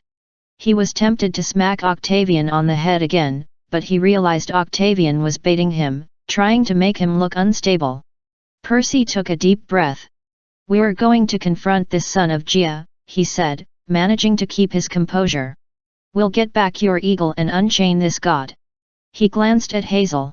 Thanatos, right? She nodded. Letus, in Roman. But his old Greek name is Thanatos. Vivian, it comes to death. We're happy to let him stay Greek. Octavian sighed in exasperation. Well, whatever you call him, how do you expect to do all this and get back by the Feast of Fortuna? That's the evening of the 24th. It's the 20th now. Do you even know where to look? Do you even know who this son of Gaea is? Yes. Hazel spoke with such certainty that even Percy was surprised. I don't know exactly where to look, but I have a pretty idea. The giant's name is Alcewonius. That name seemed to lower the temperature in the room by 50 degrees. The senators shivered. Reyna gripped her podium. How do you know this, Hazel? Because you're a child of Pluto. Nico D'Angelo had been so quiet, Percy had almost forgotten he was there. Now he stood in his black toga. Praetor, if I may, he said. Hazel and I. We learned a little about the giants from our father. Each giant was bred specifically to oppose one of the 12 Olympian gods to usurp that god's domain. The king of giants was Porphyrion, the anti-Jupiter. But the eldest giant was Alcewonius. He was born to oppose Pluto. That's why we know of him in particular. Reyna frowned. Indeed? You sound quite familiar with him. Nico picked at the edge of his toga. Anyway, the giants were hard to kill. According to prophecy, they could only defeated by gods and demigods working together. Dakota belched. Sorry, did you say gods and demigods? One Ike fighting side by side? That could never happen.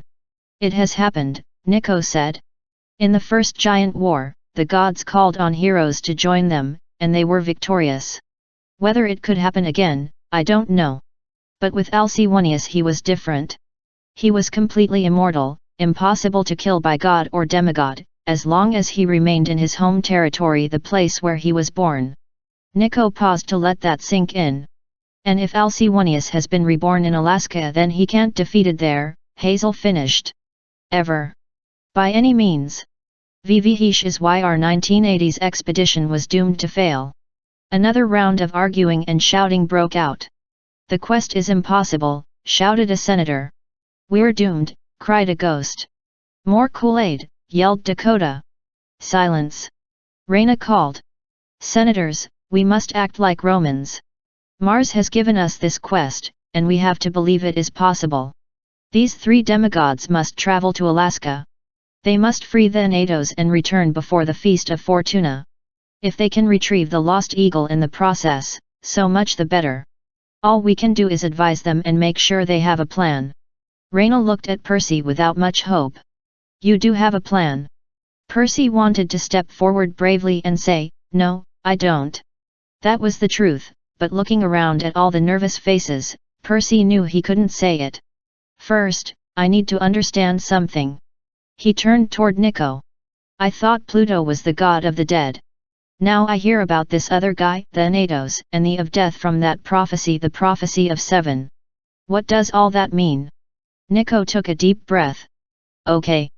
Pluto is the god of the underworld, but the actual god of death, the one who's responsible for making sure souls go to the afterlife and stay there, that's Pluto's lieutenant, Thanatos.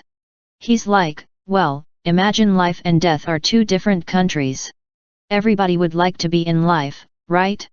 So there's a guarded border to keep people from crossing back over without permission.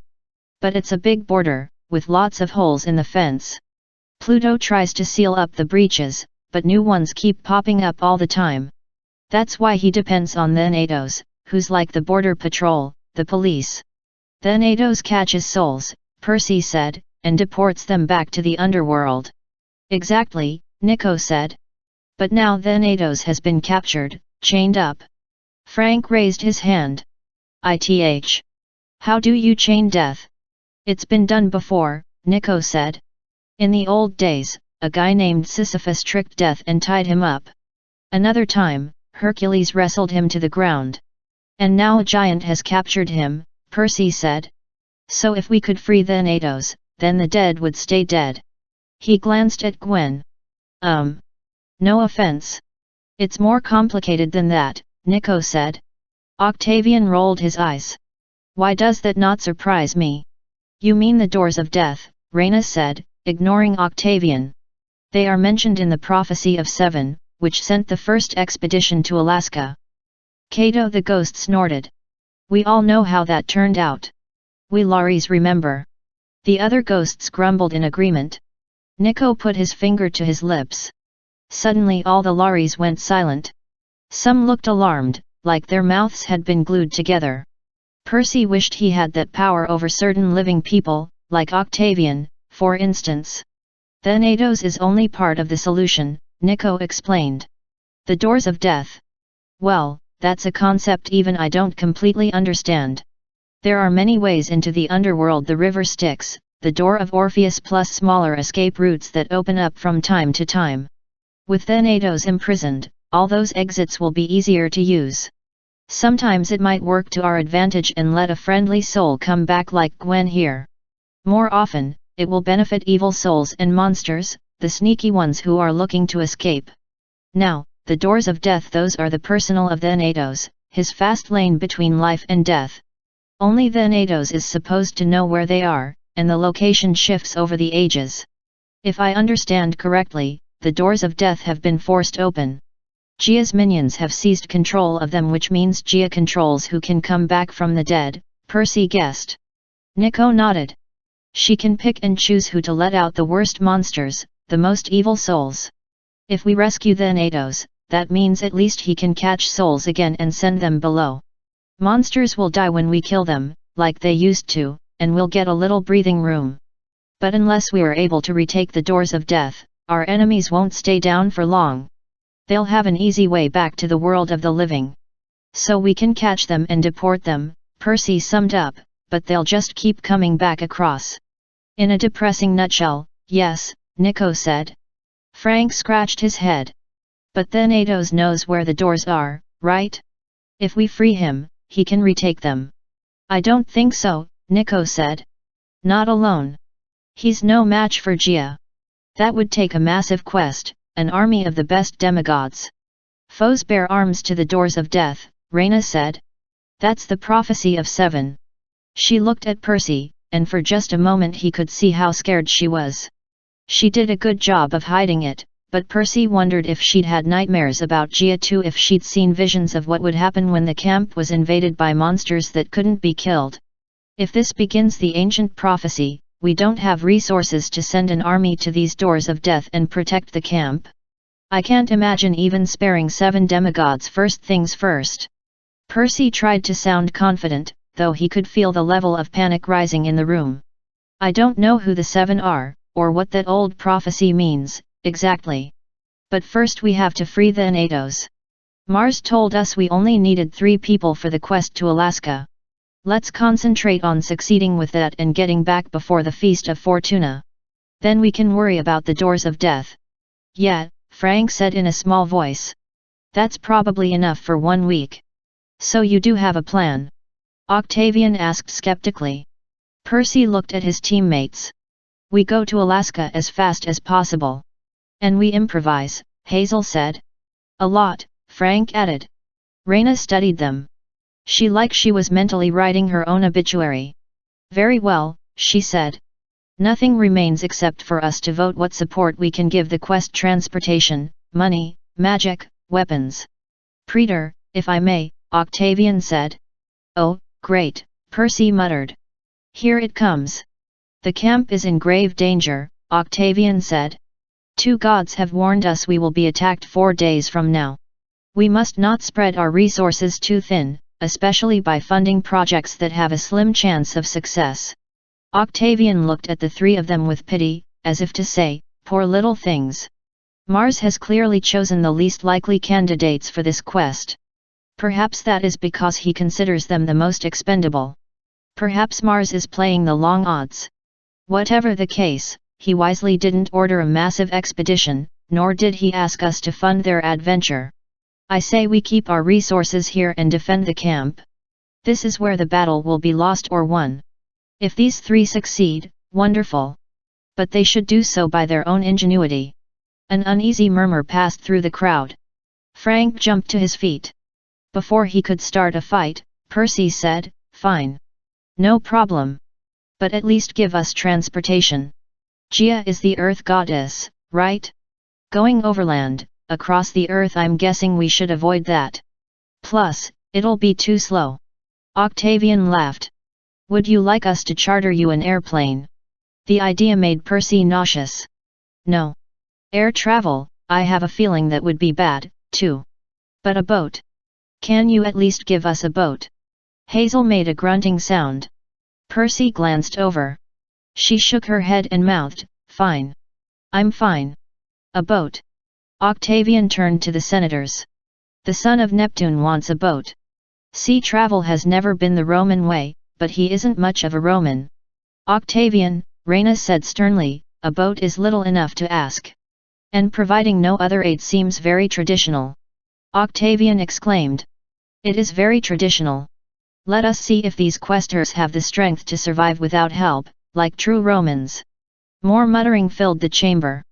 The senator's eyes moved back and forth between Octavian and Reyna, watching the test of wills. Reyna straightened in her chair. Very well, she said tightly. We'll put it to a vote.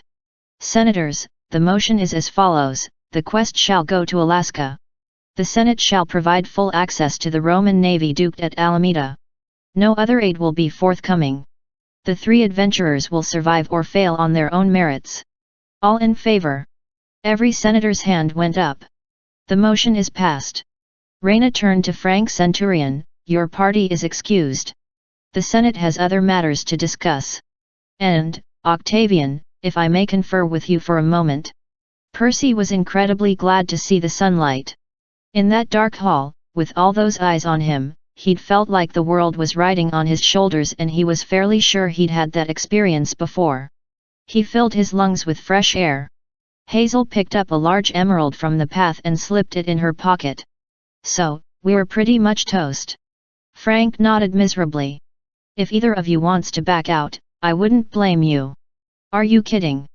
Hazel said. And pull sentry duty for the rest of the week.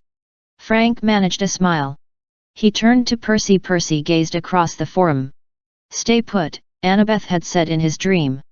But if he stayed put, this camp would be destroyed. He looked up at the hills, and imagined Gaea's face smiling in the shadows and ridges. You can't win, little demigod, she seemed to say. Serve me by staying, or serve me by going. Percy made a silent vow, after the Feast of Fortuna, he would find Annabeth. But for now, he had to act. He couldn't let Gaea win. I'm with you, he told Frank. Besides, I want to check out the Roman navy.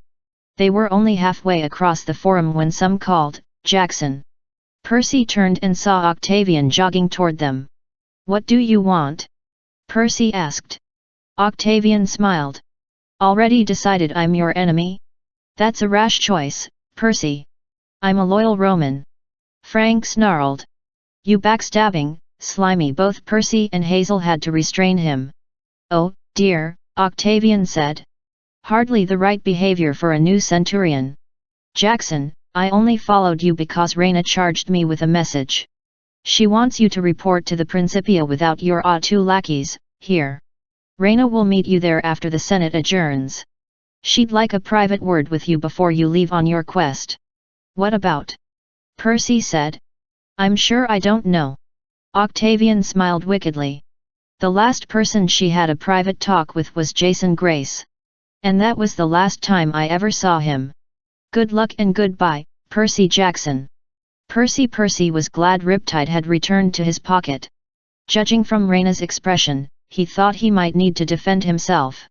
She stormed into the Principia with her purple cloak billowing, and her greyhounds at her feet. Percy was sitting in one of the praetor chairs that he'd pulled to the visitor's side, which maybe wasn't the proper thing to do. He started to get up. Stay seated, Reyna growled. You leave after lunch. We have a lot to discuss. She plunked down her dagger so hard, the jelly bean bowl rattled. Aurum and Argentum their posts on her left and right and fixed their ruby eyes on Percy. What did I do wrong? Percy asked. If it's about the chair, it's not you. Reyna scowled. I hate Senate meetings. Myman Octavian gets talking. Percy nodded. You're a warrior. Octavian is a talker. Put him in front of the Senate, and suddenly he becomes the powerful one. She narrowed her eyes. You're smarter than you look. Gee, thanks. I hear Octavian might get elected praetor, assuming the camp survives that long. Which brings us to the subject of doomsday, Reyna said, and how you might help prevent it. But I place the fate of Camp Jupiter in your hands. We need to get a few things straight. She sat down and put a ring on the table, a band of silver etched with a sword and torch design, like Reyna's tattoo. Do you know what this is? The sign of your mom, Percy said. War goddess. He tried to remember the name, but he didn't want to get it wrong. Something like Bologna. Or Salami. Bologna, yes. Reyna scrutinized him carefully. You don't remember where you saw this ring before? You really don't remember me or my sister, Hyla? Percy shook his head. I'm sorry. It would have been 4 years ago. Just before you came to camp. Reyna frowned. How did you? You've got 4 stripes on your tattoo. 4 years. Reyna looked at her forearm. Of course. It seems so long ago. I suppose you wouldn't recall me even if you had your memory. I was just a little girl, one attendant among so many at the spa. But you spoke with my sister, just before you and that other one, Annabeth, destroyed our home. Percy tried to remember. He really did. For some reason, Annabeth and he had visited a spa and decided to destroy it. He couldn't imagine why. Maybe they hadn't liked the deep tissue massage? Maybe they'd gotten bad manicures? It's a blank, he said. Since your dogs aren't attacking me, I hope you'll believe me. I'm telling the truth, Orm and Argentum snarled. Percy got the feeling they were thinking, please lie. Please lie. Reyna tapped the silver ring. I believe you're sincere, she said. But not everyone at camp does. Octavian thinks you're a spy. He thinks you were sent here by Gaea to find our weaknesses and distract us. He believes the old legends about the Greeks. Old legends. Reyna's hand rested halfway between her dagger and the jelly beans. Percy had a feeling that if she made a sudden move, she wouldn't be grabbing for the candy. Some believe Greek demigods still exist, she said, heroes who follow the older forms of the gods. There are legends of battles between Roman and Greek heroes in relatively modern times, the American Civil War, for instance. I have no proof of this, and if our Lares know anything, they refuse to say. But Octavian believes the Greeks are still around, plotting our downfall, working with the forces of Gaea. He thinks you are one of them. Is that what you believe? I believe you came from somewhere, she said. You're important, and dangerous. 2 gods have taken a special interest in you since you arrived, so I can't believe you'd work against Olympus. Or Rome. She shrugged. Of course, I could be wrong. Perhaps the gods sent you here to test my judgment. But I think you were sent here to make up for the loss of Jason. Jason. Percy couldn't go very far in this camp without hearing that name. The way you talk about him. Percy said. Were you two a couple? Reyna's eyes bored into him like the eyes of a hungry wolf. Percy had seen enough hungry wolves to know. We might have been, Reyna said, given time. Praetors work closely together. It's common for them to become romantically involved. But Jason was only praetor for a few months before he disappeared. Ever since then, Octavian has been pestering me, agitating for new elections. I've resisted. I need a partner in power, but I'd prefer someone like Jason. A warrior, not a schemer. She waited. Percy realized she was sending him a silent invitation. His throat went dry. Oh, you mean oh. I believe the gods sent you to help me, Reyna said. I don't understand where you come from, any more than I understood it 4 years ago. But I think your arrival is some sort of repayment. You destroyed my home once. Now you've been sent to save my home. I don't hold a grudge against you for the past, Percy. My sister hates you still, it's true, but fate brought me here to Camp Jupiter. I've done well. All I ask is that you work with me for the future. I intend to save this camp. The metal dogs glared at him, their mouths frozen in snarl mode. Percy found Reyna's eyes a lot harder to meet. Look, I'll help, he promised. But I'm new here. You've got a lot of good people who know this camp better than I do. If we succeed on this quest, Hazel and Frank will be heroes. You could ask one of them, please, Reyna said. No one will follow a child of Pluto. There's something about that girl. Rumors about where she came from. No, she won't do. As for Frank Zhang, he has a heart, but he's hopelessly naive and inexperienced. Besides, if the others found out about his family history at this camp, family history. The point is, Percy, you are the real power on this quest. You are a seasoned veteran. I've seen what you can do. A son of Neptune wouldn't be my first choice, but if you return successfully from this mission, the Legion might be saved. The praetorship will yours for the taking. Together, you and I could expand the power of Rome. We could raise an army and find the doors of death, crush Gaea's forces once and for all. You would find me a very helpful friend. She said that word like it could have several meanings, and he could pick which one. Percy's feet started tapping on the floor, anxious to run. Reyna. I'm honored, and all. Seriously. But I've got a girlfriend. And I don't want power, or a praetorship. Percy was afraid he'd make her mad. Instead she just raised her eyebrows. A man who turns down power, she said. That's not very Roman of you. Just think ATM_LT it. In 4 days, I have to make a choice. If we are to fight off an invasion, we must have 2 strong praetors. I'd prefer you, but if you fail on your quest, or don't come back, or refuse my offer, well, I'll work with Octavian. I mean to save this camp, Percy Jackson. Things are worse than you realize. Percy remembered what Frank said about the monster attacks getting more frequent. How bad? Reyna's nails dug into the table. Even the Senate doesn't know the whole truth. I've asked Octavian not to share his auguries, or we'd have mass panic. He's seen a great army marching south, more than we can possibly defeat. They're led by a giant Alcyoneus. I don't think so. If he is truly invulnerable in Alaska, he'd be foolish to come here himself. It must be one of his brothers. Great, Percy said. So we've got 2 giants to worry about. The praetor nodded. Lupa and her wolves are trying to slow them down, but this force is too strong even for them. The enemy will be here soon by the Feast of Fortuna at the very latest. Percy shuddered. He'd seen Lupa in action. He knew all about the wolf goddess and her pack. If this enemy was too powerful for Lupa, Camp Jupiter didn't stand a chance. Reyna read his expression. Yes, it's bad, but not hopeless. If you succeed in bringing back our eagle, if you release death so we can actually kill our enemies, then we stand a chance. And there's one more possibility. Reyna slid the silver ring across the table. I can't give you much help, but your journey will take you close to Seattle. I'm asking you for a favor, which may also help you. Find my sister Hyla. Your sister, the one who hates me. Oh, yes, Reyna agreed. She would love to kill you. But show her that ring as a token from me, and she may help you instead. I can't speak for her. In fact. Reyna frowned. In fact, I haven't spoken to her weeks. She's gone silent. With these armies passing through, you want me to check on her, Percy guessed. Make sure she's okay. Partially, yes. I can't imagine she's been overcome. My sister has a powerful force. Her territory is well defended.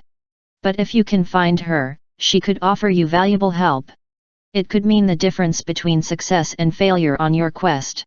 And if you tell her what's happening here, she might send help. Percy asked. Reyna didn't answer, but Percy could see the desperation in her eyes. She was terrified, grasping for anything that could save her camp.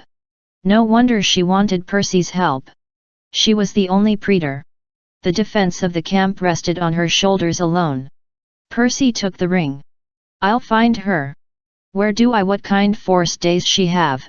Don't worry. Just go to Seattle. They'll find you. That didn't sound encouraging, but Percy slipped the ring onto his leather necklace with his beads and his probatio tablet. Wish me luck, fight well, Percy Jackson, Reyna said. And thank you. He could tell the audience was over. Reyna was having trouble holding herself together, keeping up the image of the confident commander. She needed some time by herself. But at the door of the Principia, Percy couldn't resist turning. How did we destroy your home, that spot where you lived? The metal greyhounds growled. Reyna snapped her fingers to silence them. You destroyed the power of our mistress, she said. You freed some prisoners who took revenge on all of us who lived on the island. My sister and I, well, we survived. It was difficult. But in the long run, I think we are better off away from that place. Still, I'm sorry, Percy said. If I hurt you, I'm sorry. Reyna gazed at him for a long time, as if trying to translate his words. An apology? Not very Roman at all, Percy Jackson. You'd make an interesting praetor. I hope you'll think about my offer. 16 Percy lunch felt like a funeral party. Everybody ate. People talked in hushed tones. Nobody seemed particularly happy. The other campers kept glancing over at Percy like he was the corpse of honor. Reyna made a brief speech wishing them luck. Octavian ripped open a Beanie Baby and pronounced grave omens and hard times ahead, but predicted the camp would be saved by an unexpected hero, whose initials were probably Octavian. Then the other campers went off to their afternoon classes: gladiator fighting, Latin lessons, paintball with ghosts, eagle training, and a dozen other activities that sounded better than a suicide quest. Percy followed Hazel and Frank to the barracks to pack. Percy didn't have much. He'd cleaned up his backpack from his trip south and had kept most of his bargain mart supplies. He had a fresh pair of jeans and an extra purple t-shirt from the camp quartermaster, plus some nectar, ambrosia, snacks, a little mortal money, and camping supplies. At lunch, Raina had handed him a scroll of introduction from the praetor and camp senate. Supposedly, any retired legionnaires they met on the trip would help them if shown the letter. He also kept his leather necklace with the beads, the silver ring, and the probatio tablet, and of course he had riptide in his pocket. He folded his tattered orange t-shirt and left it on his bunk. "I'll be back," he said. He felt pretty stupid talking to a t-shirt, but he was really thinking of Annabeth and his old life. "I'm not leaving for good. But I have to help these guys. They took me in. They deserve to survive." The t-shirt didn't answer, thankfully. One of their roommates, Bobby, gave them a ride to the border of the valley on Hannibal the elephant. From the hilltops, Percy could see everything below. The little Tiber snaked across golden pastures where the unicorns were grazing. The temples and forums of New Rome gleamed in the sunlight. On the field of Mars, engineers were hard at work, pulling down the remains of last night's fort and setting up barricades for a game of death ball. A normal day for Camp Jupiter, but on the northern horizon, storm clouds were gathering. Shadows moved across the hills, and Percy imagined the face of Gaea getting closer and closer. "Work with me for the future," Raina had said. "I intend to save this camp." Looking down at the valley, Percy understood why she cared so much. Even though he was new to Camp Jupiter, he felt a fierce desire to protect this place. A safe haven where demigods could build their lives. He wanted that to be part of his future. Maybe not the way Raina imagined, but if he could share this place with Annabeth. They got off the elephant. Bobby wished them a safe journey. Hannibal wrapped the three questers with his trunk. Then the elephant taxi service headed back into the valley. Percy sighed. He turned to Hazel and Frank and tried to think of something upbeat to say. A familiar voice said, "IDs, please." A statue of Terminus appeared at the summit of the hill. The god's marble face frowned irritably. "Well? Come along. You again?" Percy asked. "I thought you just guarded the city." Terminus huffed. "Glad to see you, too, Mr. Rule Flouter. Normally, yes, I guard the city, but for international departures, I like to provide extra security at the camp borders. You really should have allowed 2 hours before your planned departure time, you know. But we'll have to make do. Now, come over here so I can pat you down." "But you don't have." Percy stopped himself. Sure." He stood next to the armless statue. Terminus conducted a rigorous mental pat down. "You seem to be clean," Terminus decided. "Do you have anything to declare?" "Yes," Percy said. "I declare this is stupid." "Humph. Probatio tablet, Percy Jackson, 5th cohort, son of Neptune." "Fine, go." "Hazel Levesque, daughter of Pluto." "Fine. Any foreign currency or, precious metals to declare?" "No," she muttered. "Are you sure?" Terminus asked. "Because last time no." "Well, this is a grumpy bunch," said the god. "Quest travelers. Always in a rush. Now, let's see Frank Zhang." "Ah. Centurion? Well done, Frank. And that haircut is regulation perfect. I approve. Off you go, then, Centurion Zhang. Do you need any directions?" "No. No, I guess not. Just down to the BART station," Terminus said anyway. "Change trains at 12th Street in Oakland. You want Fruitvale Station. From there, you can walk or take the bus to Alameda. You guys don't have a magical BART train or something?" Percy asked. "Magic trains?" Terminus scoffed.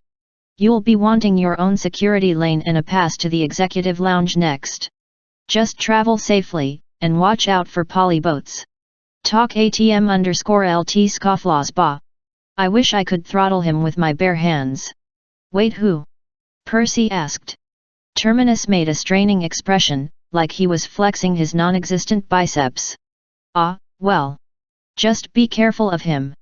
I imagine he can smell a son of Neptune a mile away. Out you go, now.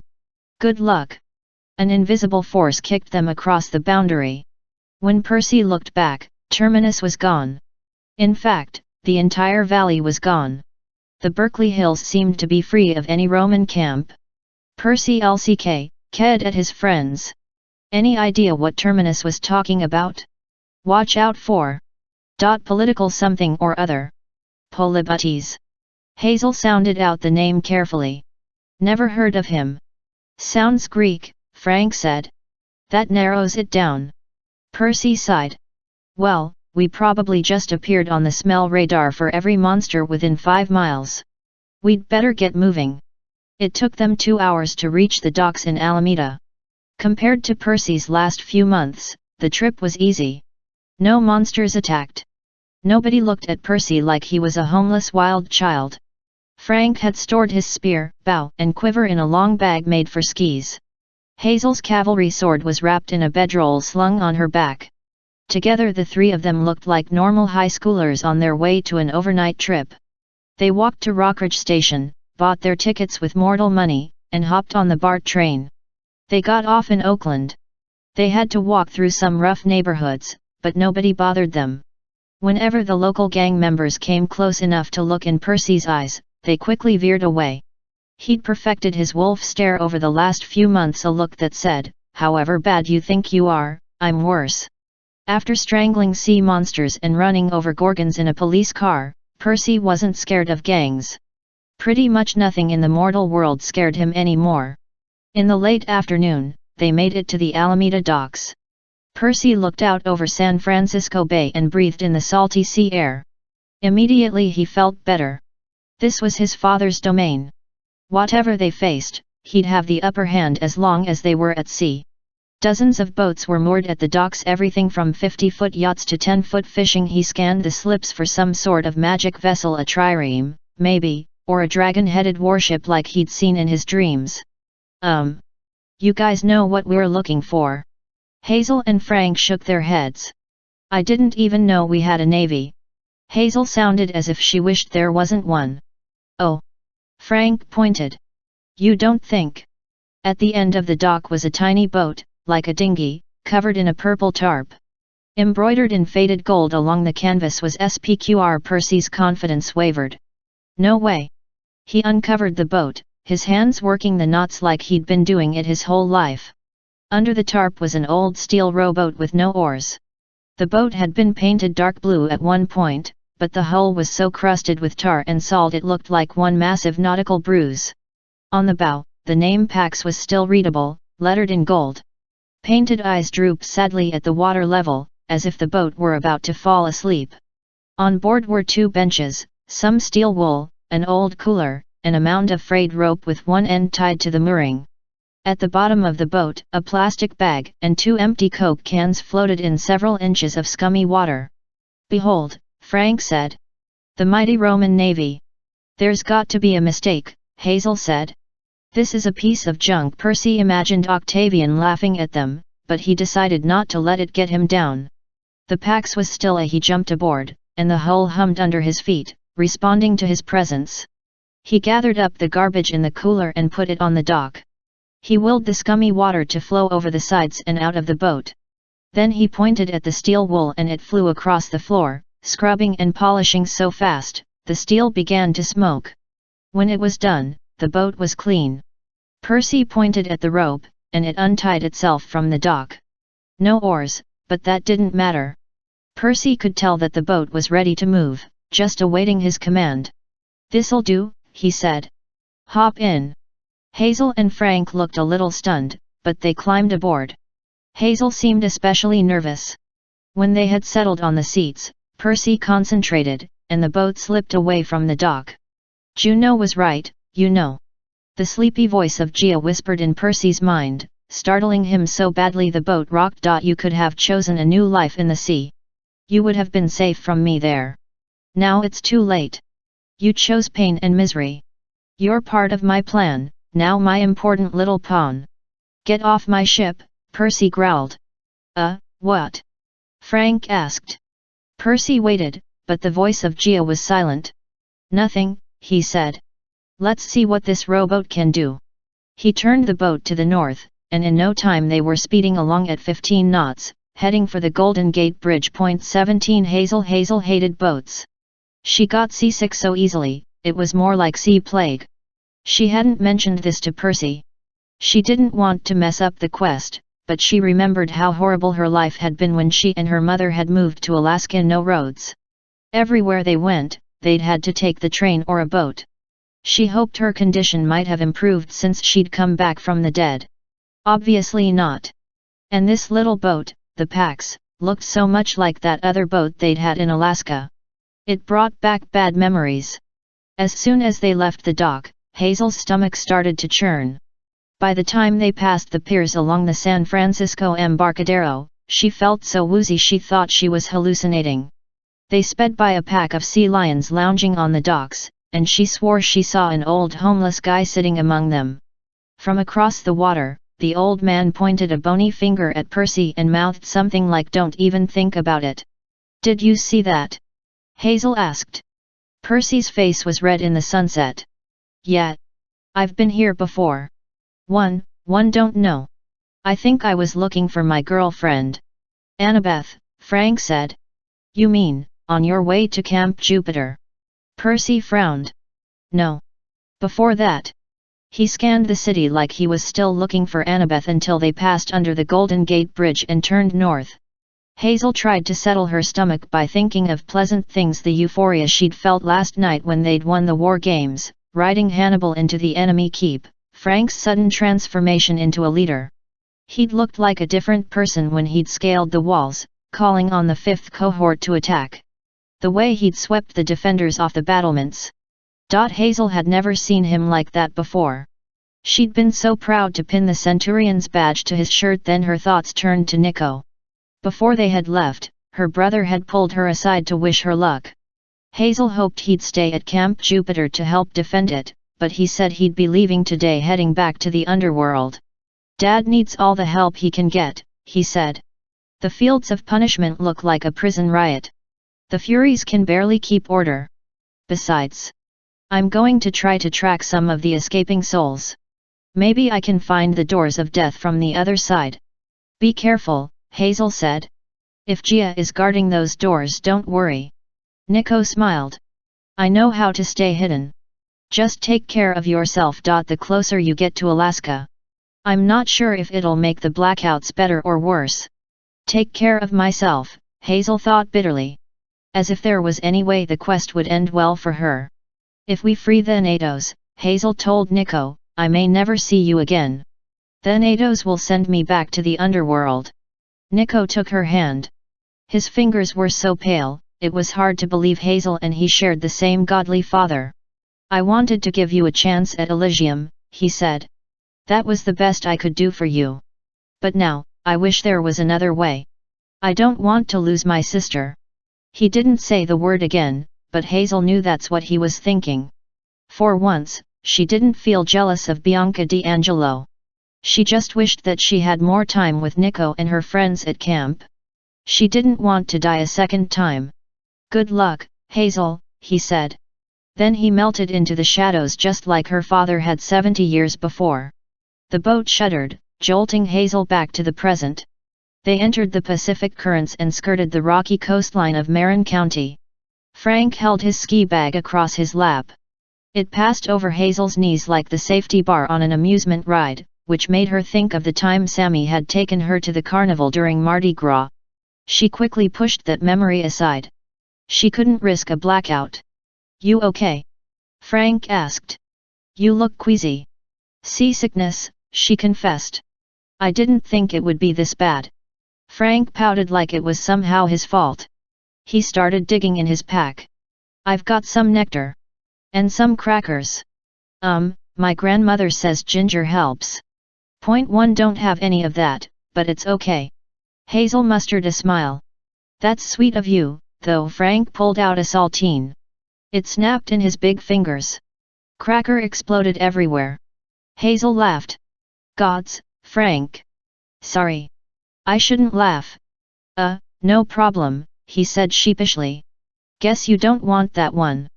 Percy wasn't paying much attention. He kept his eyes fixed on the shoreline. As they passed Stinson Beach, he pointed inland, where a single mountain rose above the green hills. That LCK's familiar, he said. Mount Tam, Frank said. Kids at camp are always talking about it. Big battle happened on the summit, at the old Titan base. Percy frowned. Were either of you there? No, Hazel said. That was back in August, before I got to camp. Jason told me about it. The Legion destroyed the enemy's palace and about 1 million monsters. Jason had to battle Cryas hand-to-hand combat with a Titan, if you can imagine. I can imagine, Percy muttered. Hazel wasn't sure what he meant, but Percy did remind her of Jason, even though they looked nothing alike. They had the same aura of quiet power, plus a kind of sadness, like they'd seen their destiny and knew it was only a matter of time before they met a monster they couldn't beat. Hazel the feeling. She watched the sunset in the ocean, and she knew she had less than a week to live. Whether or not their quest succeeded, her journey would be over by the Feast of Fortuna. She thought about her first death, and the months leading up to it, her house in Seward, the 6 months she'd spent in Alaska, taking that little boat into Resurrection Bay at night, visiting that cursed island. She realized her mistake too late. Her vision went black, and she slipped back in time. Their rental house was a clapboard box suspended on pilings over the bay. When the train from Anchorage rolled by, the furniture shook and the pictures rattled on the walls. At night, Hazel fell asleep to the sound of icy water lapping against the rocks under the floorboards. The wind made the building creak and groan. They had one room, with a hot plate and an icebox for a kitchen. One corner was curtained off for Hazel, where she kept her mattress and storage chest. She'd pinned her drawings and old photos of New Orleans on the walls, but that only made her homesickness worse. Her mother was rarely home. She didn't go by Queen Marie anymore. She was just Marie, the hired help. She'd cook and clean all day at the diner on 3rd Avenue for fishermen, railroad workers, and the occasional crew of Navy men. She'd come home smelling like pine sol and fried fish. At night, Marie Levesque would transform. The voice took over, giving Hazel orders, putting her to work on their horrible project. Winter was the worst. The voice stayed longer because of the constant darkness. The cold was so intense, Hazel thought she would never be warm again. When summer came, Hazel couldn't get enough sun. Every day of summer vacation, she stayed away from home as long as she could, but she couldn't walk around town. It was a small community. The other kids spread rumors about her, the witch's child who lived in the old shack by the docks. If she came too close, the kids jeered at her or threw bottles and rocks. The adults weren't much better. Hazel could have made their lives miserable. She could have given them diamonds, pearls, or gold. Up here in Alaska, gold was easy. There was so much in the hills, Hazel could have buried the town without half trying. But she didn't really hate the locals for pushing her away. She couldn't blame them. She spent the day walking the hills. She attracted ravens. They'd caw at her from the trees and wait for the shiny things that always appeared in her footsteps. The curse never seemed to bother them. She saw brown bears, too, but they kept their distance. When Hazel got thirsty, she'd find a snow-melt waterfall and drink cold, clean water until her throat hurt. She'd climb as high as she could and let the sunshine warm her face.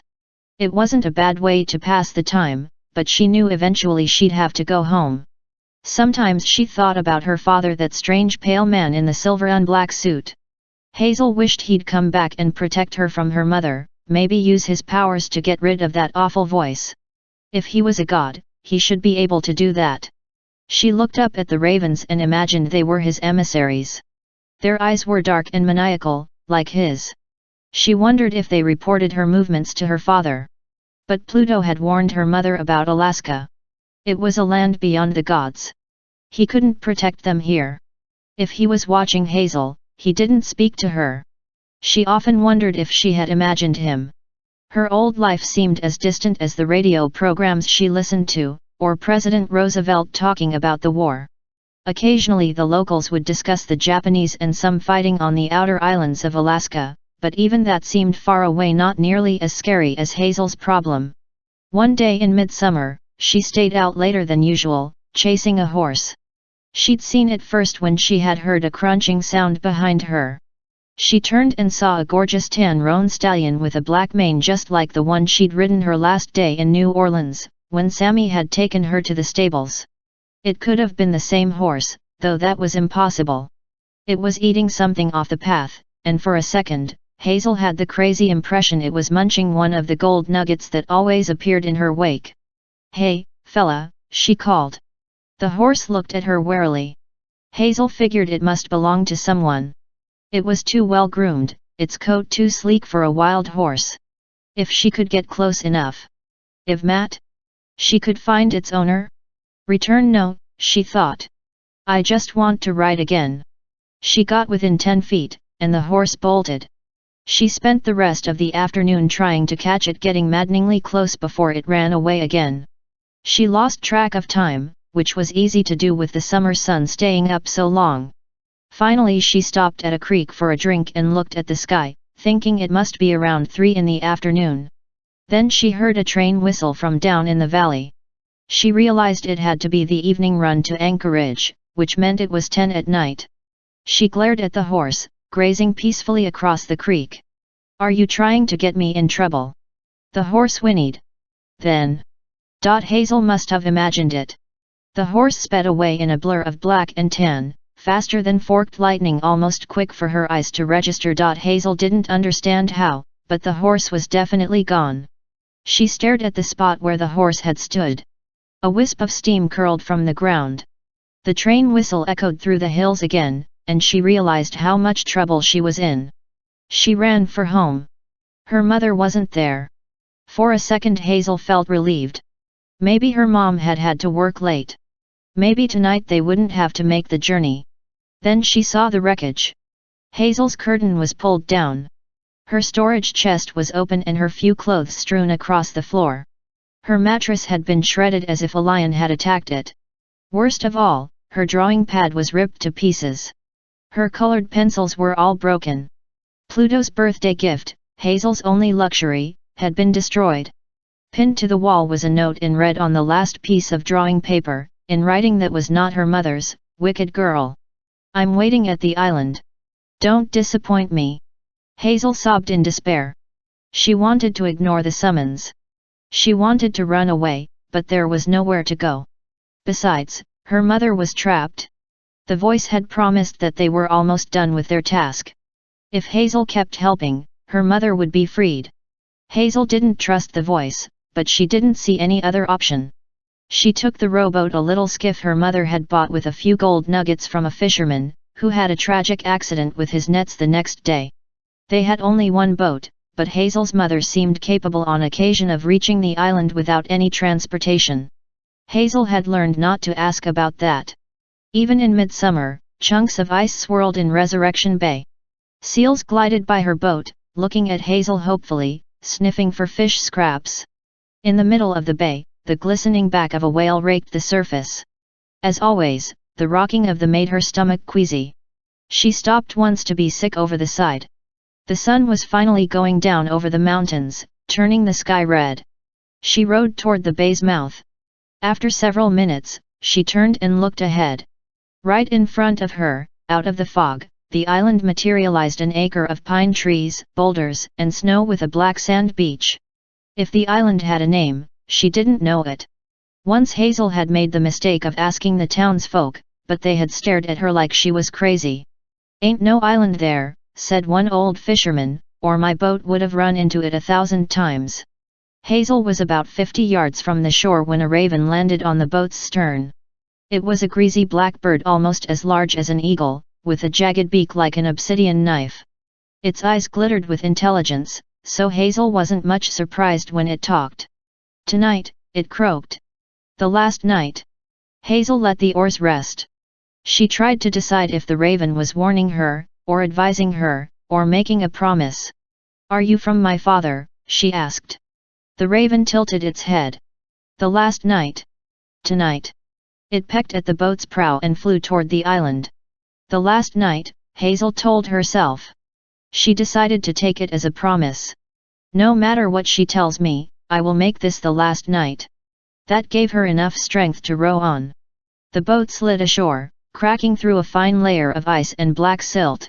Over the months, Hazel and her mother had worn a path from the beach into the woods. She hiked inland, careful to stick to the trail. The island was full of dangers, both natural and magical. Bears rustled in the undergrowth, glowing white spirits, vaguely human, drifted through the trees. Hazel didn't know what they were, but she knew they were watching her, hoping she'd stray into their clutches. At the center of the island, two massive black boulders formed the entrance to a tunnel. Hazel made her way into the cavern she called the heart of the earth. It was the only truly warm place Hazel had found since moving to Alaska. The air smelled of freshly turned soil. The sweet, moist heat made Hazel feel drowsy, but she fought to stay awake. She imagined that if she fell asleep here, her body would sink into the earthen floor and turn to mulch. The cave was as large as a church sanctuary, like the St. Louis Cathedral back home on Jackson Square. The walls glowed with luminescent mosses, green, red, and purple. The whole chamber thrummed with energy, an echoing boom, boom, boom that reminded Hazel of a heartbeat. Perhaps it was just the sea's waves battering the island, but Hazel didn't think so. This place was alive. The earth was asleep, but it pulsated with power. Its dreams were so malicious, so fitful, that Hazel felt herself losing her grip on reality. Gaea wanted to consume her identity, just as she'd overwhelmed Hazel's mother. She wanted to consume every human, god, and demigod that dared to walk across her surface. You all belong to me, Gaea murmured like a lullaby. Surrender. Return to the earth. No, Hazel thought. I'm Hazel Levesque. You can't have me. Marie Levesque stood over the pit. In 6 months, her hair had turned as grey as lint. She'd lost weight. Her hands were gnarled from hard work. She wore snow boots and waders and a stained white shirt from the diner. She never would have been mistaken for a queen. It's too late. Her mother's frail voice echoed through the cavern. Hazel realized with a shock that it was her voice, not Gaea's. Mother. Marie turned. Her eyes were open. She was awake and conscious. This should have made Hazel feel relieved, but it made her nervous. The voice had never relinquished control while they were on the island. What have I done? Her mother asked helplessly. Oh, Hazel, what did I do to you? She stared in horror at the thing in the pit. 4 months they'd been coming here, 4 or 5 nights a week as the voice required. Hazel had cried, she'd collapsed with exhaustion, she'd pleaded, she'd given in to despair. But the voice that controlled her mother had urged her on relentlessly. Bring valuables from the earth. Use your powers, child. Bring my most valuable possession to me. At first, her efforts had brought only scorn. The fissure in the earth had filled with gold and precious stones, bubbling in a thick soup of petroleum. It looked like a dragon's treasure dumped in a tar pit. Then, slowly, a rock spire began to grow like a massive tulip bulb. It emerged so gradually, night after night, that Hazel had trouble judging its progress. Often she concentrated all night on raising it, until her mind and soul were exhausted, but she didn't notice any difference. Yet the spire did grow. Now Hazel could see how much she'd accomplished. The thing was 2 stories high, a swirl of rocky tendrils jutting like a spear tip from the oily morass. Inside, something glowed with heat. Hazel couldn't see it clearly, but she knew what was happening. A body was forming out of silver and gold, with oil for blood and raw diamonds for a heart. Hazel was resurrecting the son of Gaea. He was almost ready to wake. Her mother fell to her knees and wept. I'm sorry, Hazel. I'm so sorry. She looked helpless and alone, horribly sad. Hazel should have been furious. Sorry? She'd lived in fear of her mother for years. She'd been scolded and blamed for her mother's unfortunate life. She'd been treated like a freak, dragged away from her home in New Orleans to this cold wilderness, and worked like a slave by a merciless evil goddess. Sorry didn't cut it. She should have despised her mother. But she couldn't make herself feel angry. Hazel knelt and put her arm around her mother. There was hardly anything left of her, just skin and bones and stained work clothes. Even in the warm cave, she was trembling. "What can we do?" Hazel said. "Tell me how to stop it." Her mother her head. "She let me go. She knows it's too late. There's nothing we can do." The voice. Hazel was afraid to get her hopes up, but if her mother was really freed, then nothing else mattered. They could get out of here. They could run away, back to New Orleans. "Is she gone?" Her mother glanced fearfully around the cave. "No, she's here. There's only one more thing she needs from me. For that, she needs my free will." Hazel didn't like the sound of that. "Let's get out of here," she urged. "That thing in the rock. It's going to hatch soon," her mother agreed. She looked at Hazel so tenderly. Hazel couldn't remember the last time she'd seen that kind of affection in her mother's eyes. She felt a sob building in her chest. "Pluto warned me," her mother said. "He told me my wish was too dangerous." Your wish? All the wealth under the earth," she said. "He controlled it. I wanted it. I was so tired of being poor, Hazel. So tired. First I summoned him just to see if I could. I never thought the old gris-gris spell would work on a god. But he courted me, told me I was brave and beautiful." She stared at her bent, calloused hands. "When you were born, he was so pleased and proud. He promised me anything. He swore on the river Styx. I asked for all the riches he had. He warned me the greediest wishes cause the greatest sorrows. But I insisted. I imagined living like a queen, the wife of a god. And you? You received the curse." Hazel felt as if she were expanding to the breaking point, just like that spire in the pit. Her misery would soon become too great to hold inside, and her skin would shatter. "That's why I can find things under the earth. And why they bring only sorrow." Her mother gestured listlessly around the cavern. "That's how she found me, how she was able to control me. I was angry with your father. I blamed him for my problems. I blamed you. I was so bitter, I listened to Gaea's voice. I was a fool. There's got to be something we can do," Hazel said. "Tell me how to stop her." The ground trembled. Gaea's disembodied voice echoed through the cave. "My eldest rises," she said, "the most precious thing in the earth, and you have brought him from the depths, Hazel Levesque. You have made him anew. His awakening cannot be stopped. Only one thing remains." Hazel clenched her fists. She was terrified, but now that her mother was free, she felt like she could confront her enemy at last. This creature, this evil goddess, had ruined their lives. Hazel wasn't going to let her win. "I won't help you anymore," she yelled. "But I am done with your help, girl. I brought you here for one reason only. Your mother required. Incentive." Hazel's throat constricted. "Mother. I'm sorry, Hazel. If you can forgive me, please know that it was only because I loved you. She promised to let you live if you sacrifice yourself," Hazel said, realizing the truth. "She needs you to give your life willingly to raise that thing." "Alcyoneus," Gaea said. "Eldest of the giants. He must rise first, and this will be his new homeland far from the gods. He will walk these icy mountains and forests. He will raise an army of monsters. While the gods are divided, fighting each other in this mortal world war, he will send forth his armies to destroy Olympus." The earth goddess's dreams were so powerful, they cast shadows across the cave walls, ghastly shifting images of Nazi armies raging across Europe, Japanese planes destroying American cities.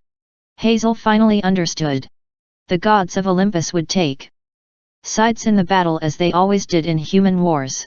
Vs-01 Isle, the gods fought each other to a blow standstill, an army of monsters would rise in the north. Alcyoneus would revive his brother giants and send them forth to conquer the world. The weakened gods would fall. The mortal conflict would rage for decades until all civilization was swept away, and the earth goddess awakened fully. Gaea would rule forever. All this, the goddess purred, because your mother was greedy and cursed you with the gift of finding riches. In my sleeping state, I would have needed decades more, perhaps even centuries, before I found the power to resurrect Alcyoneus myself. But now he will wake, and soon, so shall I. With terrible certainty, Hazel knew what would happen next. The only thing Gaea needed was a willing sacrifice, a soul to be consumed for Alcyoneus to awaken. Her mother would step into the fissure and touch that horrible spire and she would absorbed. Hazel, go. Her mother rose unsteadily. She'll let you live, but you must hurry. Hazel believed it. That was the most horrible thing. Gaea would honor the bargain and let Hazel live. Hazel would survive to see the end of the world, knowing that she'd caused it. No. Hazel made her decision. I won't live. Not for that. She reached deep into her soul. She called on her father, the lord of the underworld, and summoned all the riches that lay in his vast realm. The cavern shook. Around the spire of Alcyoneus, oil bubbled, then churned and erupted like a boiling cauldron. Don't be foolish, Gaea said, but Hazel detected concern in her tone, maybe even fear. You will destroy yourself for nothing. Your mother will still die. Hazel almost wavered. She remembered her father's promise, someday her curse would be washed away, a descendant of Neptune would bring her peace. He'd even said she might find a horse of her own. Maybe that strange stallion in the hills was meant for her. But none of that would happen if she died now. She'd never see Sammy again, or return to New Orleans. Her life would be 13 short, bitter years with an unhappy ending. She met her mother's eyes. For once, her mother didn't look sad or angry. Her eyes shone with pride. You were my gift, Hazel, she said. My most precious gift. I was foolish to think I needed anything else. She kissed Hazel's forehead and held her close. Her warmth gave Hazel the courage to continue. They would die, but not as sacrifices to Gaea. Instinctively Hazel knew that their final act would reject Gaea's power. Their souls would go to the underworld, and Alcyoneus would not rise, at least not yet. Hazel summoned the last of her willpower. The air turned searing hot. The spire began to sink. Jewels and chunks of gold shot from the fissure with such force, they cracked the cavern walls and sent shrapnel flying, stinging Hazel's skin through her jacket. Stop this! Gaea demanded. You cannot prevent his rise. At best, you will delay him a few decades. Half a century. Would you trade your lives for that? Hazel gave her an answer. The last night, the raven had said. The fissure exploded. The roof crumbled. Hazel sank into her mother's arms, into the darkness, as oil filled her lungs and the island collapsed into the bay. 18 Hazel, Hazel. Frank shook her arms, sounding panicked.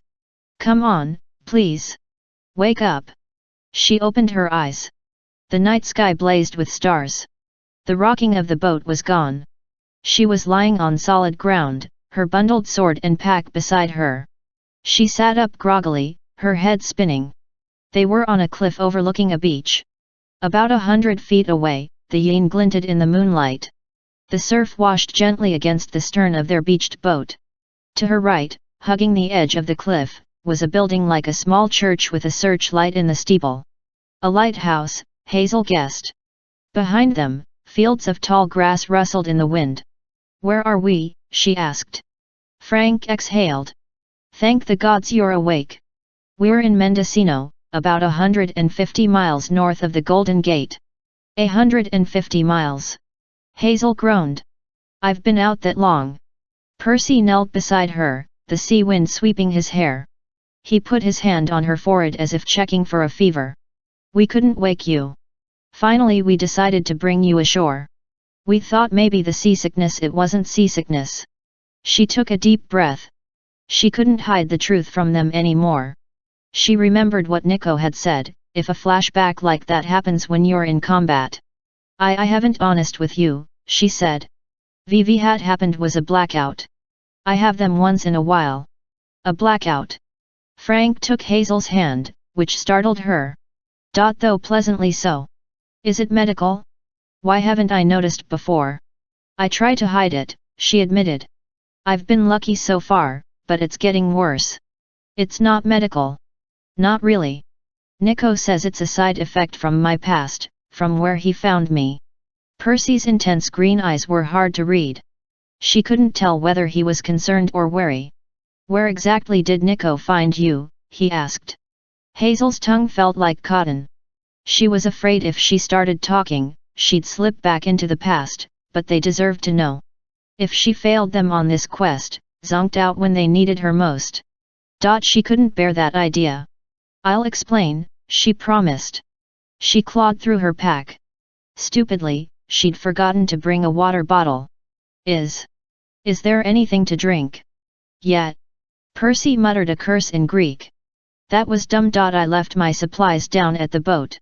Hazel felt bad asking them to take care of her, but she'd woken up parched and exhausted, as if she'd lived the last few hours in both the past and the present.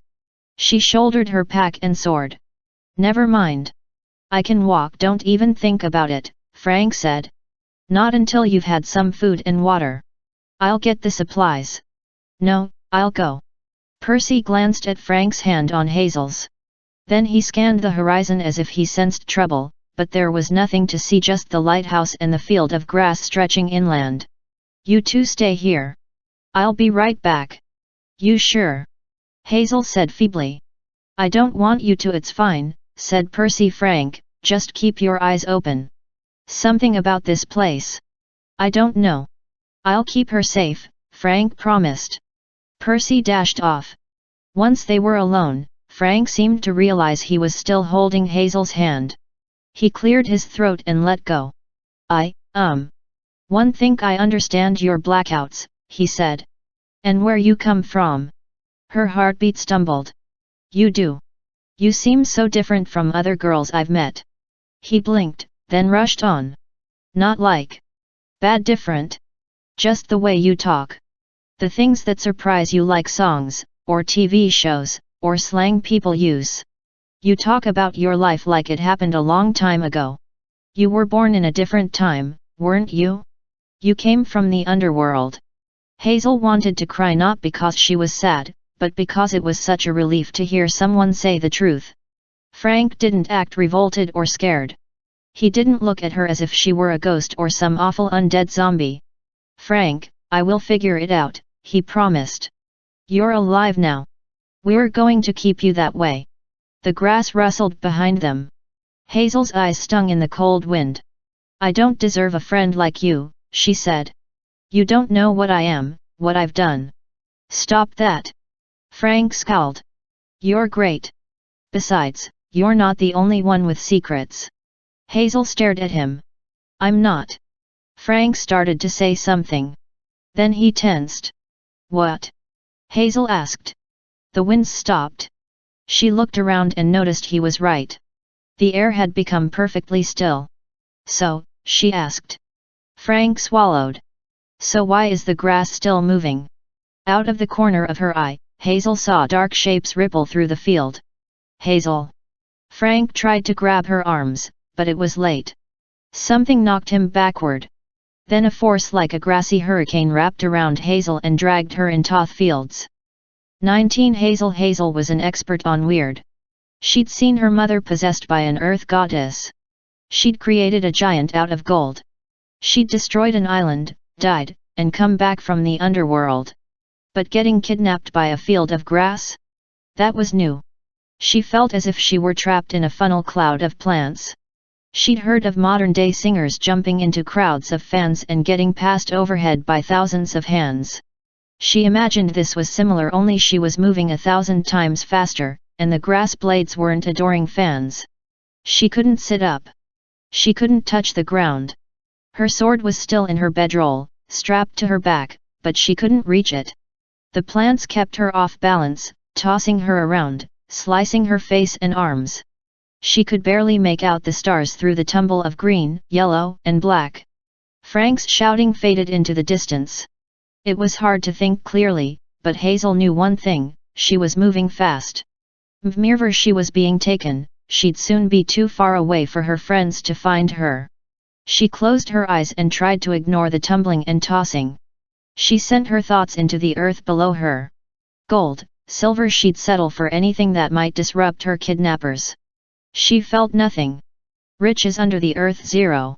She was about to despair when she felt a huge cold spot pass beneath her. She locked onto it with all her concentration, dropping a mental anchor. Suddenly the ground rumbled.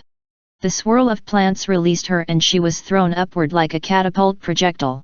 Momentarily weightless, she opened her eyes. She twisted her body in midair. The ground was about 20 feet below her. Then she was falling. Her combat training kicked in. She'd practiced dropping from giant eagles before. She tucked into a roll, turned the impact into a somersault, and came up standing. She unslung her bedroll and drew her sword. A few yards to her left, an outcropping of rock the size of a garage jutted from the sea of grass. Hazel realized it was her anchor. She'd caused the rock to appear. The grass rippled around it. Angry voices hissed in dismay at the massive clump of stone that had broken their progress. Before they could regroup, Hazel ran to the rock and clambered to the top. The grass swayed and rustled around her like the tentacles of a gigantic undersea anemone. Hazel could sense her kidnapper's frustration. "Can't grow on this, can you?" she yelled. "Go away, you bunch of weeds. Leave me alone." "Schist," said an angry voice from the grass. Hazel raised her eyebrows. "Excuse me." "Schist. Big pile of schist." A nun at St. Agnes Academy had once washed Hazel's mouth with lye soap for saying something very similar, SOS he wasn't sure how to respond. Then, all around her rock island, the kidnappers materialized from the grass. At first glance they looked like Valentine angels, a dozen chubby little Cupid babies.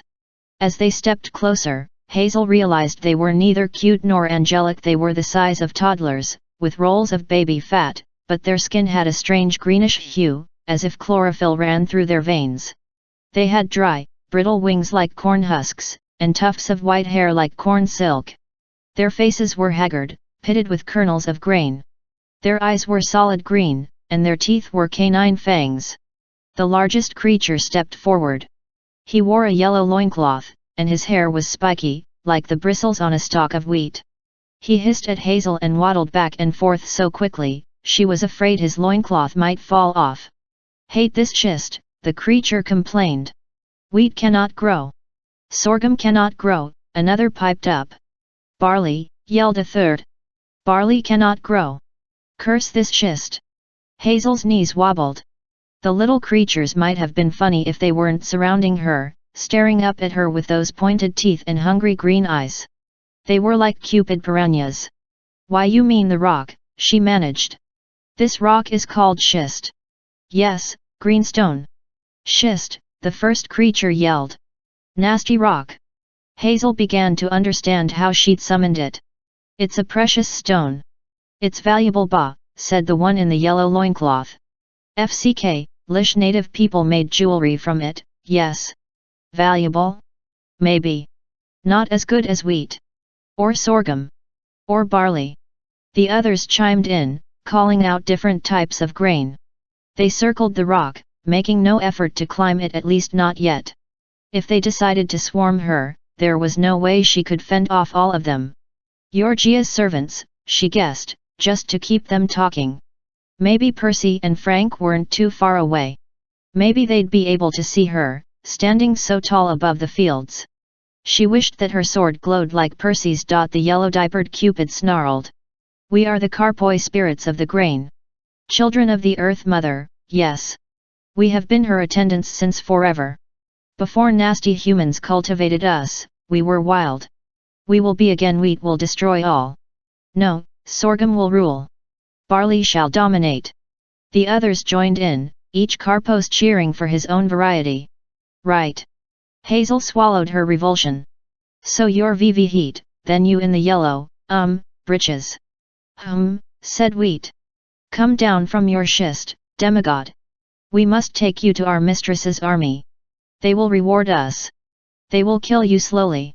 "Tempting," Hazel said, "but no thanks." "I will give you wheat," said Wheat, as if this were a very fine offer in exchange for her life. So much wheat. Hazel tried to think. How far had she been carried? How long would it take her friends to find her? The Carpoi were getting bolder, approaching the rock in 2s and 3s, scratching at the schist to see if it would hurt them. "Before I get down." She raised her voice, hoping it would carry over the fields. Explain something to me, would you? If you're grain spirits, shouldn't you be on the god's side? Isn't the goddess of agriculture Ceres' evil name? Barley wailed. Cultivates us. Sorghum spat. Makes us grow in disgusting rows. Lets humans harvest us. Pa. When Gaea is mistress of the world again, we will grow wild, yes. Well, naturally, Hazel said. So this army of hers, where you're taking me in exchange for wheat or barley, Barley offered. Yeah, Hazel agreed. This army is where, now? Just over the ridge.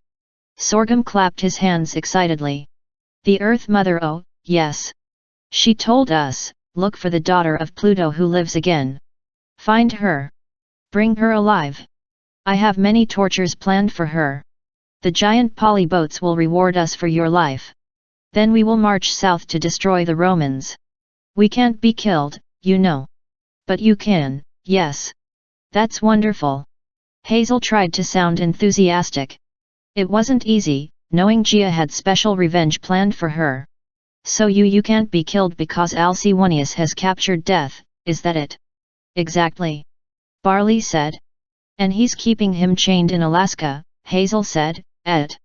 Let's see, what's the name of that place? Sorghum started to answer, but wheat flew at him and knocked him down. The carpoi began to fight, dissolving into funnel clouds of grain. Hazel considered making a run for it. Then Heat reformed, holding Sorghum in a headlock. Stop, he yelled at the others. Multi-grain fighting is not allowed. The carpoi solidified into chubby cupid piranhas again. Wheat pushed Sorghum away. Oh, clever demigod, he said. Trying to trick us into giving secrets. No, you'll never find the lair of Alcyoneus.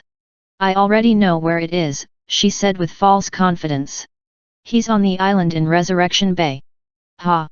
Wheat sneered. That place sank beneath the waves long ago. You should know that. Gaea hates you for it. When you thwarted her plans, she was forced to sleep again decades and decades.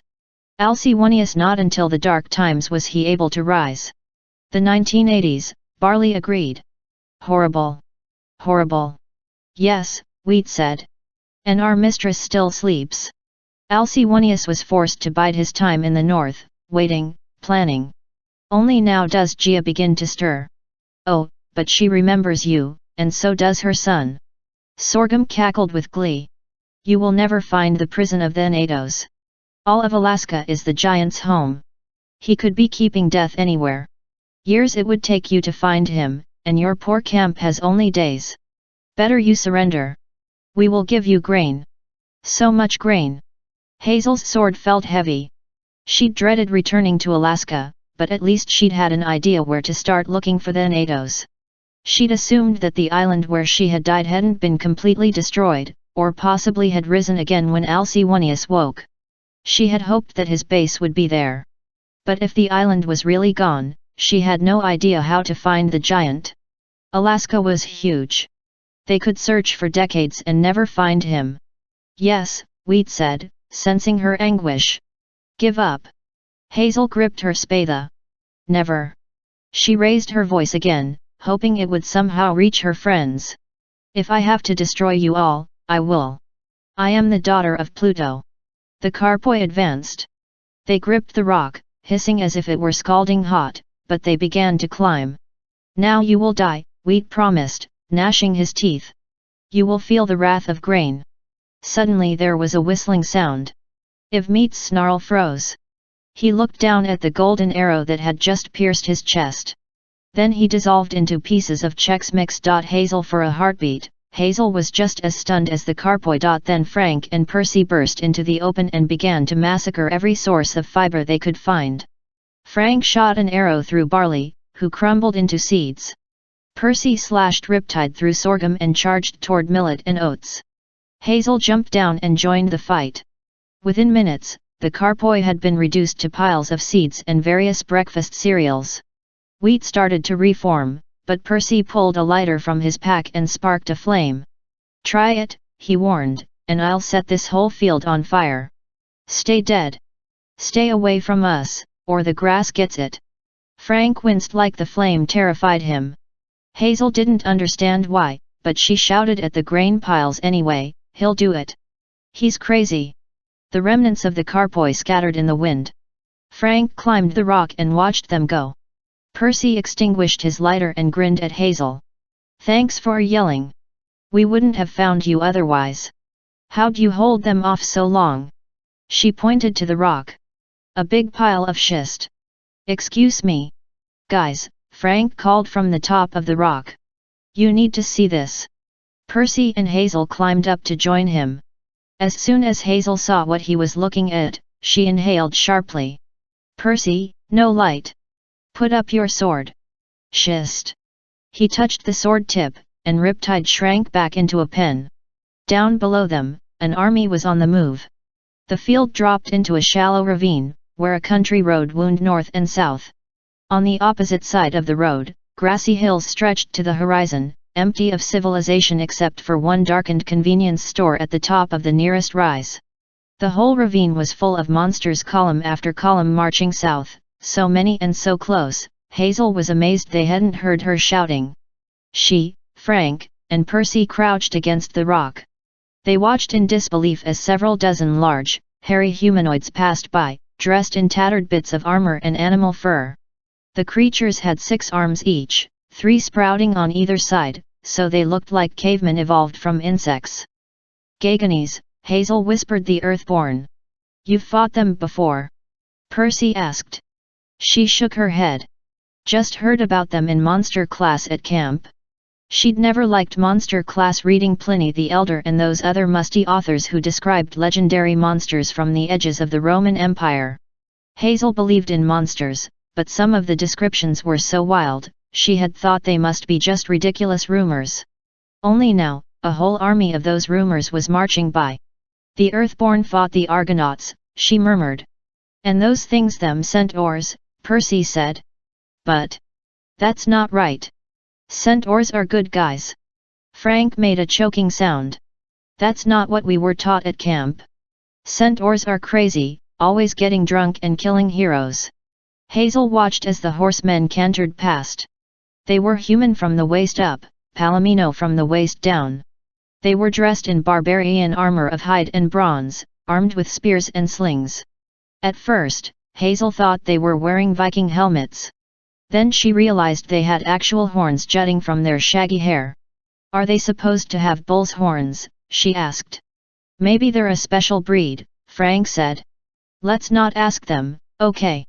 Percy gazed farther down the road and his face went slack. My gods! Cyclopes!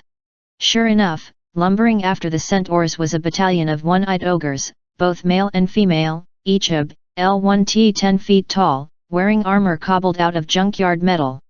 6 of the monsters were yoked like oxen, pulling a 2-story tall siege tower fitted with a giant scorpion ballista. Percy pressed the sides of his head. Cyclopes. Centaurs. This is wrong.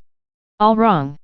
The monster army was enough to make anyone despair, but Hazel realized that something else was going on with Percy. He looked pale and sickly in the moonlight, as if his memories were trying to come back, scrambling his mind in the process. She glanced at Frank. We need to get him back to the boat. The sea will make him feel no argument, Frank said. There are too many of them. The camp. We have to warn the camp. They know, Percy groaned. Reyna knows. A lump formed in Hazel's throat. There was no way the Legion could fight so many. If they were only a few hundred miles north of Camp Jupiter, their quest was already doomed. They could never make it to Alaska and back in time. Come on, she urged. Let's. Then she saw the giant dot when he appeared over the ridge. Hazel couldn't quite believe her eyes. He was taller than the siege tower, 30 feet, at least, with scaly reptilian legs like a Komodo dragon from the waist down and green-blue armor from the waist up. His breastplate was shaped like rows of hungry monstrous faces, their mouths open as if demanding food. His face was human, but his hair was wild and green, like a mop of seaweed. As he turned his head from side to side, snakes dropped from his dreadlocks. Viper dandruff gross. He was armed with a massive trident and a weighted net. Just the sight of those weapons made Hazel's stomach clench. She'd faced that type of fighter in gladiator training many times. It was the trickiest, sneakiest, most evil combat style she knew. This giant was a supersize Rishirius. Who is he? Frank's voice quivered. That's not Alcywonius, Hazel said weakly. One of his brothers, I think. The one Terminus mentioned. The grain spirit mentioned him, too. She wasn't sure how she knew, but she could feel the giant's aura of power even from here. She remembered that feeling from the heart of the earth as she had raised Alcywonius as if she were standing near a powerful magnet, and all the iron in her blood was being drawn toward it. This giant was another child of Gaea, a creature of the earth so malevolent and powerful, he radiated his own gravitational field. Hazel knew they should leave. Their hiding place on top of the rock would be in plain sight to a creature that tall if he chose to look in their direction. But she sensed something important was about to happen. She and her friends crept a little farther down the schist and kept watching. As the giant got close, a Cyclops woman broke ranks and ran back to speak with him. She was enormous, fat, and horribly ugly, wearing a chainmail dress like a mumma, but next to the giant she ked like a child. She pointed to the closed-up convenience store on top of the nearest hill and muttered something about food. The giant snapped back an answer, as if he was annoyed. The female Cyclopes barked an order to her kindred, and 3 of them followed her up when they were halfway to the store, a searing light turned night into day. Hazel was blinded. Below her, the enemy army dissolved into chaos, monsters screaming in pain and outrage. Hazel squinted. She felt like she'd just stepped out of a dark theater into a sunny afternoon. Too pretty, the Cyclopes shrieked. Burns our eye. The store on the hill was encased in a rainbow, closer and brighter than any Hazel had ever seen. The light was anchored at the store, shooting up into the heavens, bathing the countryside in a weird kaleidoscopic glow. The Lady Cyclops hefted her club and charged at the store. As she hit the rainbow, her whole body began to steam. She wailed in agony and dropped her club, retreating with multicolored blisters all over her arms and face. Horrible goddess, she bellowed at the store. Give us snacks. The other monsters went crazy, charging the convenience store, then running away as the rainbow light burned them. Some threw rocks, spears, swords, and even pieces of their armor, all of which burned up in flames of pretty colors. Finally, the giant leader seemed to realize that his troops were throwing away perfectly good equipment. Stop, he roared. With some difficulty, he managed to shout and push and pummel his troops into submission. They'd quieted down. He approached the rainbow-shielded store himself and stalked around the borders of the light. Goddess, he shouted. Come out and surrender. No answer from the store. The rainbow continued to shimmer. The giant raised his trident and net. I am Polybotes. Kneel before me so I may destroy you quickly. Apparently, no one in the store was impressed. A tiny dark object came sailing out the window and landed at the giant's feet. Polybotes yelled, Grenade! He covered his face. His troops hit the ground. When the thing did not explode, Polybotes bent down cautiously and picked it up. He roared in outrage. A ding-dong? You dare insult me with a ding-dong? He threw the cake back at the shop, and it vaporized in the light. The monsters got to their feet. Several muttered hungrily, Ding-dongs?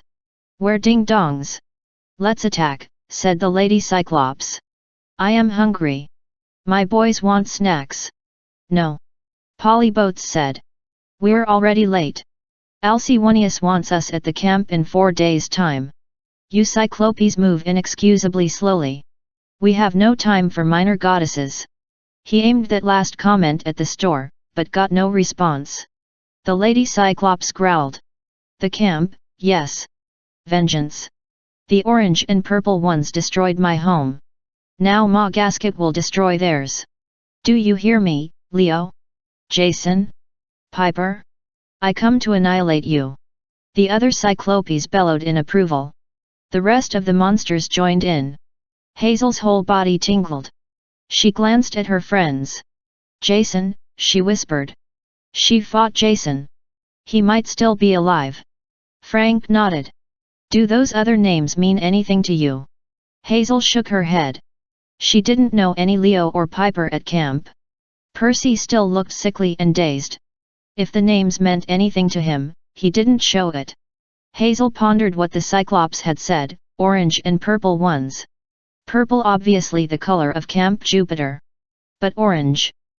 Percy had shown up in a tattered orange shirt. That couldn't be a coincidence.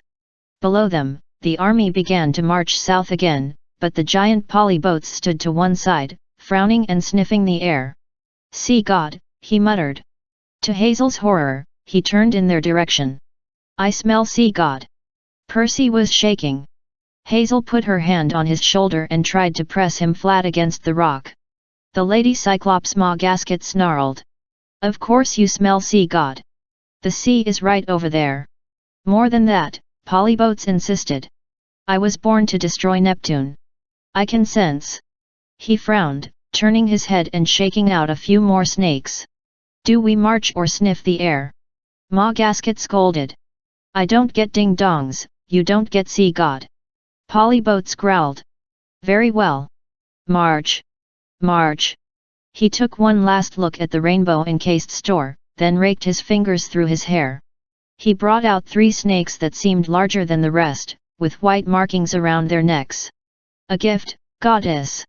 My name, Polybotes, means many to feed. Here are some hungry mouths for you. See if your store gets many customers with these sentries outside." He laughed wickedly and threw the snakes into the tall grass on the hillside. Then he marched south, his massive Komodo legs shaking the earth. Gradually, the last column of monsters passed over the hills and disappeared into the night. Once they were gone, the blinding rainbow shut off like a spotlight. Hazel, Frank, and Percy were left alone in the dark, staring across the road at a closed-up convenience store. "That was different," Frank muttered. Percy shuddered violently. Hazel knew he needed help, or rest, or something. Seeing that army seemed to have triggered some kind of memory, leaving him shell-shocked. They should get him back to the boat. On the other hand, a huge stretch of grassland lay between them and the beach. Hazel got the feeling the Carpoi wouldn't stay away forever. She didn't like the idea of the 3 of them making their way back to the boat in the middle of the night. And she couldn't shake the dreadful feeling that if she hadn't summoned that schist, she'd be a captive of the giant right now. "Let's go to the store," she said. "If there's a goddess inside, maybe she can help us." "Except a bunch of snake things are guarding the hill now," Frank said. "And that burning rainbow might come back." They both looked at Percy, who was shaking like he had hypothermia. "We've got to try," Hazel said. Frank nodded grimly. "Well, any goddess who throws a ding-dong at a giant can't be all bad. Let's go." XXI Frank hated ding-dongs. He hated snakes. And he hated his life. Not necessarily in that order. As he trudged up the hill, he wished that he could pass out like Hazel, just go into a trance and experience some other time, like before he got drafted for this insane quest, before he found out his dad was a godly drill sergeant with an ego problem. His spear slapped against his back. He hated the spear. The moment he got it, he silently swore he'd never use it. A real man's weapon. Mars was a moron. Maybe there had been a mix-up. Wasn't there some sort of DNA test for God's kids? Perhaps the godly nursery had accidentally switched Frank with one of Mars's buff little bully babies. No way would Frank's mother have gotten involved with that blustering war god. She was a natural warrior, grandmother's voice argued. It is no surprise a god would fall in love with her, given our family. Ancient blood. The blood of princes and heroes. Frank shook the thought out of his head. He was no prince or hero. He was a lactose-intolerant klutz, who couldn't even protect his friend from getting kidnapped by wheat. His new medals felt cold against his chest, the Centurion's Crescent, the mural crown. He should have been proud of them, but he felt like he'd only gotten them because his dad had bullied Raina.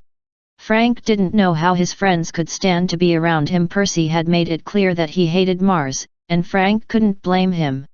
Hazel kept watching Frank out of the corner of her eye, like she was afraid he might turn into a muscle-bound freak.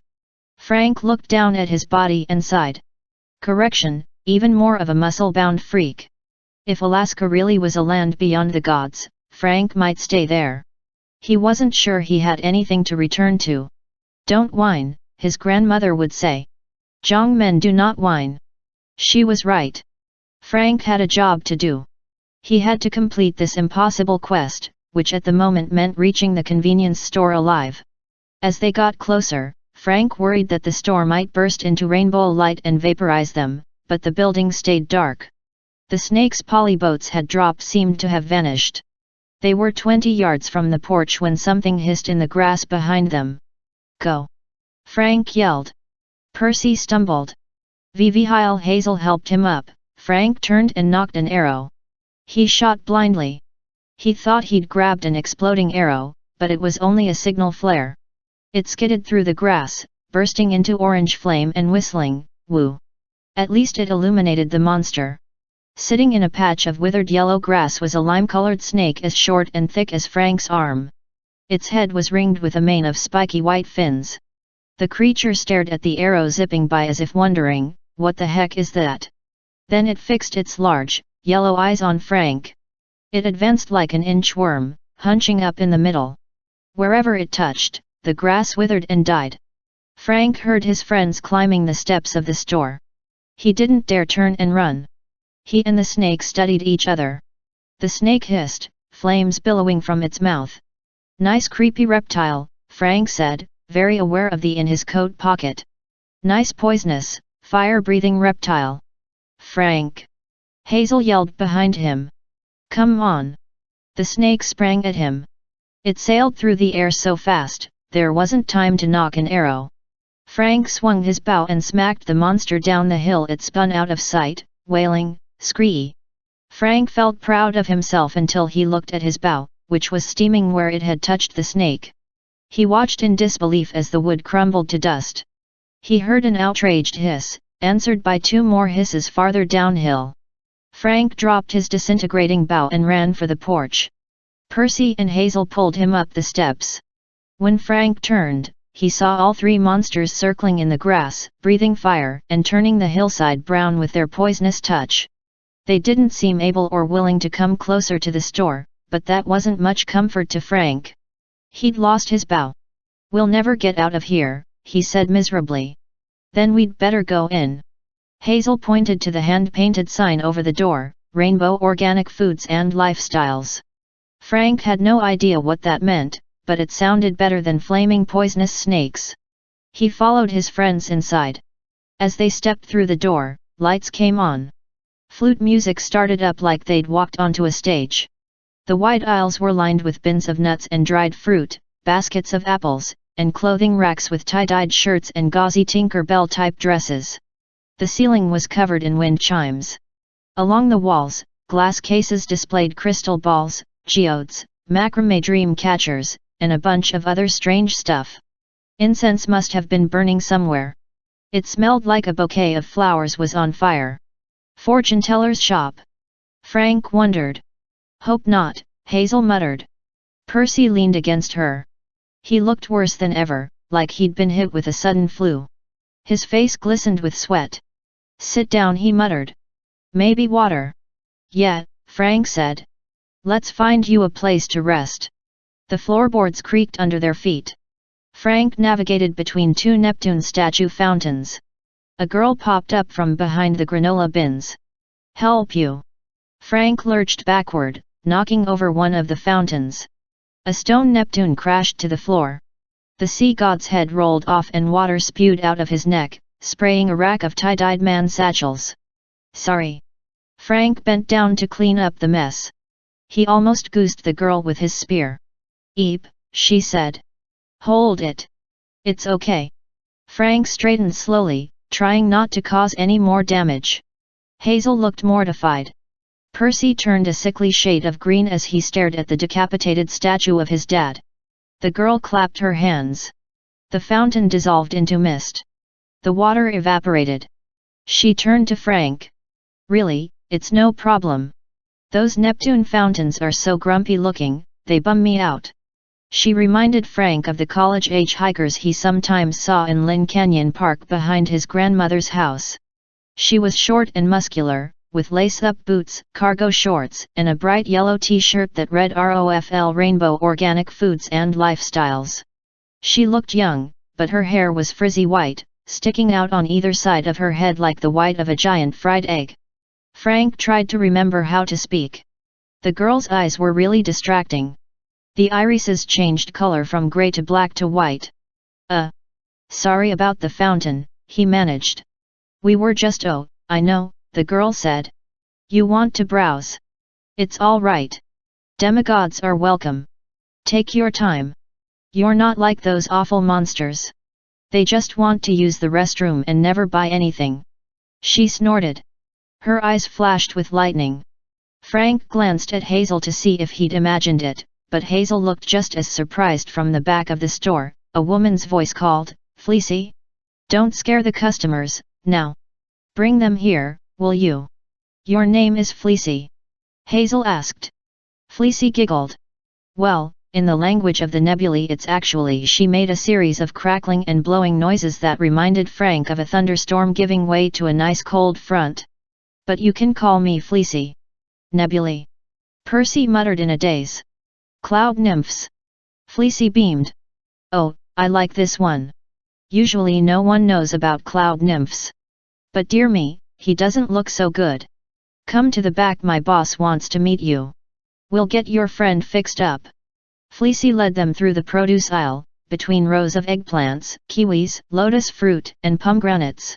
At the back of the store, behind a counter with an old-fashioned cash register, stood a middle-aged woman with olive skin, long black hair, rimless glasses, and a t-shirt that read, "The goddess is alive." She wore amber necklaces and turquoise rings. She smelled like rose petals. She looked friendly enough, but something about her made Frank feel shaky, like he wanted to cry. It took him a second, then he realized what it was: the way she smiled with just one corner of her mouth, the warm brown color of her eyes, the tilt of her head, like she was considering a question. She reminded Frank of his mother. "Hello." She leaned over the counter, which was lined with dozens of little statues waving Chinese cats, meditating Buddhas, St. Francis bobbleheads, and novelty dippy drinking birds with top hats. "So glad you're here. I'm Iris." Hazel's eyes widened. "Not the Iris, the rainbow goddess." Iris made a face. "Well, that's my official job, yes. But I don't define myself by my corporate identity. In my spare time, I run this." She gestured around her proudly.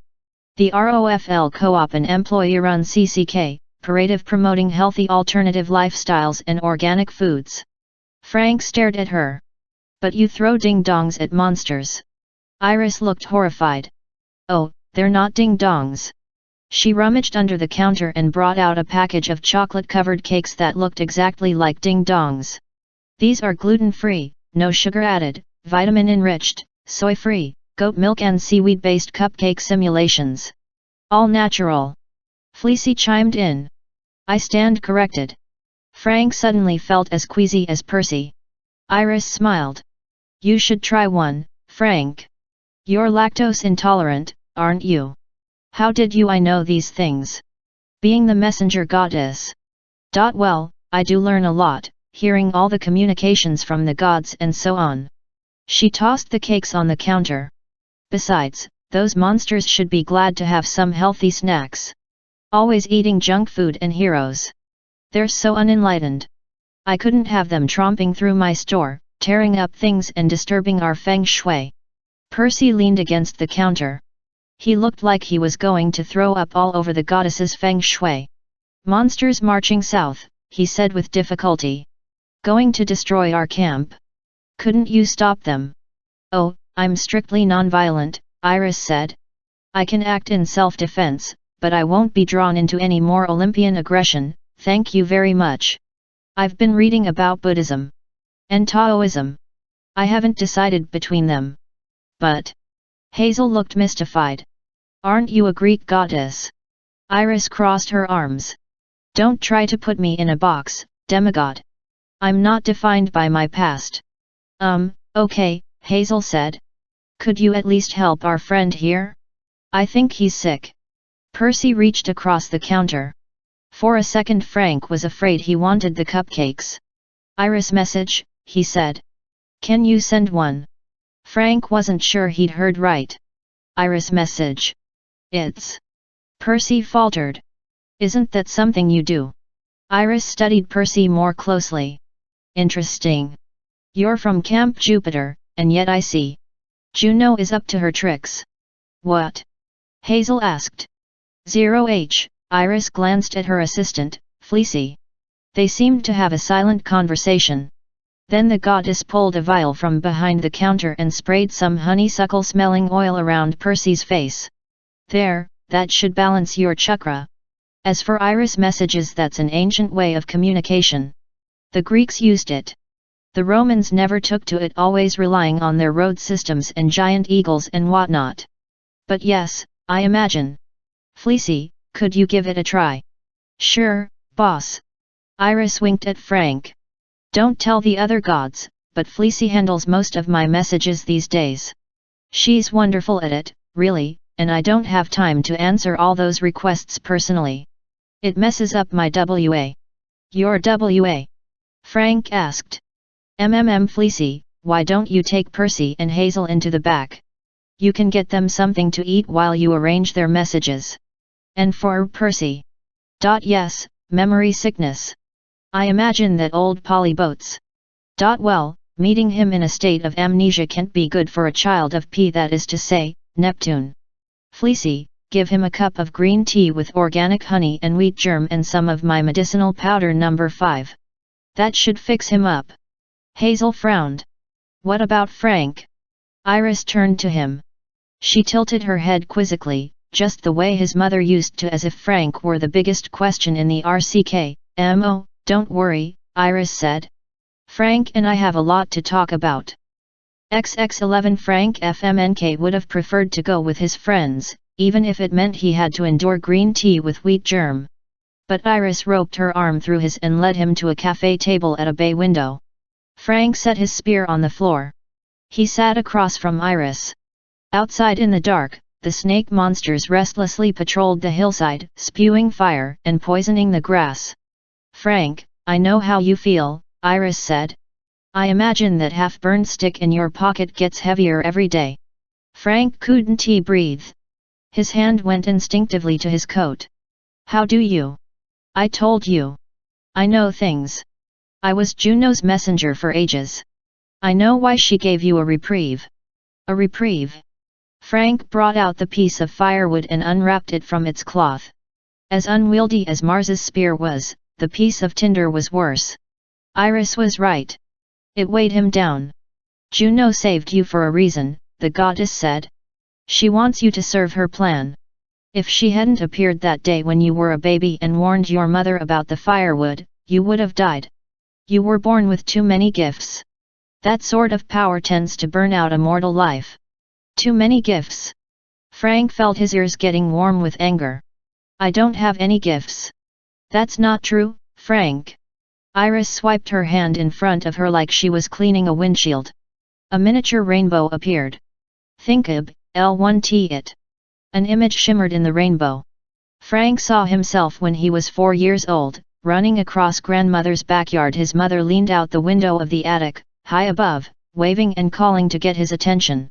Frank wasn't supposed to be in the backyard by himself. He didn't know why his mother was up in the attic, but she told him to stay by the house, not to go too far. Frank did exactly the opposite. He squealed with delight and ran to the edge of the woods, where he came face to face with a grizzly bear. Until Frank saw that scene in the rainbow, the memory had been so hazy, he thought he'd dreamed it. Now he could appreciate just how surreal the experience had been. The bear regarded the little boy, and it was difficult to tell who was more startled. Then Frank's mother appeared at his side. There was no way she should have been able to get down from the attic so fast. She put herself between the bear and Frank and told him to run to the house. This time, Frank obeyed. When he turned at the back porch, he saw his mother coming out of the woods. The bear was gone. Frank asked what had happened. His mother smiled.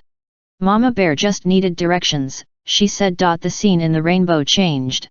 Frank saw himself as a 6-year-old, curling up in his mother's lap even though he was much too big for that. His mother's long black hair was pulled back. Her arms were around him. She wore her rimless glasses that Frank always liked to steal, and her fuzzy grey fleece pullover that smelled like cinnamon. She was telling him stories about heroes, pretending they were all related to Frank. One was Sufu, who sailed in search of the elixir of life. The rainbow image had no sound, but Frank remembered his mother's words, "He was your great-great-great dash." She would poke Frank's stomach every time she said great dash, dozens of times, until he was giggling uncontrollably.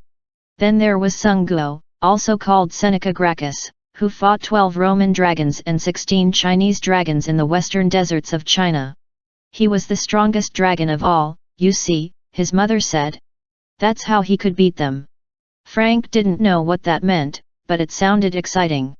Then she poked his belly with so many grates, Frank rolled onto the floor to escape the tickling. And your very oldest ancestor that we know of, he was the Prince of Pylos. Hercules fought him once. It was a hard fight. Did we win? Frank asked. His mother laughed, but there was sadness in her voice. No, our ancestor lost. But it wasn't easy for Hercules. Imagine trying to fight a swarm of bees. That's how it was. Even Hercules had trouble. The comment made no sense to Frank, then or now. His ancestor had been a beekeeper? Frank hadn't thought about these stories in years, but now they came back to him as clearly as his mother's face. It hurt to see her again. Frank wanted to go back to that time. He wanted to be a little kid and curl up on her lap. In the rainbow image, little Frank asked where their family was from. So many heroes. Were they from Pylos, or Rome, or China, or Canada? His mother smiled, tilting her head as if considering how to answer. Legion, she said at last. Our family is from many places, but our home is Legion. Always remember, Frank, you have a special gift. You can be anything. The rainbow dissolved, leaving just Iris and Frank. I don't understand. His voice was hoarse. Your mother explained it, Iris said. You can be anything. It sounded like one of those stupid things parents say to boost your self-esteem, a worn-out slogan that could be printed on Iris's t-shirts, right along with "The goddess is alive. And my other car is a magic carpet." But the way Iris said it, it sounded like a challenge. Frank pressed his hand against his pants pocket, where he kept his mother's sacrifice medal. The silver medallion was cold as ice. I can anything, Frank insisted. I've got 0 skills. What have you tried? Iris asked. You wanted to be an archer. You managed that pretty well. You've only scratched the surface. Your friends Hazel and Percy, they're both stretched between worlds, Greek and Roman, the past and the present. But you are stretched more than either of them. Your family is ancient, the blood of Pylos on your mother's side, and your father is Mars. No wonder Juno wants you to be one of her 7 heroes. She wants you to fight the giants and Gaea. But think about this, what do you want? I don't have any choice, Frank said. I'm the son of the stupid war god. I have to go on this quest and have to, Iris said. Not want to. I used to think like that. Then I got tired of being everyone's servant. Fetch goblets of wine for Jupiter. Deliver letters for Juno. Send messages back and forth across the rainbow for anyone with a golden drachma. A golden what? Not important. But I learned to let go. I started ROFL, and now I'm free of that baggage. You can let go, too. You can't escape fate. Someday that piece of wood will burn. I foresee that you'll be holding it when it happens, and your life will end. Thanks, Frank muttered. But that just makes your life more precious. You don't have to be what your parents and your grandmother expect. You don't have to follow the war god's orders, or Juno's. Do your own thing, Frank. Find a new path. Frank thought about that. The idea was thrilling. Reject the gods, his destiny, his dad. He didn't want to be a war god's son. His mother had died in a war. Frank had lost everything thanks to a war. Mars clearly didn't know the first thing about him. Frank didn't want to be a hero. Why are you telling me this? He asked. You want me to abandon the quest, let Camp Jupiter be destroyed? My friends are counting on me. Iris spread her hands. I can't tell you what to do, Frank. But do what you want, not what they tell you to do. Mvmir, did conforming ever get me? I spent 5 millennia serving everyone else, and I never discovered my own identity. My sacred animal? No one bothered to give me one. Where are my temples? They never made any. Well, fine. I've found peace here at the co-op. You could stay with us, if you want. Become a ROFL-copter. What, now? The point is you have options. If you continue this quest, what happens when you free the Thanatos? Will it be good for your family? Your friends? Frank remembered what his grandmother had said, she had an appointment with death. Grandmother infuriated him sometimes, but still, she was his only living family, the only person alive who loved him. If the Thanatos stayed chained up, Frank might not lose her. And Hazel, somehow she had come back from the underworld. If death took her again, Frank wouldn't be able to stand it. Not to mention Frank's own problem, according to Iris, he should have died when he was a baby. All that stood between him and death was a half-burned stick. Would the Thanatos take him away, too? Frank tried to imagine staying here with Iris, putting on a ROFL shirt, selling crystals and dream catchers to demigod travelers and lobbing gluten-free cupcake simulations at passing monsters. Meanwhile, an undying army would overrun Camp Jupiter. You can be anything, his mother had said. No, he thought. I can't be that selfish. I have to go, he said. It's my job. Iris sighed. I expected as much, but I had to try. The task ahead of you. Well, I wouldn't wish it on anyone, especially a nice boy like you. If you must go, at least I can offer some advice. You'll need help finding the Thanatos. You know where the giants are hiding him? Frank asked. Iris gazed thoughtfully at the wind chimes swaying on the ceiling. No. Alaska is beyond the god's sphere of control. The location is shielded from my sight. But there is someone who would know. Seek out the seer Phineas. He's blind, but he can see the past, present, and future. He knows many things. He can tell you where the Thanatos is being held. Phineas? Frank said. Wasn't there a story about him? Iris nodded reluctantly. In the old days, he committed horrible crimes. He used his gift of sight for evil. Jupiter sent the Harpies to plague him. The Argonauts, including your ancestor, by the way, the Prince of Pylos. Iris hesitated. Yes, Frank. Though his gift, his story, that you must discover on your own. Suffice it to say, the Argonauts drove away the Harpies in exchange for Phineas's help. That was eons ago, but I understand Phineas has returned to the mortal world. You'll find him in Portland, Oregon, which is on your way north. But you must promise me one thing. If he's still plagued by Harpies, do not kill them, no matter what Phineas promises you. Win his help some other way. The Harpies are not evil. They're my sisters. Your sisters. I know. I don't look old enough to be the Harpies' sister, but it's true. And Frank, there's another problem. If you're determined to leave, you'll have to clear those basilisks off the hill. You mean the snakes? Yes, Iris said. Basilisk means little crown, which is a cute name for something that's not very cute. I'd prefer not to have them killed. They're living creatures, after all. But you won't able to leave until they're gone. If your friends try to battle them.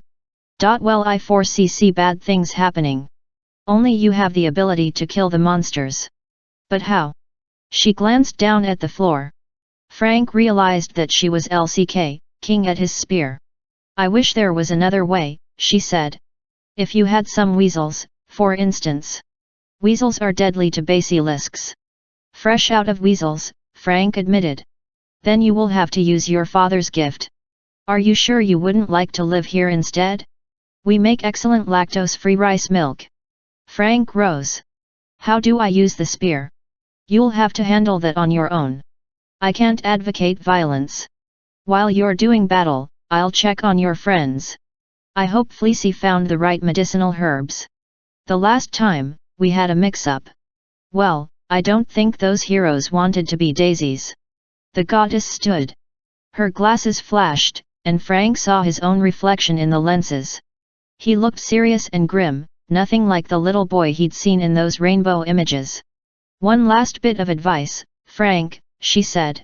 You're destined to die holding that piece of firewood, watching it burn. But perhaps if you didn't keep it yourself. Perhaps if you trusted someone enough to hold it for you. Frank's fingers curled around the tinder. Are you offering?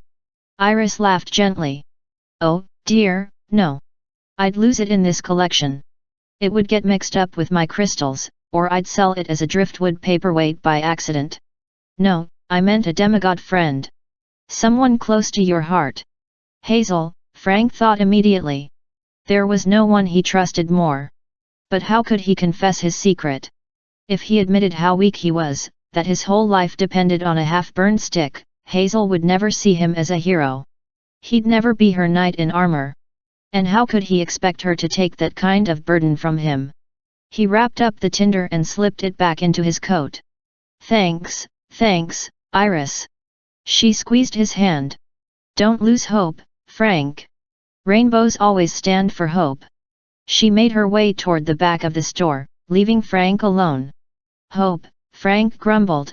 I'd rather have a few good weasels. He picked up his father's spear and marched out to face the basilisks. XXIII Frank FMNK missed his bow.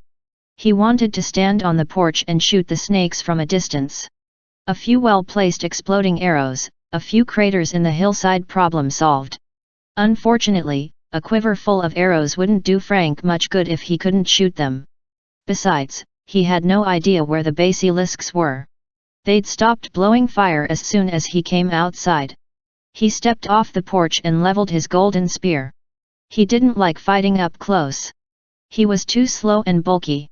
He'd done okay during the war games, but this was real. There were no giant eagles ready to snatch him up and take him to the medics if he made a mistake. You can be anything. His mother's voice echoed in his mind. Great, he thought. I want to be good with a spear. And immune to poison and fire. Something told Frank his wish had not been granted. The spear felt just as awkward in his hands. Patches of flame still smoldered on the hillside. The acrid smoke burned in Frank's nose. The withered grass crunched under his feet. He thought about those stories his mother used to tell generations of heroes who had battled Hercules, fought dragons, and sailed monster-infested seas. Frank didn't understand how he could have evolved from a line like that, or how his family had migrated from Greece through the Roman Empire all the way to China, but some unsettling ideas were starting to form.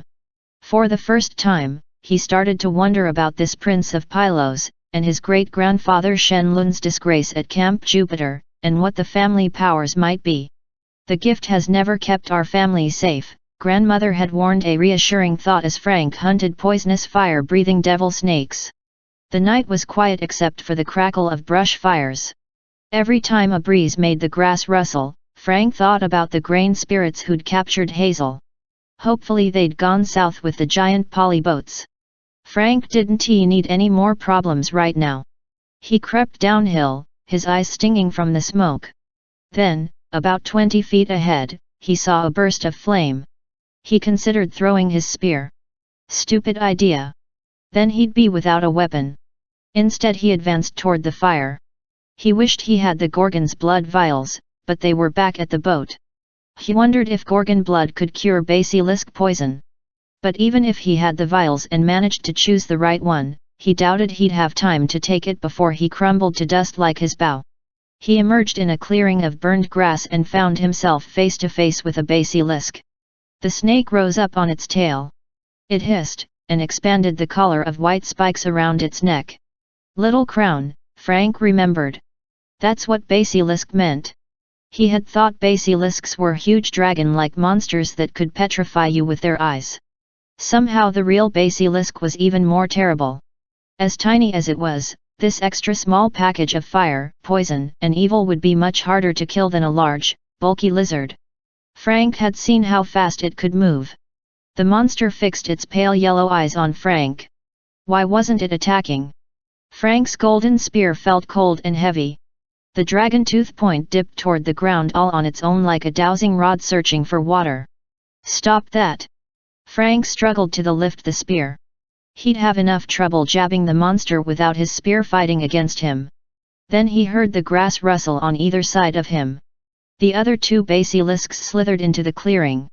Frank had walked straight into an ambush. XXIV Frank FMNK swept his spear back and forth. Stay back. His voice sounded squeaky. I've got, amazing powers and stuff. The basilisks hissed in three-part harmony. Maybe they were laughing. The spear tip was almost too heavy to lift now, as if the jagged white triangle of bone was trying to touch the earth. Then something clicked in the back of Frank's mind. Mars had said the tip was a dragon's tooth. Hadn't there been some story about dragon's teeth planted in the ground? Something he'd read in monster class at camp. The basilisks circled him, taking their time. Maybe they were hesitating because of the spear. Maybe they just couldn't believe how stupid Frank was.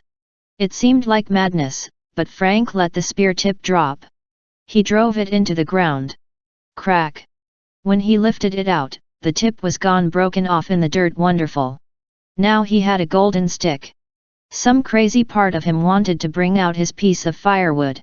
If he was going to die anyway, maybe he could set off a massive blaze, incinerate the basilisks, so at least his friends could get away. Before he could get up the courage, the ground rumbled at his feet. Dirt spewed everywhere, and a skeletal hand clawed the air. The basilisks hissed and backed up. Frank couldn't blame them. He watched in horror as a human skeleton crawled out of the ground. It took on flesh as if someone were pouring gelatin over its bones, covering them in glowing, transparent gray skin.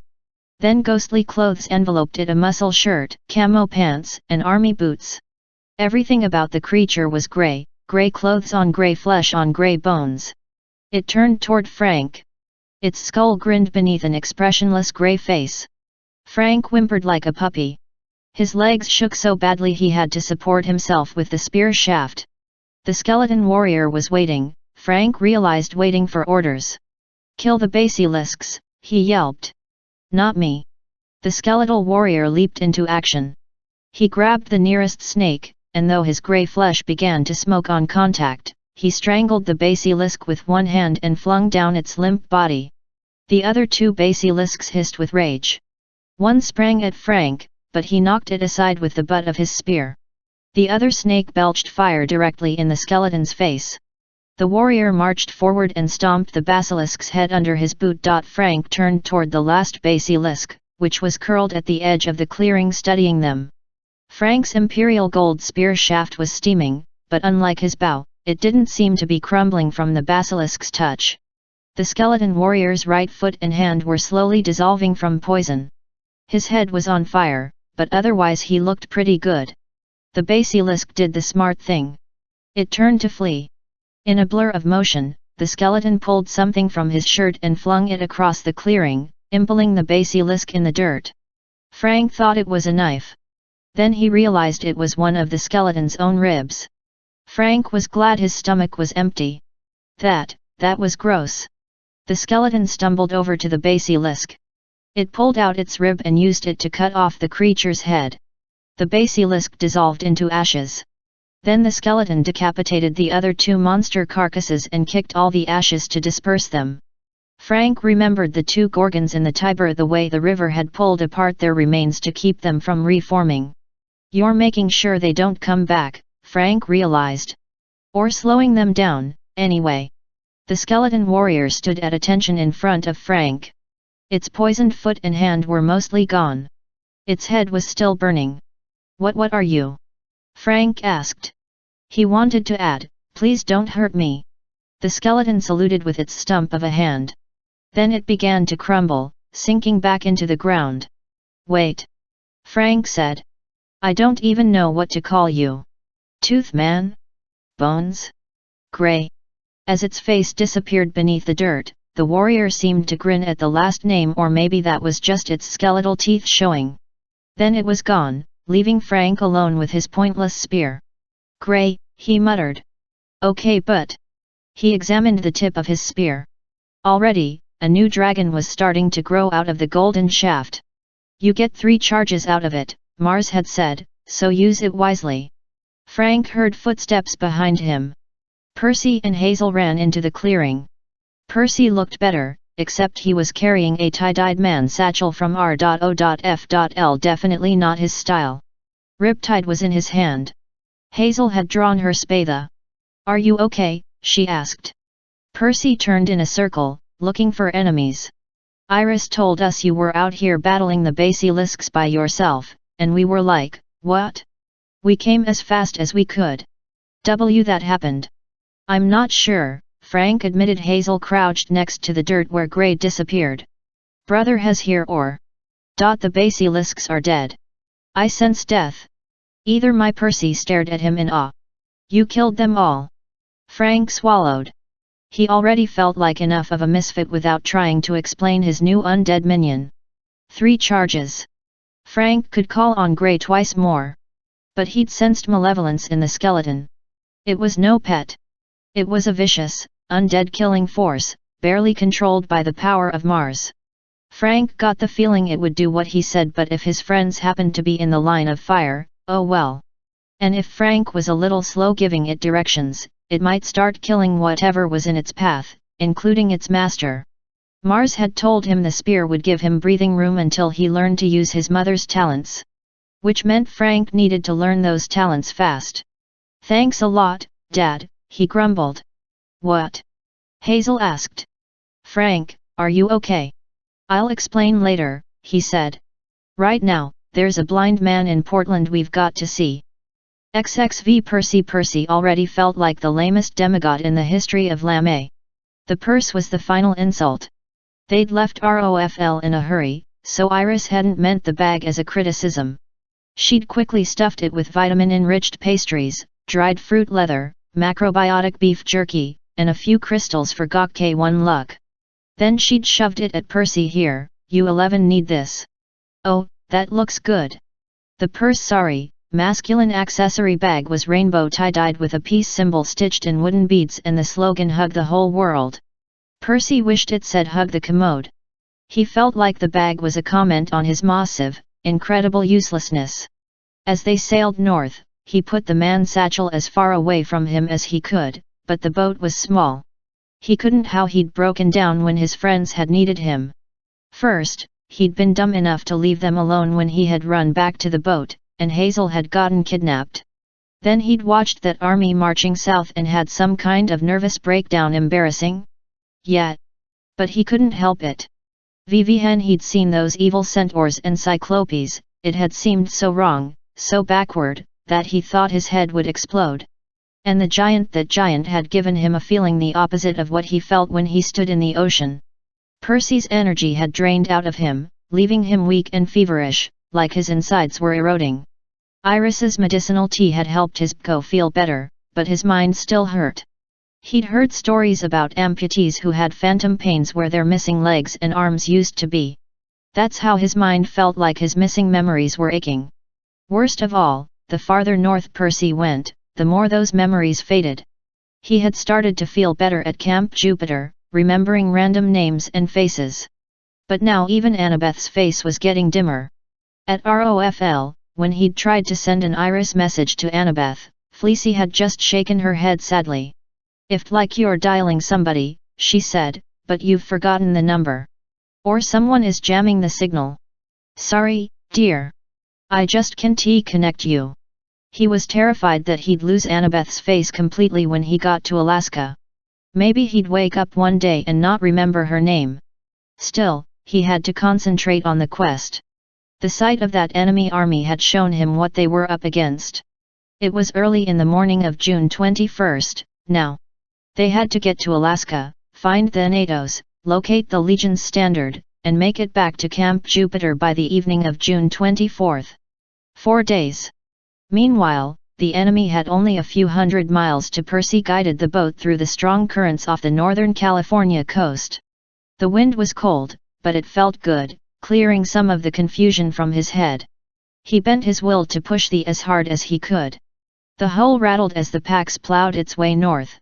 Meanwhile, Hazel and Frank traded stories about the events at Rainbow Organic Foods.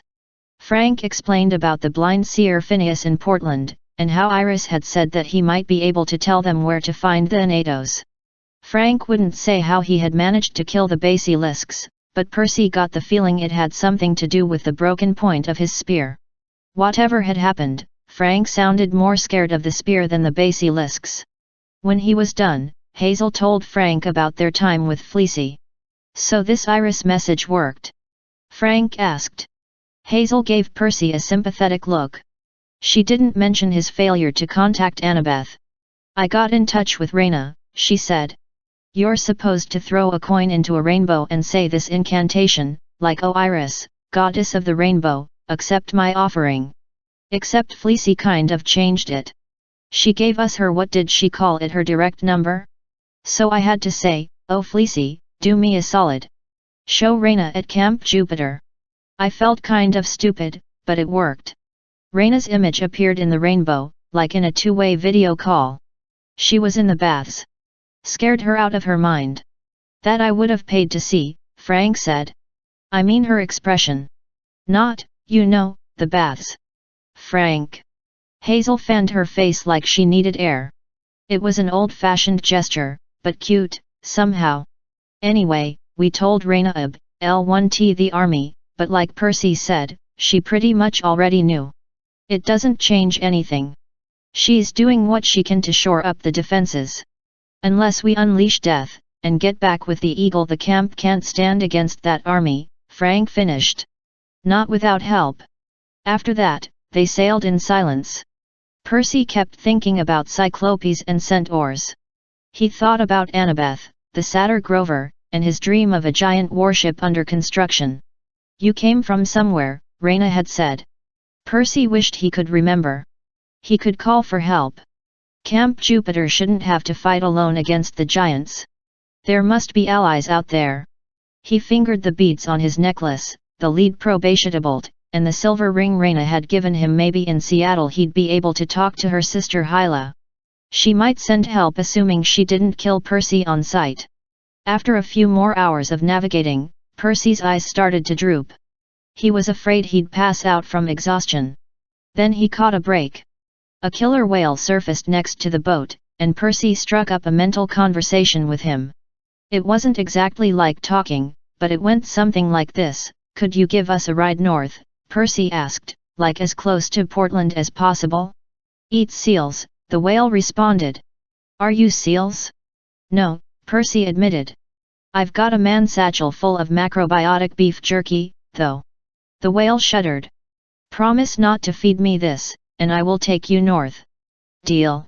Soon Percy had made a makeshift rope harness and strapped it around the whale's upper body. They sped north under whale power, and at Hazel and Frank's insistence, Percy settled in for a nap. His dreams were as disjointed and scary as ever. He imagined himself on Mount Tamalpais, north of San Francisco, fighting at the old Titan stronghold. That didn't make sense.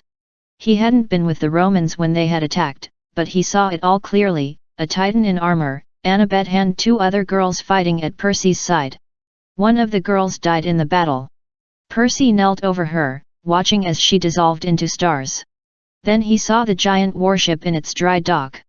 The bronze dragon figurehead glinted in the morning light.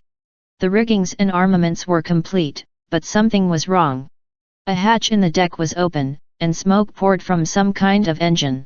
A boy with curly black hair was cursing as he pounded the engine with a wrench. Two other demigods squatted next to him, watching with concern. One was a teenage guy with short blonde hair. The other was a girl with long dark hair. "You realize it's the solstice," the girl said. "We're supposed to leave today." "I know that." The curly-haired mechanic whacked the engine a few more times. "Could be the fizz rockets. Could be the same flange. Could be Gaea messing with us again. I'm not sure." "How long?" the blonde guy asked.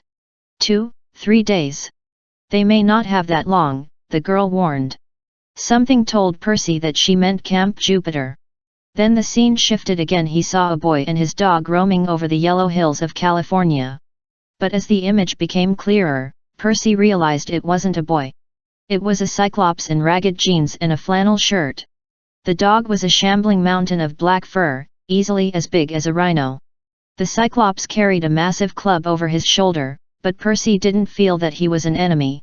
He kept yelling Percy's name, calling him brother. "He smells farther away," the cyclops moaned to the dog. "Why does he smell farther?"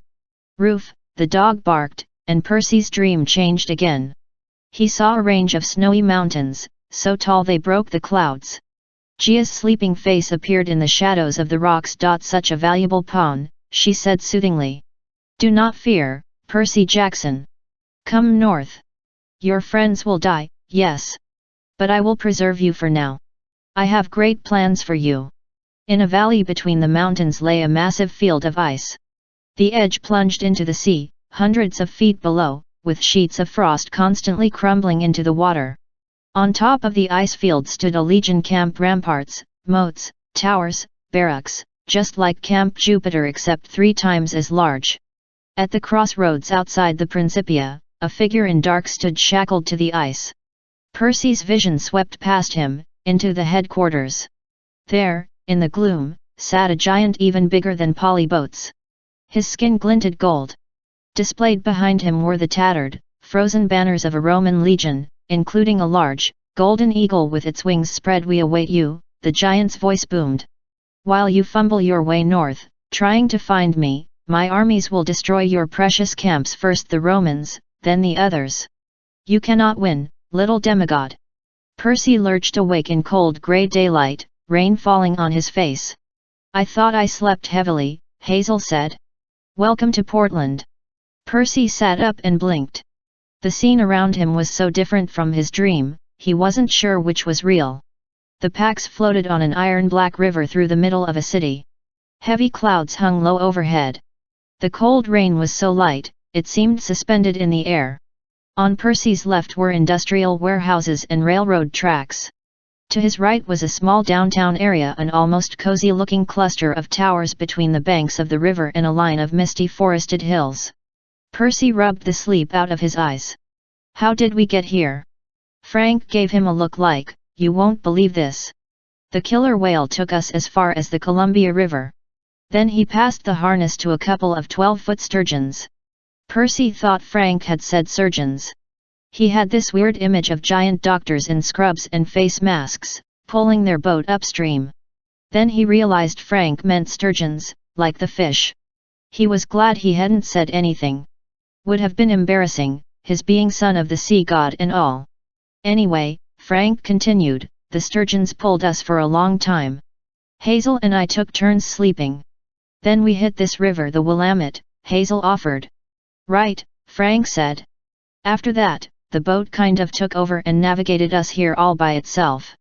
Sleep okay? As the packs glided south, Percy told them about his dreams. He tried to focus on the positive. A warship might be on the way to help Camp Jupiter. A friendly Cyclops and a giant dog were looking for him. He didn't mention what Gaea had said, your friends will die. When Percy described the Roman fort on the ice, Hazel looked troubled. So Alcyoneus is on a glacier, she said. That doesn't narrow it down much. Alaska has hundreds of those. Percy nodded. Maybe this seer dude Phineas can tell us which one. The boat docked itself at a wharf. The 3 demigods stared up at the buildings of drizzly downtown Portland. Frank wiped the rain off his flat top hair. So now we find a blind man in the rain, Frank said. Nay.